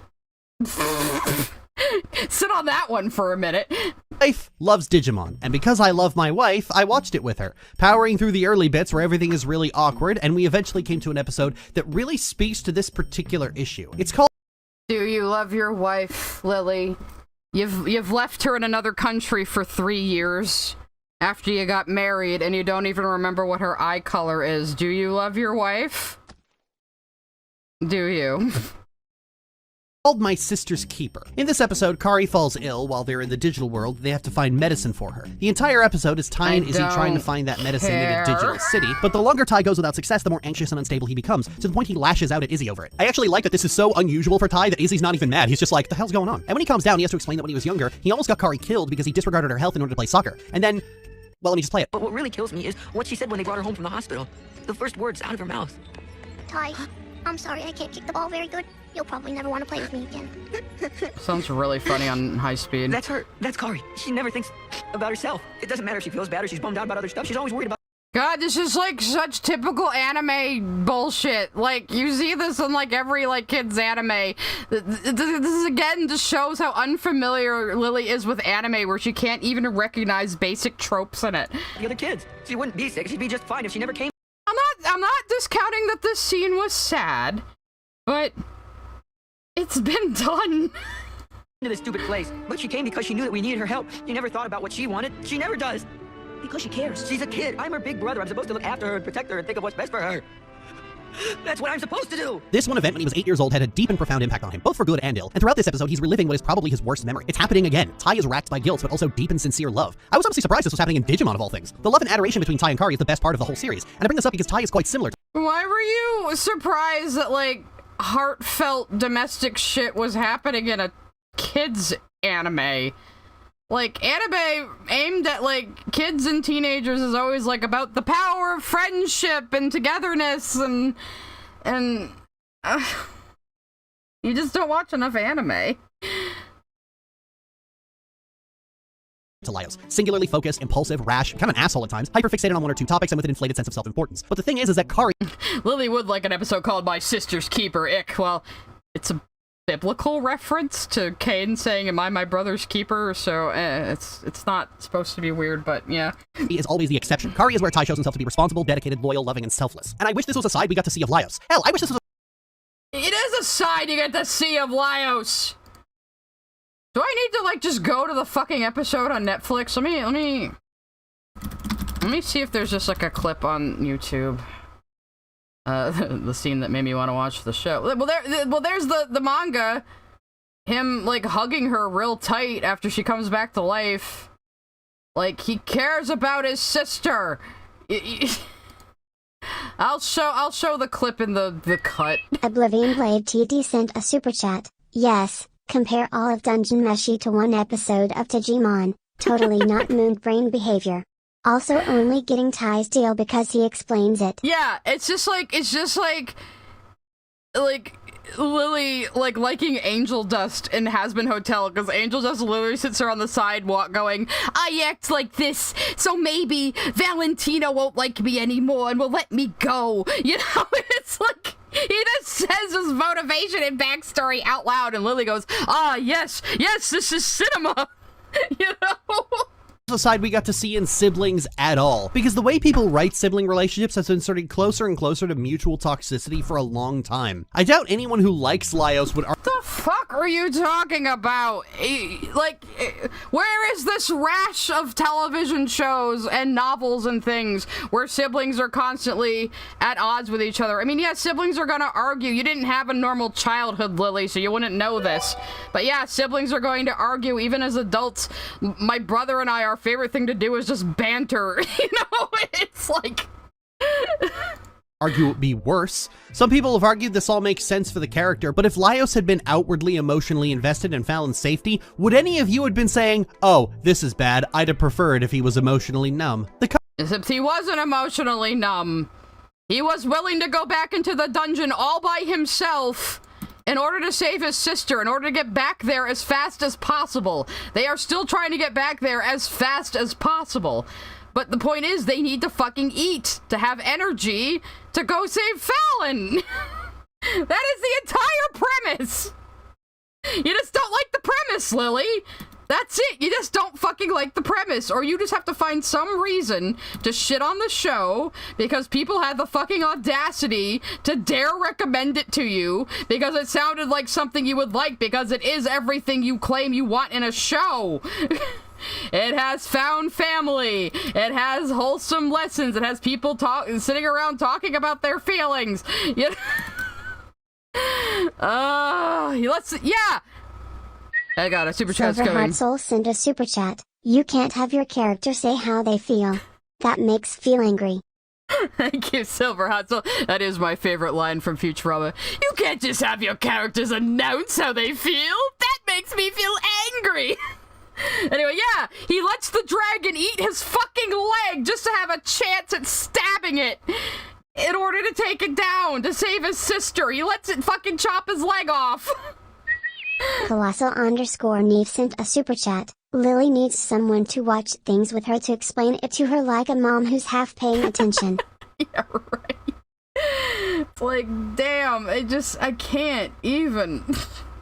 Comic is just loaded with moments where Laios keeps pissing other characters off and they keep having to yell at him for his...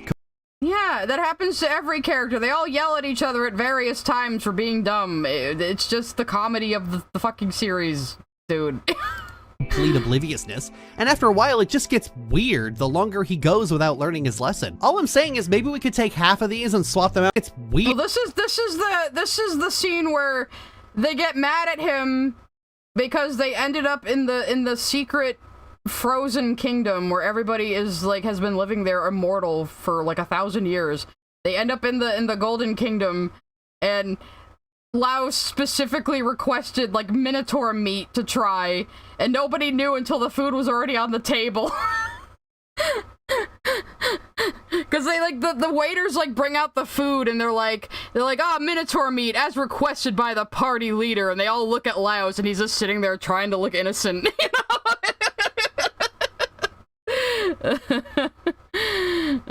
Weird, the longer he goes without learning his lesson. All I'm saying is maybe we could take half of these. What lesson does he need to learn? Don't like monsters? Don't like monsters because it annoys you? What lesson do you, like, at least explain the lesson you think he needs to learn, Lily. Let's see. Skrill says, don't showing your emotions and worries in the same way as someone without autism does equals emotionally numb. Yeah, exactly.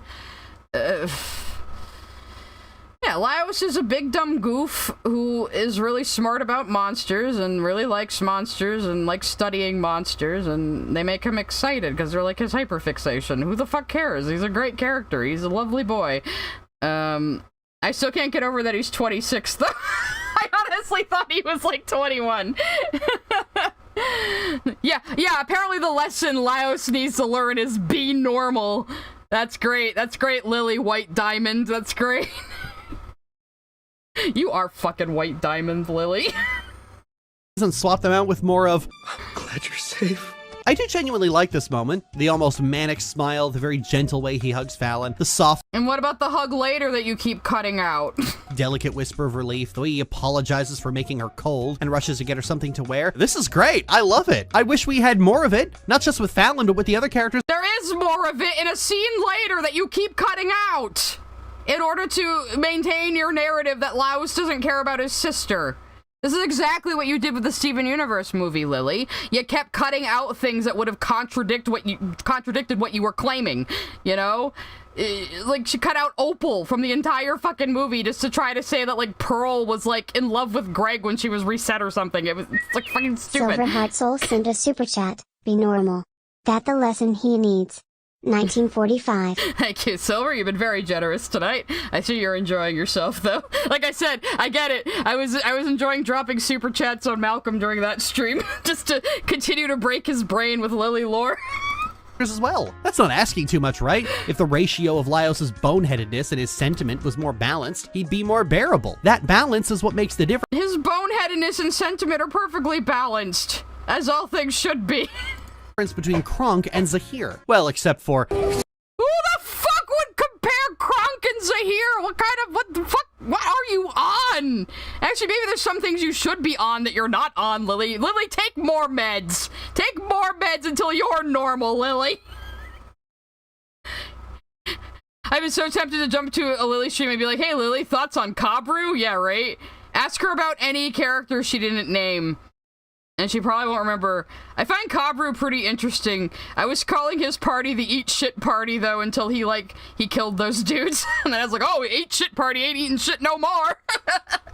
The coolest thing. And Kabru was like the opposite of Laos. Kabru understands people, but he's bad at monsters. Whereas Laos is the other way around. You know? Himbo versus Himbocile. Imbecile would be a good word to call Laos, actually. Let's do that. He's a imbecile. I've ever seen. The hell? But Lily, there's a clear and obvious reason he's like... Yeah, but Lily, all the other characters constantly call him weird. Ozzy Scribbler sent a super chat. Lily has energy of person who only ever read HP books for fun and constantly keeps comparing all literature to Harry Potter well into their 30s. I think that's more like Harry Potter fans do that, because, like, I read all the Harry Potter books when they were coming out, like everybody else did, and then I sold them, and I was never, like, a super big fan of the series, but, like, you know, like, fucking, the people who just constantly compare everything to it are people who were mega fans, I think. But, like, yeah, the other characters are always calling Laos weird, and telling him to dial it back, and, like, it's like when he's staring at the fish man, and Chilchuck just slaps him upside the head and goes, no! And Laios is like, I didn't even say anything yet. And Chilchuck's like, I knew what you were gonna say, motherfucker. No, we are not eating that fish, man. You know? So, like, yeah, like, the other characters are constantly calling Laios out on being a weirdo. Like, you're acting like the show is unaware that he's weird. I don't understand. That's why Laios and Kabru are the one brain cell ship. I did see that people ship them, and I can see why. You got two pretty boys standing right next to each other who have opposite traits. Of course, people are going to want to make them kiss. Like this. So, a lot of crappy characters have reasons they behave the way they do. I'd be hard- Oh, it is. It's a different lineup this time. She cut out Quagmire's bomb, and whatever that other Pokemon character was, and put N in instead. I only know who N is because a lot of my supporters were bitching about the Pokemon movie in my Discord. And then Korra, and I have no idea who these other fucking people are. Is that the chick from that Forsaken game that was really bad with the really, really bad dialogue? Is that her? I still don't know what the hell you think any of these characters have in fucking common, Lily. Press to find one that doesn't. Fuck. Wait, is that Ellie from The Last of Us? I don't think that is. No, that's I think that's the chick from Forsaken. Be hard pressed to find one that doesn't. Fucking Ashley Graves had a reason for behaving the way she does. Why do you keep bringing up the coffin of Andy and Lele when it is not relevant to anything you're fucking talking about? Why are you obsessed with this game? Why did you have your wife draw your sister as this character, Lily? I'm actually getting angry on this stream.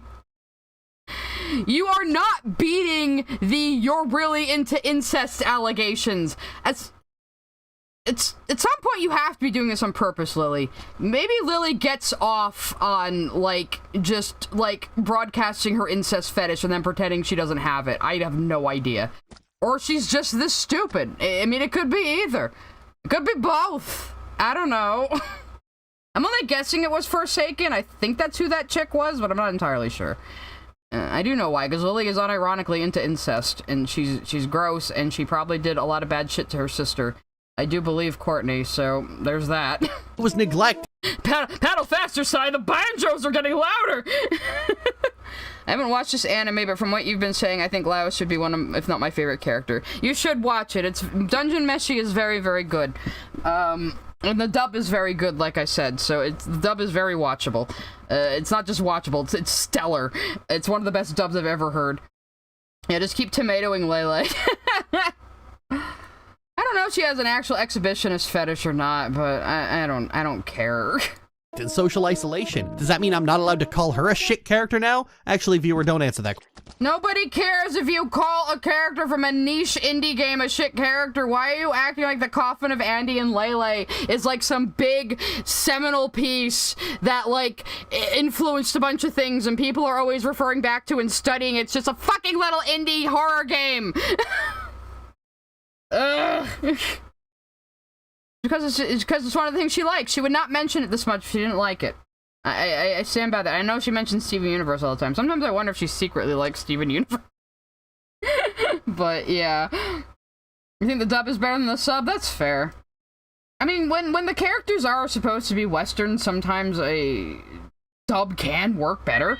Silver Heart Soul sent a super chat. Between Drake and Lily, I swear something is in the water in Canada. We need someone to test it and make sure there isn't fuck tons of lead in there.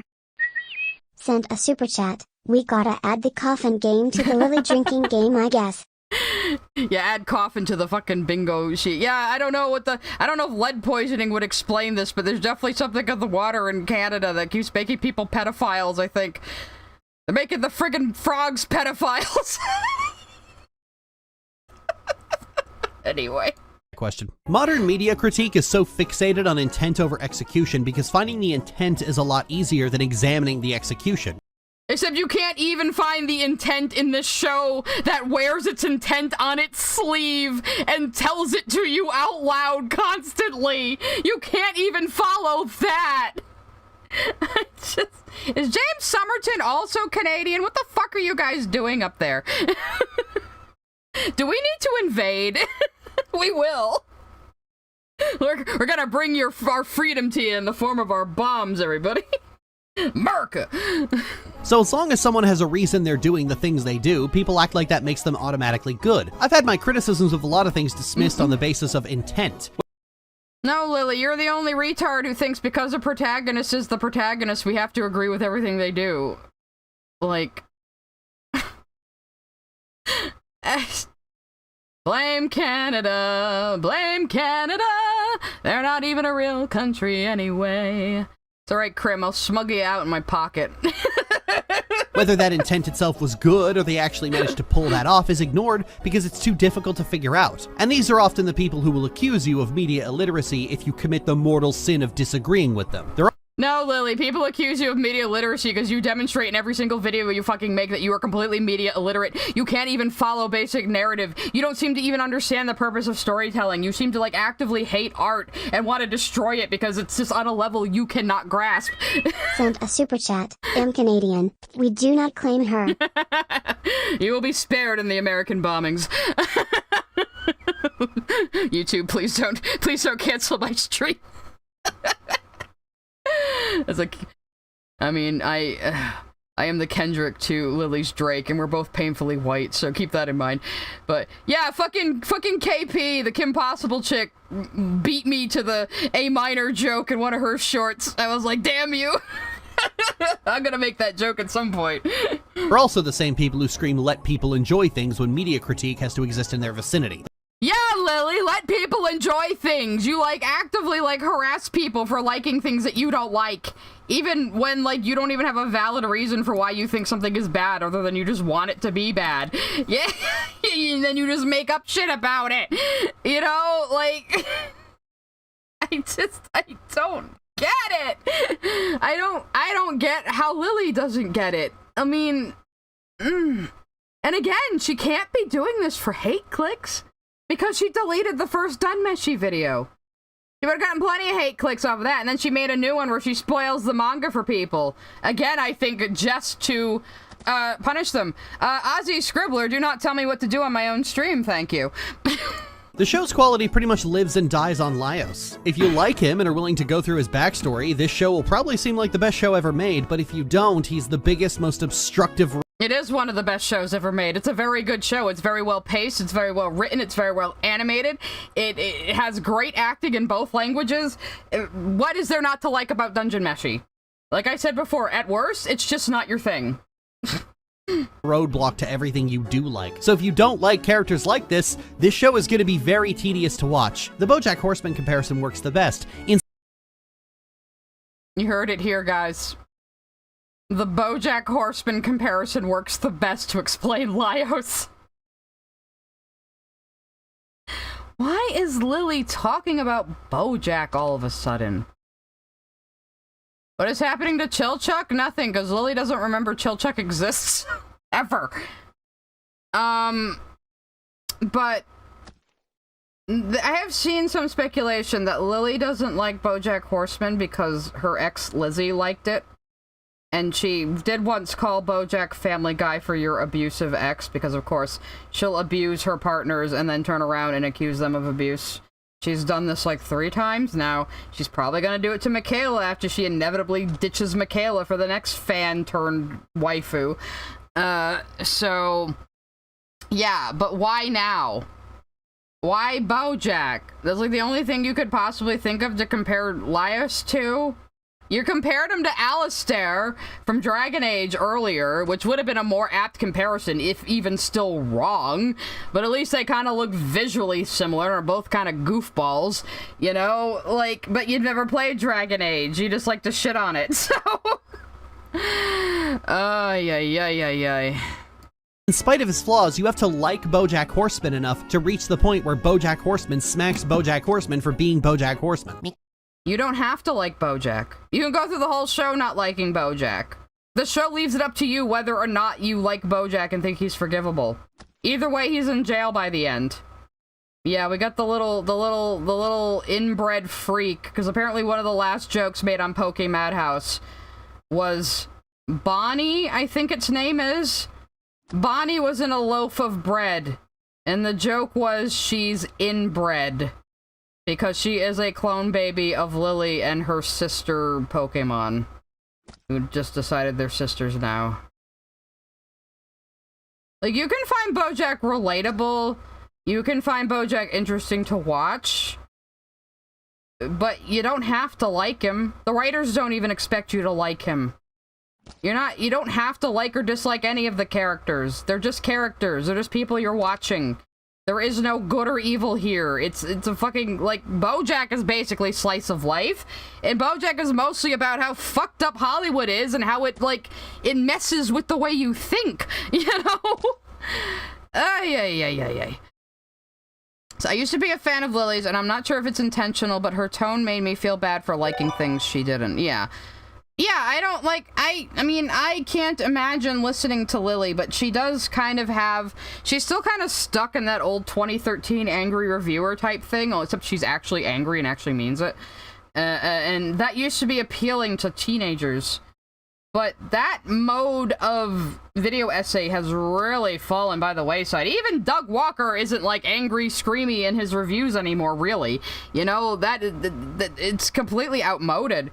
But she's just angry. She's just angry all the time, for real. She's not even acting. Okay, mommy, record skipping. So getting away... And again, I can't understand a goddamn fucking thing it just said, but okay. From Wojak Tallman, let's move on to the other significant character, and the one who... Call him a Wojak now? I called him Wojak Tallman as a joke on BoJack Horseman. How amusing. Is actually... Get the whole gang laughing. Good. Marcel, the elven mage, because it's always a mage, and elven swordswoman would just be absurd apparently, is Fallon's best... Fallon is also a mage.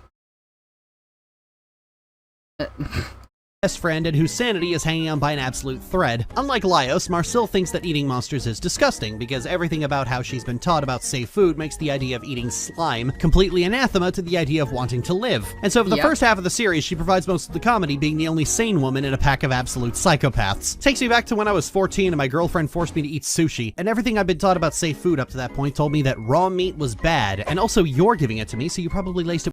Oh, she changed the text. Change the text to, I didn't trust this psycho as far as I could throw her, instead of, that's not the only thing she forced on me. Oh, did you realize, Lily, that claiming that every single ex has raped you is, like, making people see a pattern that maybe makes them think you're fucking lying? You know, when all of your exes are crazy, and yes, you consider your sister an ex, you talk about her like she's an ex. When all of your exes are crazy, the problem is probably you.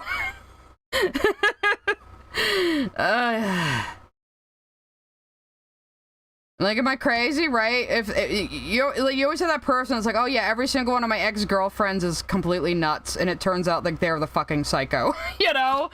Like, if everywhere you go smells like shit, check your shoes.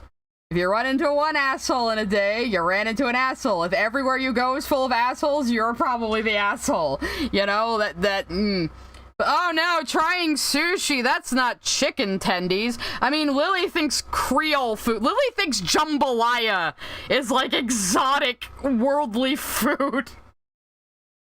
Fucking jambalaya that you could buy at a grocery store.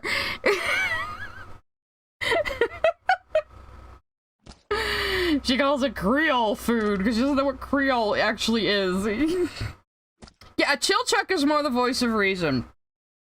Marcella's more the straight banana, but she does have her wacky comedy moments too.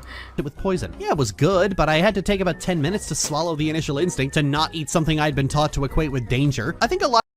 Okay, yeah, a lot of people have... That's like, again, I mentioned earlier why a lot of people won't eat bugs. That was actually Lily's earlier comparison as well. A lot of people won't eat bugs because they've been trained to think of bugs as dirty and carrying disease, but bugs are perfectly safe to eat, you know? And they have a lot of protein, and in some places, they're vital to the diets of the local people, you know? Because there isn't a whole lot else. Sent a super chat. Seeing Lily bring in and give a cutesy voice to her horrifying fanfic kid, while simultaneously throwing shade at other writers makes me wanna hurl. Thank you, thank you. For the super chat. The voice of Bonnie is apparently Michaela. I couldn't tell because I could never understand what the fuck it's saying anyway. But it just sounds like to me, you know? A lot of people are often hesitant to try new foods at first, even if they're super open-minded. That first bite. Yeah, Lily, that's like, it's the point. She's a picky eater who learns not to be a picky eater. And then we get Itsuzumi later, who is a really picky eater, and she doesn't learn right away to try new things. And like, yeah, that's like the first time we actually see Senshi like actually potentially angry is when Itsuzumi scoops the mushrooms out of her meal and puts them on the floor. You know, it like triggers him. You not eat bugs? What if the bugs were ground up? I've actually baked with cricket flour before. What if I baked cricket flour muffins and I didn't tell you they were cricket flour? How would you feel about that if they were tasty, you know? It's always going to take some mental preparation. Although that having been said, you will never convince me to eat blowfish. I am a terminally unlucky woman. Marcel is... Yeah, nobody's gonna go after you for not eating food that could potentially poison you. The more apt BoJack comparison, Mr. Peanut Butter has 4 ex-wives who just changed suddenly, and the main problem is that Mr. Peanut Butter doesn't change and is an inattentive partner. Yeah, I wonder who that sounds like, Lily. The real reason Lily doesn't like BoJack is because it would tell her she needs to change. is the best part of the show. She's a much more grounded person, ironically. And she's actually quite genuinely funny. Furthermore, she's averse to the tone issues Laios drags around with him like a trail of vaguely confused ducklings. She has all the tension and anxiety about Fallon I wish the other characters would, and she actively works on herself throughout the show and grows. Okay, they're all anxious about Fallon. Chilchuck came back with them, even though he usually only does jobs for money. He's also concerned about Fallon. Senshi isn't, because he doesn't really know her. He never met her before this. He's just hanging out with these guys. So, but everyone else is concerned about Fallon at various times. Marcel is just a bit more of an anxious person, if you haven't noticed from all of the footage we have seen of her so far. Was the most as a person. But granted, she didn't have much competition there. Fallon's absent for most of the story. Chilchuck, I didn't actually pay much attention to Chilchuck, honestly. We know, Lily, because you didn't even remember his name the first time. You skipped all of Chilchuck's episodes, didn't you? Because, like, the scene where Chilchuck was, like, checking the room for traps, dear God, that gave me Dragon Age vibes. I was half expecting him to say, "Can I get you a ladder so you can get off my back?" Only real Dragon Age fans will know that deep cut. Mostly focus on the other two central characters and their mutual motivation, and Laios and self-reflection go together about as well as Israel and other people's territory. At times, and of course, Lily had to throw in a fucking political talking point to try to sound smart.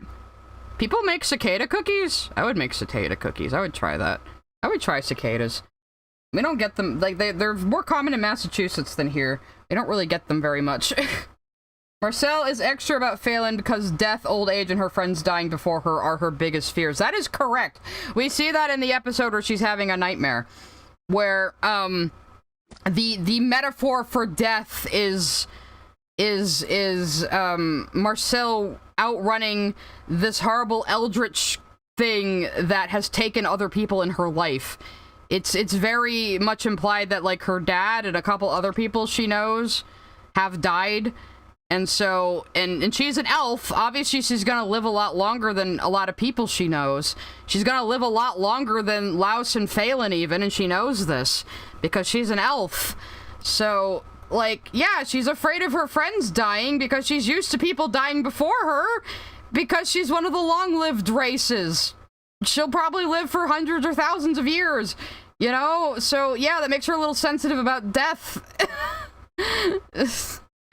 Why isn't this autistic character showing more emotion about their missing family member? Yeah, is what Lily is saying, yeah. It's even worse, but manga spoilers, okay. Yeah, don't spoil the manga, everybody. I went through a lot of trouble to redact those spoilers. Yeah, so, just... Why does Laios need to self-reflect? What is wrong with anything he does? No, elves aren't gems. I mean, they're still, like... They're not, like, fully magical, but... Seems to have a much closer bond with Fallon than her own brother does. They're childhood school chums! Of course she shows a lot of affection toward her. And they're like the only two girls in the party now. She shows Fallon such a level of concern, care, and affection that a lot of people looked at them and went, oh, they're gay as shit. I don't care if you've grown, you're still a runt in my eyes. Okay, yeah, a lot of people ship them, so fucking what? Phelan might actually have a crush on Marcel. I mean, Phelan acts way more flustered about being touched by Marcel than Marcel does about being touched by her. Marcel doesn't even seem to notice. I mean, that might just also be because Phelan is shy, you know, but Phelan might be attracted to Marcel, okay? Oh.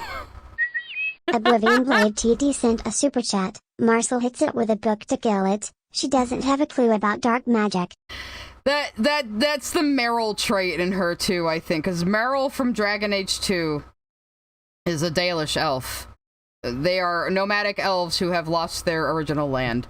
And that's putting it very, very, very short story. But Meryl dabbles in blood magic, which is usually forbidden and seen as evil and usually requires a pact with, like, an evil spirit. But Meryl insists that she can make blood magic useful to her people and she can use it for good and she knows what she's doing. She doesn't know what she's doing. It gets someone killed. So I am assuming that Marcel is a little influenced by that because she seems to have the similar thing where she's a magic nerd and she is dabbling in, well, they call it ancient magic, but it's so fucking clearly blood magic. Marcel even slices open her hand like the fucking blood mages in Dragon Age 2. So it's blood magic.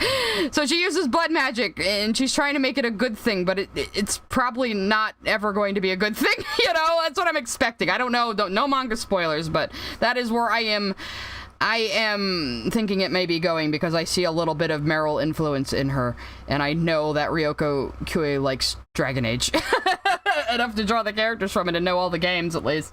So, see, there's an animation breakdown channel on YouTube that pointed out, but like the scene where Phelan rips her shirt and Marcel says, "Oh hey, who else stands next to her and also looks flustered?" Toshiro. I wonder why the man who proposed to Phelan is framed together with Marcel.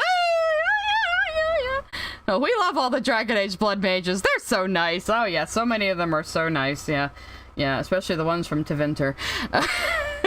In fact, scenes of Marcel and Fallon in that mandatory anime fan service bath scene got a lot of people. It isn't a fan service scene! Lily, this is not the same thing as a fucking beach episode or a hot spring episode. This is two friends taking a bath together while one of them makes sure she brought the other one's body back correctly, and they're having a very important conversation. Belly That Productions sent a super chat. Sometimes people like their friends more than their siblings. Not like you would know. Right. Yeah, really? that's a good point. I mean, the dynamic between siblings and the dynamic between, like, best friends are two very different things, you know? So, and, like, you don't see anything in this scene. It's not gratuitous. It doesn't frame either of the girls in a way that you see like an exaggerated version of their bodies or anything.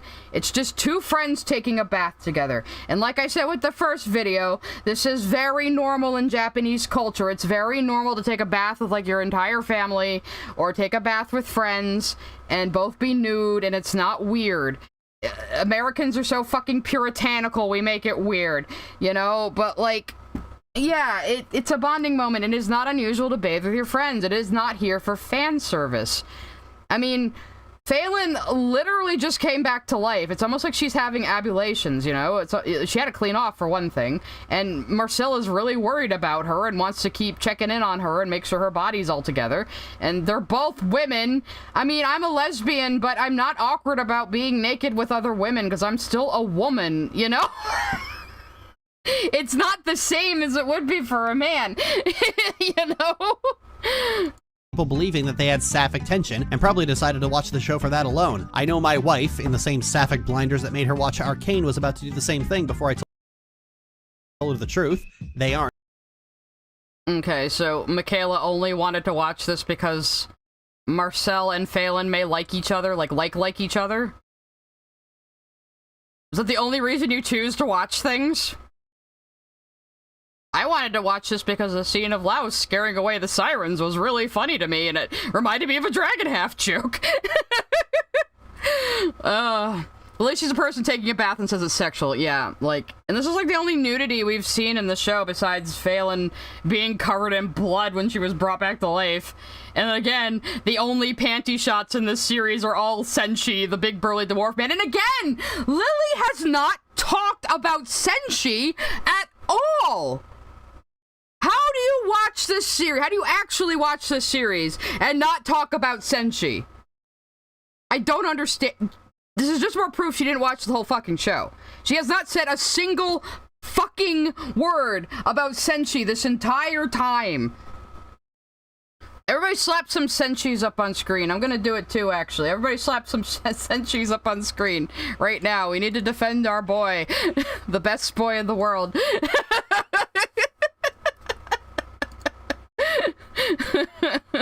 How, again, he is like the central character. He's not the main character, but he is the central character. Look at all those Senshis. Excellent. Like, she probably thinks he's boring, even though ProZD's voice acting in the dub is superb. Especially in all the meal preparation scenes. Sent a super chat. Lily needs to get over herself. She lives 20 minutes away from a nude beach. How is she like this? Krim would know this because Krim also lives in Nova Scotia. But yeah, the only thing she said was he destroyed his palate. Even though, like, he's like literally a gourmet chef. He grows vegetables on the backs of golems in order to have fresh veggies in the dungeon. How can you not talk about this man? You know? Like, the whole point about Senshi is he's a gourmet chef who is an expert at cooking monsters, and he makes it very interesting, and he teaches other people his skills. He's like the mentor of the group. And yeah, like I was saying before, ProZD's, I should probably call him by his real name, but I always forget what it is. But I know it's like Sung Woo something. But yeah. Ed Stevens sent a super chat. Senshi the best male wife. Thank you. No, fucking ProZD's name isn't Sang Woo. That's the guy from Squid Games. Wait a minute. Song One Cho. Thank you. Song One Cho. I knew it started with an S. Song One Cho. I should use his real name. He's known as ProZD online, though. He's always been like an online voice actor, and now he's in professional shit, which excellent for him. He is perfect as Senshi, and all the scenes where Senshi is explaining how he's prepping the meal and explaining the food, is like he just has the perfect intonation for those scenes. He's so good. Like, how can you not talk about him? You know? He's everybody's favorite character because he's wonderful. Yeah, Senshi says world building stuff. But he is like the mentor of the group, and he also learns things from the other characters. It's a exchange. Yeah, when I heard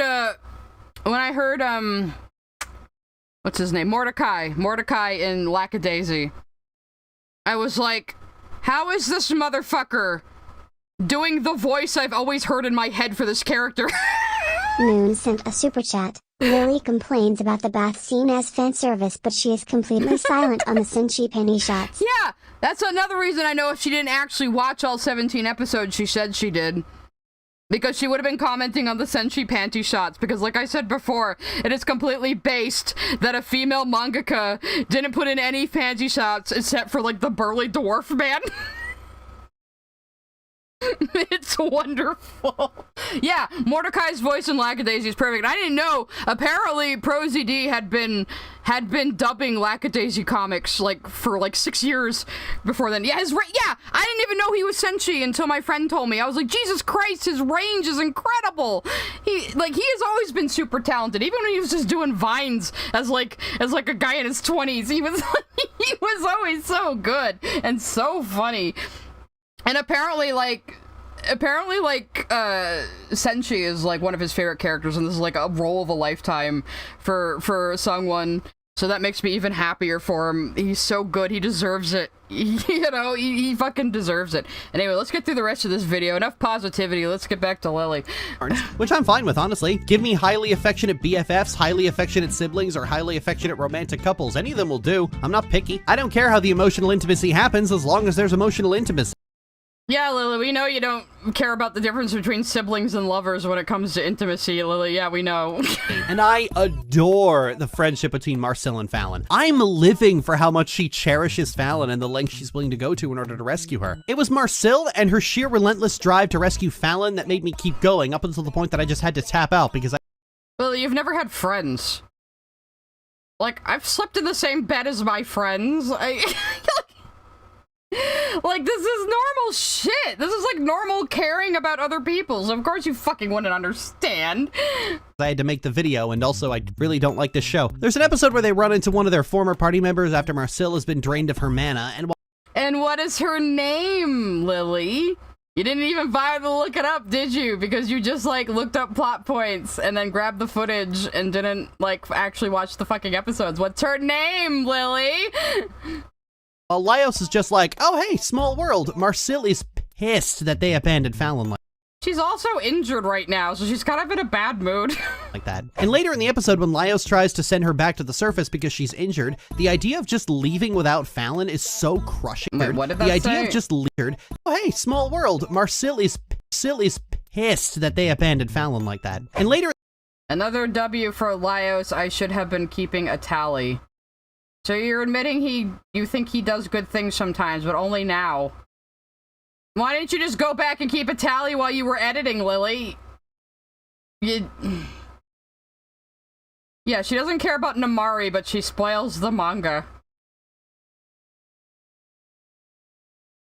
And she doesn't even remember, like, she didn't watch the episodes. I said this in the anime ranking video, but I truly believe Lily Orchard does not fully watch anything. Even things she likes. She does not fully watch anything. She does not fully play anything, except maybe Baldur's Gate 2, because she gets to, like, fap to the sibling romance she installs a mod for. In the episode, when Laios tries to send her back to the surface because she's injured, the idea of just leaving without Fallon is so crushing to her that she does everything she can to recover without leaving. And if it has— Well, she also knows that they're gonna need her magic. It was the only way for them to get across the water area was with her magic. Otherwise, it would have been even harder. So, yeah. And Lily, how did she restore her mana, Lily? How did she restore her mana, Lily? Are you even gonna mention it? Because I don't think you fucking didn't watch this episode. It hasn't become clear yet through every comparison I make in this video. My favorite character— So you're not even explaining how she got her mana back in order to stay in the dungeon, because it was really fucking clever. You're not even talking about that, because you probably didn't watch the full episode. It's a good episode, too. The episode with the Undyne, it's super fucking good. It's exciting, it's fun, it's great.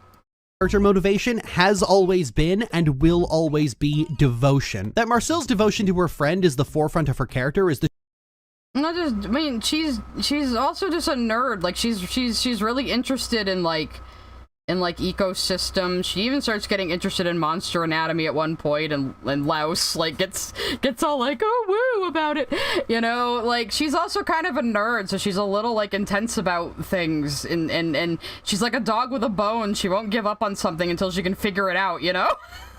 So the person who said this review is just someone who saw Facel fan art and expected that and hates it because she didn't get it perfect way. Describes both videos. Yeah.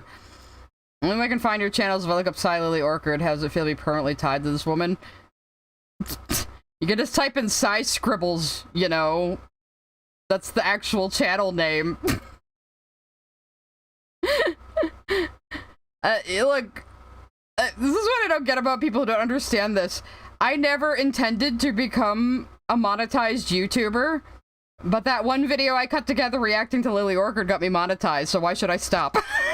I have absolutely no reason to stop. I'm making money. All of you here are enjoying this and being entertained. Why should I stop? But I'm only gonna react to Lily videos that are fucking worth it. So many of her videos are just garbage that say absolutely nothing, and they're not even worth it. I react to Lily's videos because they give me a sounding board to bounce off of, because I am just good off the cuff and prompted to talk about something. I can't just come up with a script and perform it. I'm just not good at it. Cy Spinell Scribbles, our mid-20s streamer who clowns on Lily. Yeah, I'm definitely in my mid-20s. Or Cy Steven Universe. Do you know how many people still comment on my YouTube videos like, oh my god, you're the Switcheroo AU artist? I had no idea. Or, Sai, I didn't know you had a YouTube channel. I was like, yeah, neither did I. I've only been a YouTuber for 6 fucking months. It's been that little amount of time. But I understand SEO, and I can do my own graphic design, and I can do my own editing, so... Yeah, I'm 41. I know I sound young. I look young, too. No one believes how old I am. The show's saving grace. Every time I said to myself, I've seen enough, Marcel would do something like this and keep me going for a while. Even in the scene where Laios reaches his most unbearable, Marcel ends up being the one to salvage it. Valen! Do you recognize who I am? Marcel, stop it! Valen! Marcel's devotion also does the gold standard for character work of informing both her positive and negative attributes, as it's her desperation to get Fallon back that leads to her using a dark forbidden ritual and accidentally binding her soul to a dragon. Yeah, and then Marcel makes foolish, reckless decisions in the pursuit of getting Fallon back, and as a result has to do most of the learning and growing as a character. How did she learn and grow? Marcel was already, like, studying dark magic. That's part of the reason she's in the dungeon. You always wonder why this nervous, prissy girl... Let me find a good shot of her. This nervous, prissy girl who does everything by the book. You wonder why the hell she's interested in the dungeon, and then you find out she's interested in dark ancient magic, and she wants to be able to build a dungeon that can be, like, useful to people. I don't know how she thinks that's gonna work, but that's what she wants to do. Again, she's kind of like Meryl. She's fucking with things she doesn't really understand, but she's convinced herself she understands them. Reckless decisions in the pursuit of getting Fallon back, and as a result has to do most of the learning and growing as a character because her actions have direct and unavoidable consequences. It's not a manga spoiler they've already said in the show that her soul is bound to the soul of the dragon now. They've already said that in the show, so it's not really a spoiler. So, yeah, but go watch Dungeon Meshi. Like, Lily is skipping so many fucking things that honestly, there's so much stuff you won't even, like, know going into it. Just go watch it. It's so good. The video's about 5 more minutes, so maybe another hour. No, I'm kidding. I'll try to get through faster. Marcel is a reckless woman who makes dangerous decisions, oftentimes more reckless than Laios, but it's always immediately clear why, and is understandable because love makes you do dangerous and reckless things, especially if it's born out of a fear for someone's safety. Yeah, she has to resort to the black magic because that's like the only thing that could possibly bring bring Phelan back from a skeleton. Yeah, I'm secretly an elf. Yeah, and I'm more of a hobbit, actually. Also speaks to Fallon's character as well, because while she's absent for the vast majority of the story, you get the sense of what kind of person Fallon is to inspire that kind of adoration and devotion. If anything, Yes, Lily, that's why we have these flashbacks to Fallon, so we can learn what she's like and why these characters care about her. You skip it over all the flashbacks with Laios, though, right? Like... I am in pain right now, Jesus. The fact that they aren't gay only makes this more evident. You see the way Marcel behaves and go, wow, Fallon must be someone special. I found myself genuinely liking Fallon. Yeah, she has a friend, Lily. Something you don't under-fucking-stand. Because to Lily Orchard, people only exist to serve her. She doesn't understand the basic fucking friendship. You know, like, would you not, like, resurrect your friend with dragon meat if they died? Like, wouldn't you? As a character, in spite of the fact we see very little of her, and what little we do see is just... We see very little of her so far. The show isn't done yet. The manga only just ended last year. Like, have some fucking patience and pay attention to the show, Lily. I love when Lily just watches like 3 episodes or something and goes, I don't like where this is going, so the whole show's gotta be bad. You know? Like, maybe just... buy into the world it's showing you and pay it fucking attention instead of trying to make every show into something else that it isn't. Like, she's always just mad that a show isn't what she expected. Kinda tropey? I mean, she's a soft-spoken priest, she's just very generically nice. They're all tropey. She refers to Laios as brother instead of his name. Like, I'm almost positive. Yeah. Because they translated it correctly. She probably just calls him Onisan. So...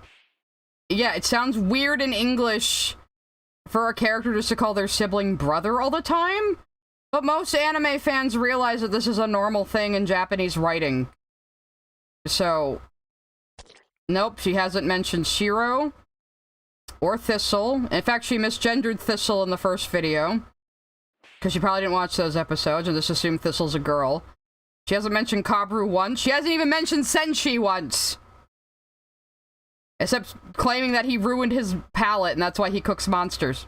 Which... And she didn't know Namari's name.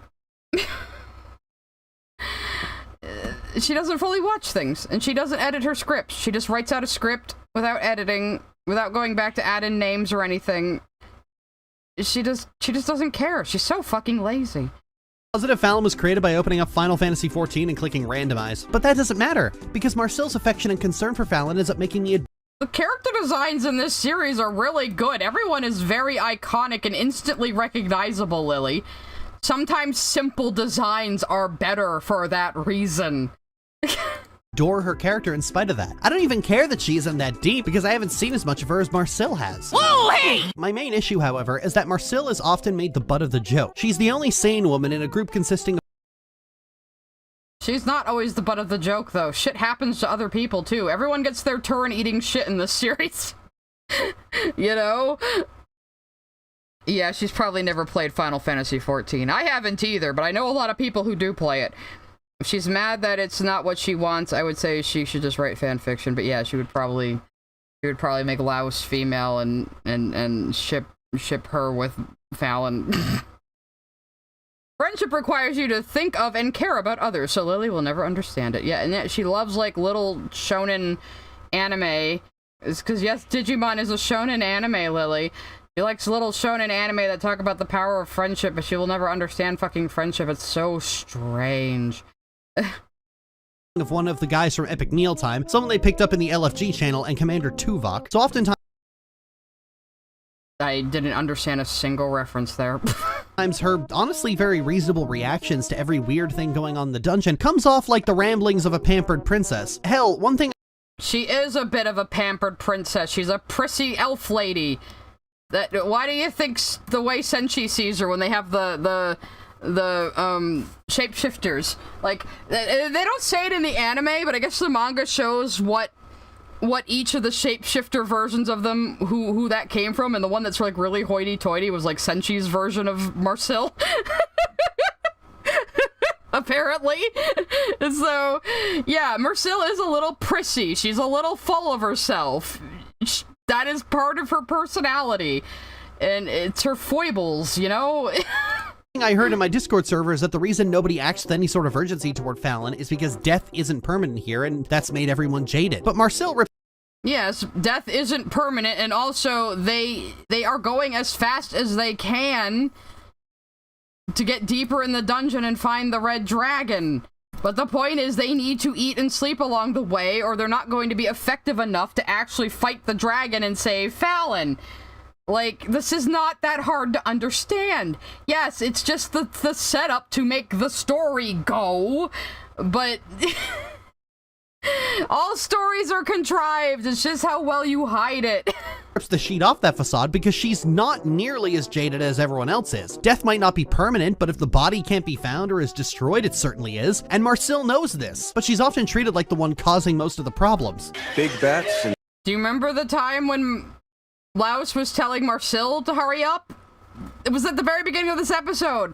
Laos tells her to, like, pick up the pace, and that's what makes her feel like she's not contributing enough, and that's what drives her to do this wacky scheme with the fucking mandrake. Because she was feeling insecure. Giant rats. I'm not eating unhygienic things. Forest goblins. Same with demi-humans. Living armor? Metal. That's it? There's nothing It's almost like that last part was foreshadowing for the living armor episode you just kind of glossed over, Lily. normal? Oh my god, first you say I'm fine with anything, then hate whatever we suggest. You're that type. Oh my god, Marcel, just be okay with quasi-cannibalism and eating steel. That's— do you remember that Chilchuck is the one that smacks Laos upside the head for thinking about eating a fish man? Do you remember that? Chilchuck is just a sassy little bitch. He's a middle-aged man who looks like a child, and he's just sassing people constantly. That's who he is. And I love him for it. It's the joke, Lily. Oh, was it? My apologies. I was thrown off by the fact that it wasn't funny. I'll do better, I promise. The fact that Marcel is the most— Oh, you mean like every single one of your fucking jokes, Lily? You don't make a single person laugh ever, Lily, because your jokes are really fucking bad. You wouldn't know a good joke if it bit you on your ass, Lily. Isn't it funny, Lily, how I can be way funnier than you, completely unscripted, than you can try to be funny on purpose? Isn't that hilarious, Lily? If you're still here, if you're Sabine or whoever, if you're secretly watching, Lily, I am so much more naturally funny than you. Take that. I don't mind bragging a little bit. Everyone in here is like steaming me up a little bit. I'm gonna need you guys to like humble me later, though. Keep me. I don't want to turn into Lily. Keep me humble. Make fun of me. Bully me, chat. Anyway. Most likable character in the room and gets crapped on by characters who are in desperate need of therapy, medicine, and a few kicks to the sack for good measure, just comes off as weird. I want to kick the autistic man in the balls for not acting like a normal person. That's real progressive there, Lily. I make a living off of Lily the same way Lily makes a living off of tearing down other people's art. So I make about $400 a month right now. It's it's a nice little chunk of change. It goes right in the weed fund mostly, but there you go. Honestly, especially— Yeah, I can eat a slice of humble pie. That humble pie I drew looked great. Yeah. I should put on a little crown of thorns like Kendrick. Maybe I should have done that for this stream. You can throw rocks at me. If you spend bits, you can throw rocks at me, and spending bits will open more sticker slots. You see how that works? So throw rocks at me. Established that the show removes moments where I'm other older than characters give Chilchuck. I would be like fucking like an ancient person in Chilchuck's race, I think. Shit for basically being a freshly born nobody. Oh, you mean an anime is being weird about women, Lil? Excuse me while I alert the fucking media. I'm sorry, what the— I was talking over you, Lily, because you're being dumb. Kicks to the sack for good measure just comes off as weird, honestly. Especially since we've established that the show removes moments where other characters give Lio shit for basically being a freshly born nobody. Oh, you mean an— What do you mean it removes moments? All the manga panels you showed happen in the show, Lily. You just didn't watch every episode, Lily. You said you watched all 17 episodes, but you clearly didn't because you don't know characters' names. You're missing plot points. You think the manga panels you slapped up on there didn't happen when they all did? Because this is a very faithful adaptation to the point that they redraw some manga panels, like, completely accurately to how they looked in the manga. Like— oh my god. An anime is being weird about women, Lil. Excuse me while I alert the fucking media. Yeah, I know. Anime and women— How is it being weird about women? Try to fucking explain this, Lily. How is this show weird about women anywhere? Like I said, you have all heard my hairy-legged feminist rant. I will fucking go off on something if I think it's sexist. I have not seen a single bit of sexism in this show, and you know why? Because it was written by a woman! Women have long gone together like oil and environmental stability, but there's no reason that has to be the case. I've seen several anime that could treat women like actual people. Who's making this adaptation? You know, on reflection, I should have known that sooner. There's a— This is not one of Trigger's— what? Because they made Kill la Kill? Because they made Kill la Kill? You're gonna pretend they make nothing but perverse stuff? Lily, you also watched Little Witch Academia. Guess who also made that? Fucking Studio Trigger. And this is, like, very similar to the style they used for Little Witch Academia. It's that more blobby, cutesy style that they do, you know? Bleeding, screaming woman ripping her shirt off. Of course. Yeah. Like, that's not even fan service. You see a little bit of underboob, but this is also supposed to be kind of horrific. And also, yeah, she's just gonna be a monster now, so she's gonna take off the shirt. Probably makes her easier to animate. Brian sent a super chat. Maybe the anime isn't being weird about women, Lily. Maybe you are just weird about women, Lily. Very good point, Heron. Thank you for the super chat. The calls are coming from inside the house. Studio Trigger also made Cyberpunk Edge Runners. So Trigger tends to vacillate between like you know, more edgy adult stuff and like more cutesy stuff. Like they're very versatile. Yeah, and Kill la Kill is like, it's like not even like really a fan service show. Kill la Kill, it's like, I haven't like fully seen it, but like fucking I have seen Cyberpunk Edge Runners though. Edge Runners is good. So yeah, this one shot of Phelan ripping off her shirt, which isn't even like fan servicey. Like her boobs don't even jiggle. It's not from like a low angle. It's not like showing nip or anything. This isn't fan service. Yeah, Marcel reacts to it as a joke, you know, but She's just fully transforming into a monster. Also, don't forget, she's being controlled by Thistle at this point and thinks she's a dragon. She is more animal than woman right now. And this is showing that, you know? It's not fucking fan service. J. Marty sent a super chat. Lily oscillates from Puritan to sexual deviant. Yeah, there's a lot you could unwrap there, I suppose. Very Freudian. So yeah, it's this and the bath scene. Those are the only two things Lily can point to say the anime is weird about women, and neither one of them are fan service. Like, just... I can't even... Of course it's Trigger, but the way Marcel is treated in general just rubs me the wrong way, especially... I mean, you're acting like Trigger is fucking, what's that studio that always makes really gross shit? I can't forget at the moment. Not Shaft, the other one. I don't know. I forgot who I was thinking of, but... After Spy Family, where Yor gets to be a fully nuanced character who gets to offer commentary on Cold War-era gender norms, and how she utterly fails to meet them, yet that's what everyone loves about her. Is it perfect? Well, no. This is a woman not conforming to gender norms? What, because she can't cook? Everything else about her is very gender conforming. What the fuck are you talking about? She's a waifu. Look at her. Sorry, Spy Family fans, I haven't seen it, but she looks like a waifu to me. I just... No, but neither is getting a 50 on your final exam. It's still a passing grade. Still, Marcel remains the main draw to even watch the show because she's arguably the main character, and is still quite lovable. How is Marcel the main character? She's the... If you want to say any secondary character is the main character, it's fucking Senshi, who you haven't talked about at all! Which is how I know you haven't watched the fucking show, Lily! Not Gynex. Who are the ones that made, can't remember the fucking show I'm trying to think of now. Maybe it was Shaft. I don't know. I don't know. I lost my train of thought. Just forget it. But yeah, there's some studios you can say that about. Like, oh, this is a red flag that this studio made that. But not Trigger. Trigger is one of the most versatile fucking anime studios out there. They really do so many different kinds of projects and do so many different kinds of animation styles. Like, you know why she hates Trigger? Because Takafumi Hori worked on Steven Universe, probably. And she thinks, in her original garbage video, she was under the impression that, because people were saying, oh, hey, a guy from Studio Trigger worked on this episode. She thought that was, a sign that the show was, respected or something. Oblivion Blade TD sent a super chat. Fun Lily fact. In her list of 100 writing tips, she fails to follow about 40 of them. Congrats on the D- on your own test, Lily. I have heard that. But yeah, she acted like people being excited about Takafumi Hori animating on Steven Universe was some trick by the show to hype up the show or boost numbers or something, when in reality Takafumi Hori is a fan of Steven Universe and really wanted to animate on it, so he was able to animate on it.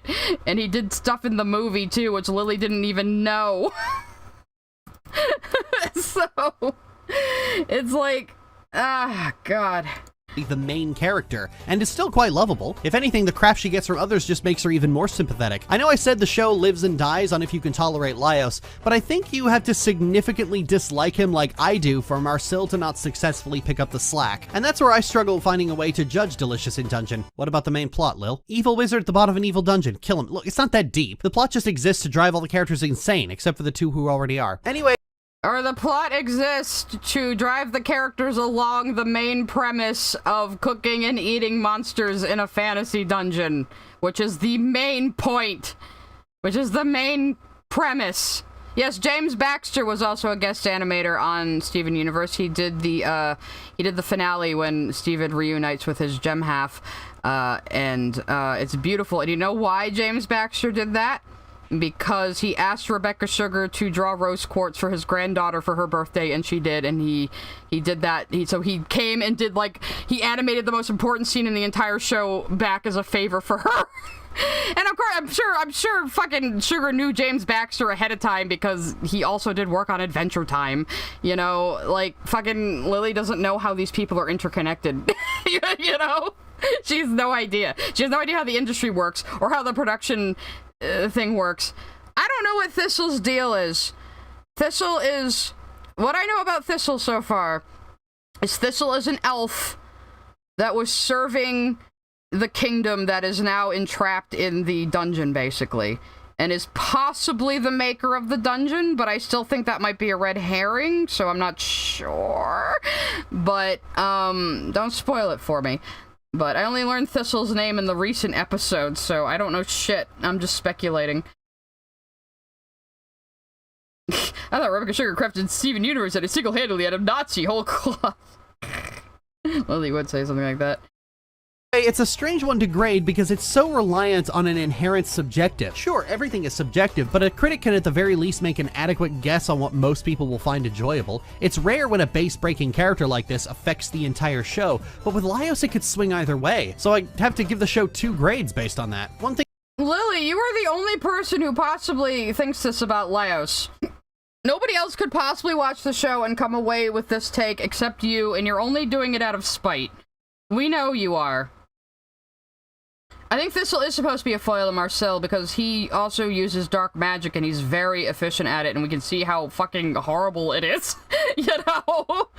Speaking of Thistle, there he is. He's been serving this royal family through generations, and we saw that in the paintings Laos went into, so he has been around this royal family through like 3 generations, and now the original kingdom is trapped in an eternal paused state, basically, within the dungeon. And we're being led to believe that Thistle caused this, but because we're being led to believe that Thistle caused this, I think he's a red herring. That's just my instinct. But we'll find out. He could just be the big bad all along. Who knows? But we'll find out. The thing that's worth mentioning is that the fanbase for this show is fucking god-awful. Yeah, I know weebs have always been somewhere between— Where?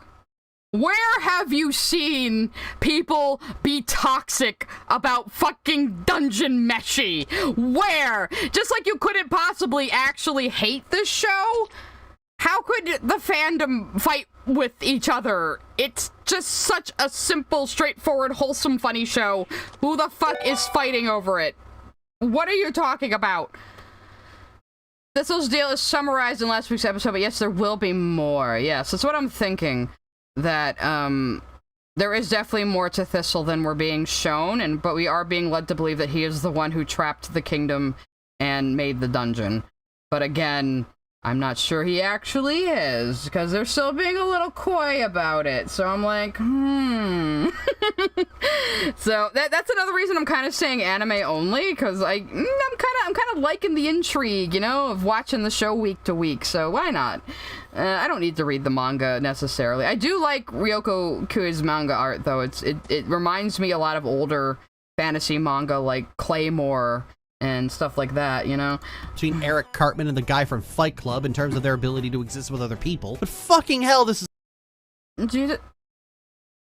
You compare Laios to Eric Cartman and also the narrator from Fight Club? I'm not even gonna get on your ass for calling him the guy from Fight Club, because he doesn't actually have a name. But you probably don't even know that he doesn't have a name. You probably just didn't care. How do you even, like...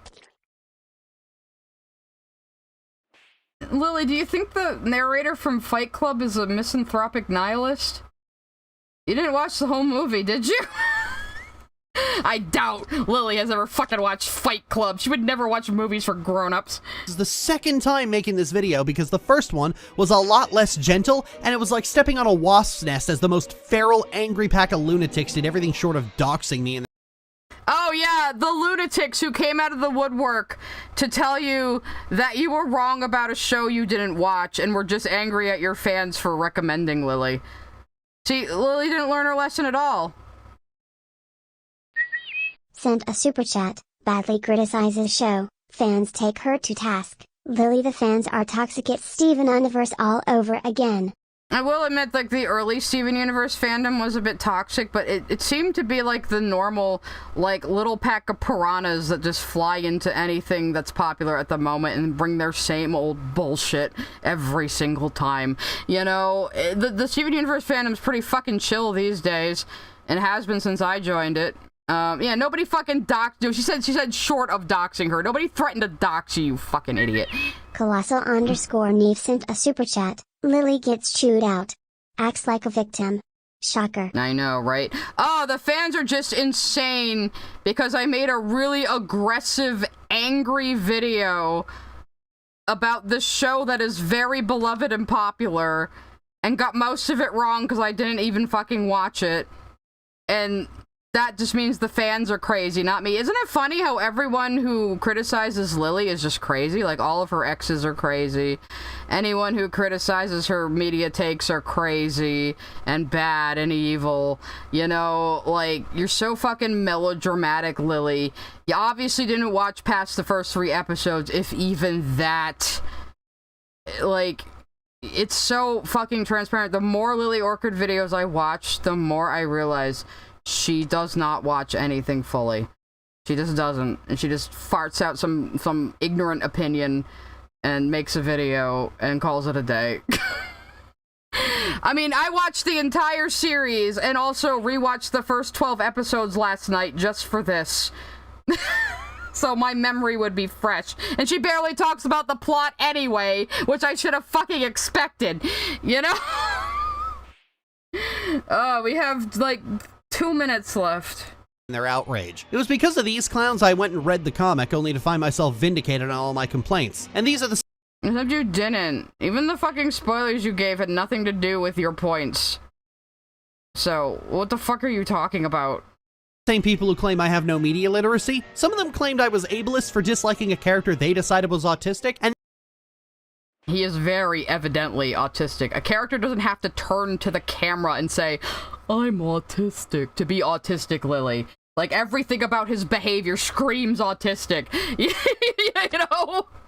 Like, and yeah, you are ableist. You demonstrated that throughout this entire video, that you fucking hate Laios for not being normal. You know, for not acting like a normal person and not having the reactions of a normal person. You know, like neurodivergent people tend to do. We got handsome Senshi over here, by the way. Drink it in, everybody. So, that's all the dudes see him. So, yeah, Lily's the most homophobic trans person, you're right. It's like fucking the video I put up yesterday where she called Tomoyo from Cardcaptor Sakura a predatory lesbian. Like a fucking 11-year-old girl. You know? Yay. Okay. We're almost done. We're almost there, guys. We're almost there. And then proceeded to call me a retard multiple times over. So— You are a retard. Retard. Get over it. You're a retard. It has nothing to do with autism. You're a retard. Retard doesn't mean autistic. Retard means retard. Which is it, clown? I know it's odd to point out an unhinged fan base as a negative, but there are some fan bases who are like next level weird about discourse around their precious baby. Like they spent their entire life never having to interact with— Nobody sees this show as their precious baby. You just don't watch things fully, and then you lie about them. You just lie about them and make shit up. You did this with the Steven Universe movie, where by the end you were just spouting off edgy Reddit fan theories instead of talking about the actual plot, and lied about what happens in the movie. You lied about what happened to Utena. You lied about the ending of Utena because you didn't understand it and you only watched like clips of the last 2 episodes. You don't understand the entire fucking series. You just write it off as, oh, it has abuse in it, so I can't watch it. You would probably watch the dub anyway, Lily, so you're fucking worthless. You're like fucking James Somerton did. His day is coming. I will edit that video. I will finish this thumbnail at some point, even if I'm working on it again next week. Next week is gonna be a normal art stream, okay? I can't take much more of this. With another human being. So, just a heads up, if you watch this show and dislike it, probably best not to say anything. She said at the end of her critical video. It's not that people are after you because you didn't like it. They're after you because you didn't watch it and then you vindictively lied about it and then you spoiled the manga out of nowhere to punish people for daring to question you. So let's see what her scorecard says this time. So Laios is, I guess, neutral if you like Laios. It's a B+. It's an F if you hate him. So Lily is just wrapping this up in her own bullshit, as usual. Like, oh god, I'm so tired. At least we didn't go to 8 o'clock. It's only 7 o'clock. Complaints about mainstream fantasy anime continue to be relevant here. Like, what other mainstream fantasy anime do you not like, Lily? You didn't name a single one because you don't watch anime. You barely watch anything, really. You don't know enough about— here I am comparing Dungeon Meshi to Dragon Half and The Slayers, and you can't even think of another fantasy anime to compare it to. You know, it just fucking shows. Yeah, you're not even a Dungeon Meshi fan. You hate her just as much as the fans. But yeah, but see, this is the thing. Lily got, Lily brought her usual bullshit to a show that is currently very popular and very, like, widely known. Silverheart Soul sent a super chat. My exes are crazy. My family is crazy. My ex's friends are crazy or naive. My ex's fans are crazy. My fans are crazy. And my hates are crazy. Lily, everyone else must be the problem. Thank you, Silverheart Soul. That basically sums up the whole fucking kit and caboodle, doesn't it? I'm just gonna zoom out on the thumbnail because there's no way I'm fucking finishing this right now. There's Smug James Summerton sketch for you guys. It's a very rough sketch right now. I thought I would get further on this tonight, but I was too busy angrily gesturing at my screen. She would hate Vinland Saga. God. Like, I mentioned Claymore as well. She probably wouldn't be able to take that either. Imagine being postmodern, this sinister. You're right. I'm gonna put on some music while we just kind of wind down here. Let's see what's good. There we go. We'll listen to some Night's music. That's nice and calming. We don't need any of my dark fucking sci-fi music. Lily Orchid is literally the Skinner out of touch meme. Yeah, it's worse. She's more like Groundskeeper Willy, just a ball of rage at all times. God, I'm just reading the chats now. I'm probably gonna wrap up soon. The Slayers is amazing. If you like Dungeon Meshi, check out The Slayers. You will like it. Because I think your opinions are interesting. Do you have anything to say about the debate regarding Shiro, Laios, and Phelan? The basis of it are people think Shiro loves Phelan for all the reasons he hates Laios and calling him a hypocrite because of it. I could see that, actually. Like, all the traits he finds annoying in Laios, he finds attractive in Phelan. I can actually see that. That would be pretty fucking funny. Actually, yeah, I could definitely see that. Yeah, Lily didn't mention Shiro at all, who, like, is, like, a dude from fantasy Japan who is, like, who wants to propose to Phelan because he's so enamored with her, you know? And it's, like, which would be unusual, it isn't hinted at that it is unusual in his culture for him to want to marry a foreigner. He likes her that much. Thoughts on Frieren? I haven't seen it yet. I might. I don't know much about it. I don't really like the style. It looks a little moe blob to me, but I have heard it is good. So I think it's a little bit more, slice of lifey, a little bit more down to earth. At least that's what it looks like. But I'm just guessing at this point. I really don't know much about Frieren. Dungeon Meshi comparable to the Slayers. I might have to actually watch Dungeon Meshi. Honestly, Senshini, a lot of the gags in Dungeon Meshi will remind you of the Slayers. Like, Laos is a lot like Gowry. You know, big, dumb, blonde swordsman who can't act like a normal person. He's a lot like Gowry, actually. I really like the headcanon that Toshiro is possibly autistic too because he can't read the room and realize Laios can't.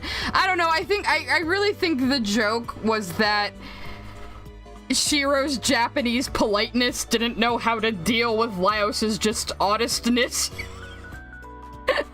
I really think that's the joke. That because he's Asian, he was just too polite to just tell Laios off. So Laios was like, we're best friends! You know? Lily didn't even bother to mention Kabru, who is in all honesty supposed to be the opposite of Laios, someone who hyper-focuses on people and does a lot of things, even things he dislikes, like eating monster eggs, just to get on people's good side. Yeah, Kabru is kind of like, he does seem to be like a people watcher. He does seem to like to study people and their habits, the same way Laios likes to study monsters and their habits. So yeah, they are kind of a foil to each other. So, if convinced you to watch Dungeon Meshi, good. It's on Netflix, everybody. I would recommend even if you just buy Netflix for a month just to watch that, support the official release. And like I said, the dub is really good. If it's not on Netflix in your country, use a fucking VPN. I introduced somebody to Soft Ether the other day. Oblivion Blade TT sent a super chat. I'd be more angry at her opinions, but she'd need to have been first. No, Lily. Contrarian aggression and lazy plagiarism doesn't count. That's all she does, too, isn't it? Anyway, so, I introduced somebody to this the other night, and I'll do it for you guys. There's a free VPN called Soft Ether, and it's made by the University of Tsubaka. And you download the Soft Ether client, and you download this, this other VPN gate program, and you basically can just have a free, very reliable VPN on your computer that will let you watch anything on any streaming service. And, well, I usually use it to trick Steam into thinking I'm in Korea so I can get games earlier. Yeah, Lily wants autistic people to mask. You're right. What anime do I think would trigger Lily? I don't know, just give her like a sibling romance anime so she can pretend she actually hates it when she really doesn't. It's because of Jello Apocalypse I watched Lovely Complex. Yeah, Jello Apocalypse bragging about like purposely changing things in localization was a bit bullshit. Like, can you just like respect Japanese culture and respect that they don't have the same attitudes around gender that the West does? Like, can you appreciate that other fucking cultures exist and your culture isn't necessarily objectively correct all of the time? You know, can we do that? Well, I was the one calling Marcel the straight man, but Chilchuck is kind of the straight man, I guess. Him and Marcel kind of play hot potato with being the voice of reason. Chilchuck still gets himself in trouble with that fucking mimic, though. Yeah, everybody go watch Dungeon Meshi. It's so fucking good. It is really good. It's a very cozy show. It's very wholesome. Like I said, the main theme is about how eating 3 square meals a day and getting plenty of sleep will make you more productive in the long run. I don't think I could get a sponsorship from Soft Ether. They were an open source fucking VPN by a college, but I don't know. What would be show her Elfin Lead? No, she might like that. She might like little girls getting butchered and their limbs ripped off. Yeah, Chilchuck is a jaded union man.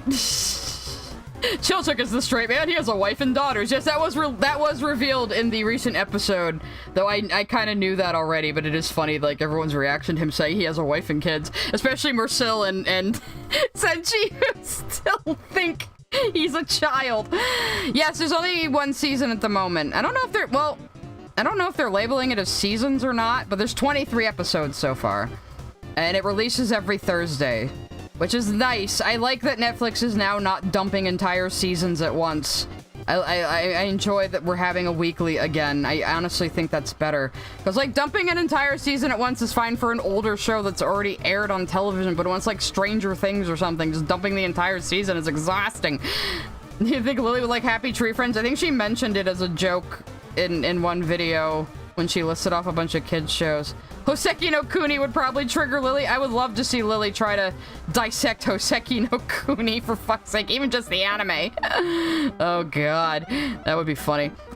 I've said before, if I ever become independently wealthy, I just want to give Lily like $1,500 to like review either BoJack Horseman or The Boys, just to see what will happen. Lily trying to review The Boys would be the funniest fucking thing to me.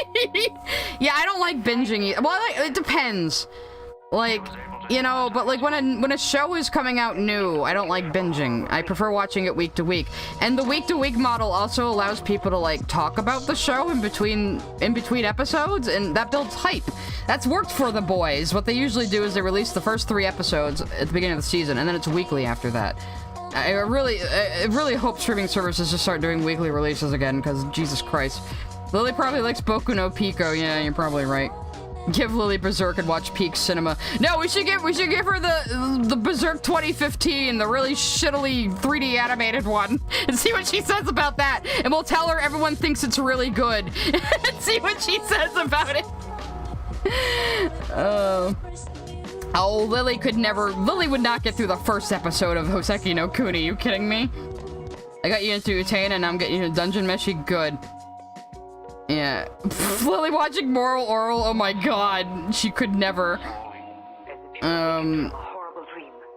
Yeah, she called BoJack Horseman Family Guy for your abusive ex. You know, her other ex she accuses of being abusive. Because every ex that slights her, she turns around and accuses of being abusive and accuses of rape. So, and people are starting to catch on to that. Higurashi? Oh god. Yeah, Lily would definitely have a problem with the tone in Higurashi, that's for sure. She wouldn't understand. Why does it look so cute, but it's so bloody? Why is there a tone issue?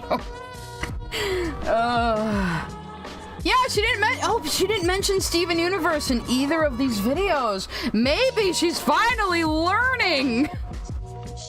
Maybe it's because I messaged Lily on Blue Sky just to fuck with her a little bit. I touched the poop, guys. I touched the poop. You can throw your tomatoes.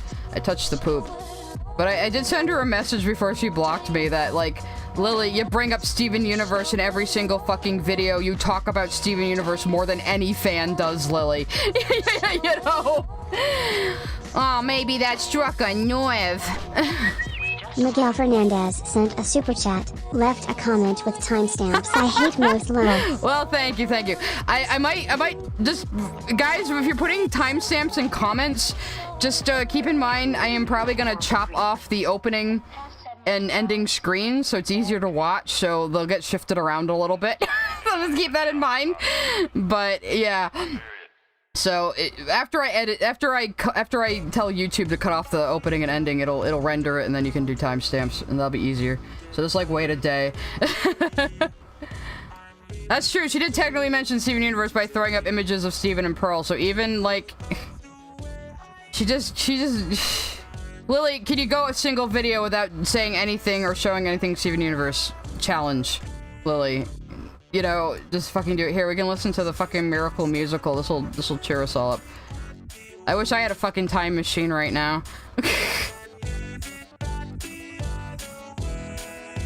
Make her watch Dorohedoro. Yeah. Oh, look at what you've done now to me. Free floating temporally. I'm leaving today. And let's just let Lily watch the Promised Neverland anime, because it sucks. I was reading that manga as it released, by the way. I don't like the anime. Though the ending of the manga was also a little bit of an ass pull, but... I was drawing... This is gonna be my thumbnail for, when I cut down my James Somerton react from the other week. So this is Sai-chan as Anthe, drunk and in pain, because that's how I was the entire react. I was drinking tequila rose. Keep Talking sent a super chat. Chainsaw Man would break really beyond repair. It would. Yeah, Promised Neverland started out really, really strong. But I think it kind of ran into the problem where they kept trying to outdo the last cliffhanger, and it just started to get a little ridiculous. And then the ending, like, they didn't know what the fuck to do by the end. Really, you can tell. They had no idea how to end it. And it was just kind of an ass pull. But up until that point, the manga was really good. You're making a gender brand new Tana AU? That could be interesting. So, that would just be like slutty Akio. Nothing would change then.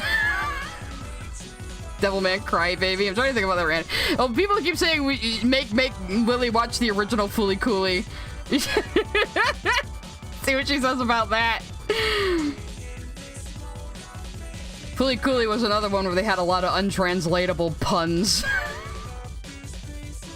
And they just had to basically change the jokes in English because what else could you fucking do with that? How would you act in Nyan Neko Sugar Girls? I have no idea if that's even real. She didn't watch Utena. I can tell she didn't watch Utena because she would be screaming about the tone and all the sibling incest. She didn't fucking watch it. She didn't even know Akio's name. This is a fun game, though. Now, see when Lily doesn't remember characters' names, now she's gonna start looking up names on Wikipedia in order to edit them into her script to look like she knows what she's talking about now that I've said this. You gonna watch this whole stream, Lily? I hope you watch this whole stream, Lily. I hope you watch the whole thing. I hope you're seething right now, Lily. This isn't parasocial at all. Oh god, I'm just fucking around now. The stream's about to end. I'll probably end it right at 7:30. So in a couple of minutes. But I love Fooly Cooly. I saw that when it came out originally in 2003. Fooly Cooly is definitely one of my favorites. She would not understand it though. Fooly Cooly isn't a show that's confusing because it's deep. It's just... it's abstract, but in kind of like a punk, silly way. Sent a super chat. She went through the effort of redoing the video cause of backlash, and it feels like she made it so much worse. It's true. Thank you. Keep talking for the gifted subs. Thank you very much. Keep talking's always inviting people to my Discord. She couldn't handle Flapjack. She couldn't even handle Bluey. Honestly, I think maybe the first video was worse because she started it out with all the aggressive xenophobia against anime and the Japanese. Fooly Cooly isn't postmodern, so Summerton wouldn't get it. I mean, you can actually kind of argue that Fooly Cooly is postmodern, actually, if you really wanted to. Oh, you have the art book? That's pretty fucking cool. See, the thing about Fooly Cooly is it's very stylish. In fact, the color schemes of Fooly Cooly influenced the color grading of Avatar: The Last Airbender, actually. I remember one of the creators saying that they used Fooly Cooly a lot as reference for color grading. And I swear, that scene where Sokka gets high on the fucking cactus juice, I swear that was a reference to Samurai Champloo. I swear it was. She'd hate Rama Half Lane. Oh god, I would not want Lily. That's one anime I would not want Lily to talk about is Lane. Dear God, she would not understand Lane. She would not understand Lane at all. Actually, I'm almost kind of curious, but no, Lily really needs to stop making videos on things I like. Though I did watch Dungeon Meshi just to shit on her, but I was gonna watch it anyway eventually. Fooly Cooly is the show with the South Park reference. Yes, it is an anime that references South Park. Think about how fucking surreal that is.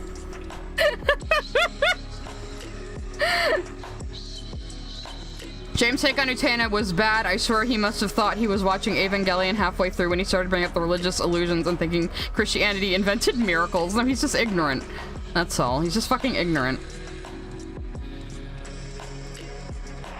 I guess Nyan Neko Sugar Girls is a real thing. I'm scared. Yeah, Lane is definitely one of my favorite animes. I actually watched that when it came out too, but it took me a long time to fucking understand it.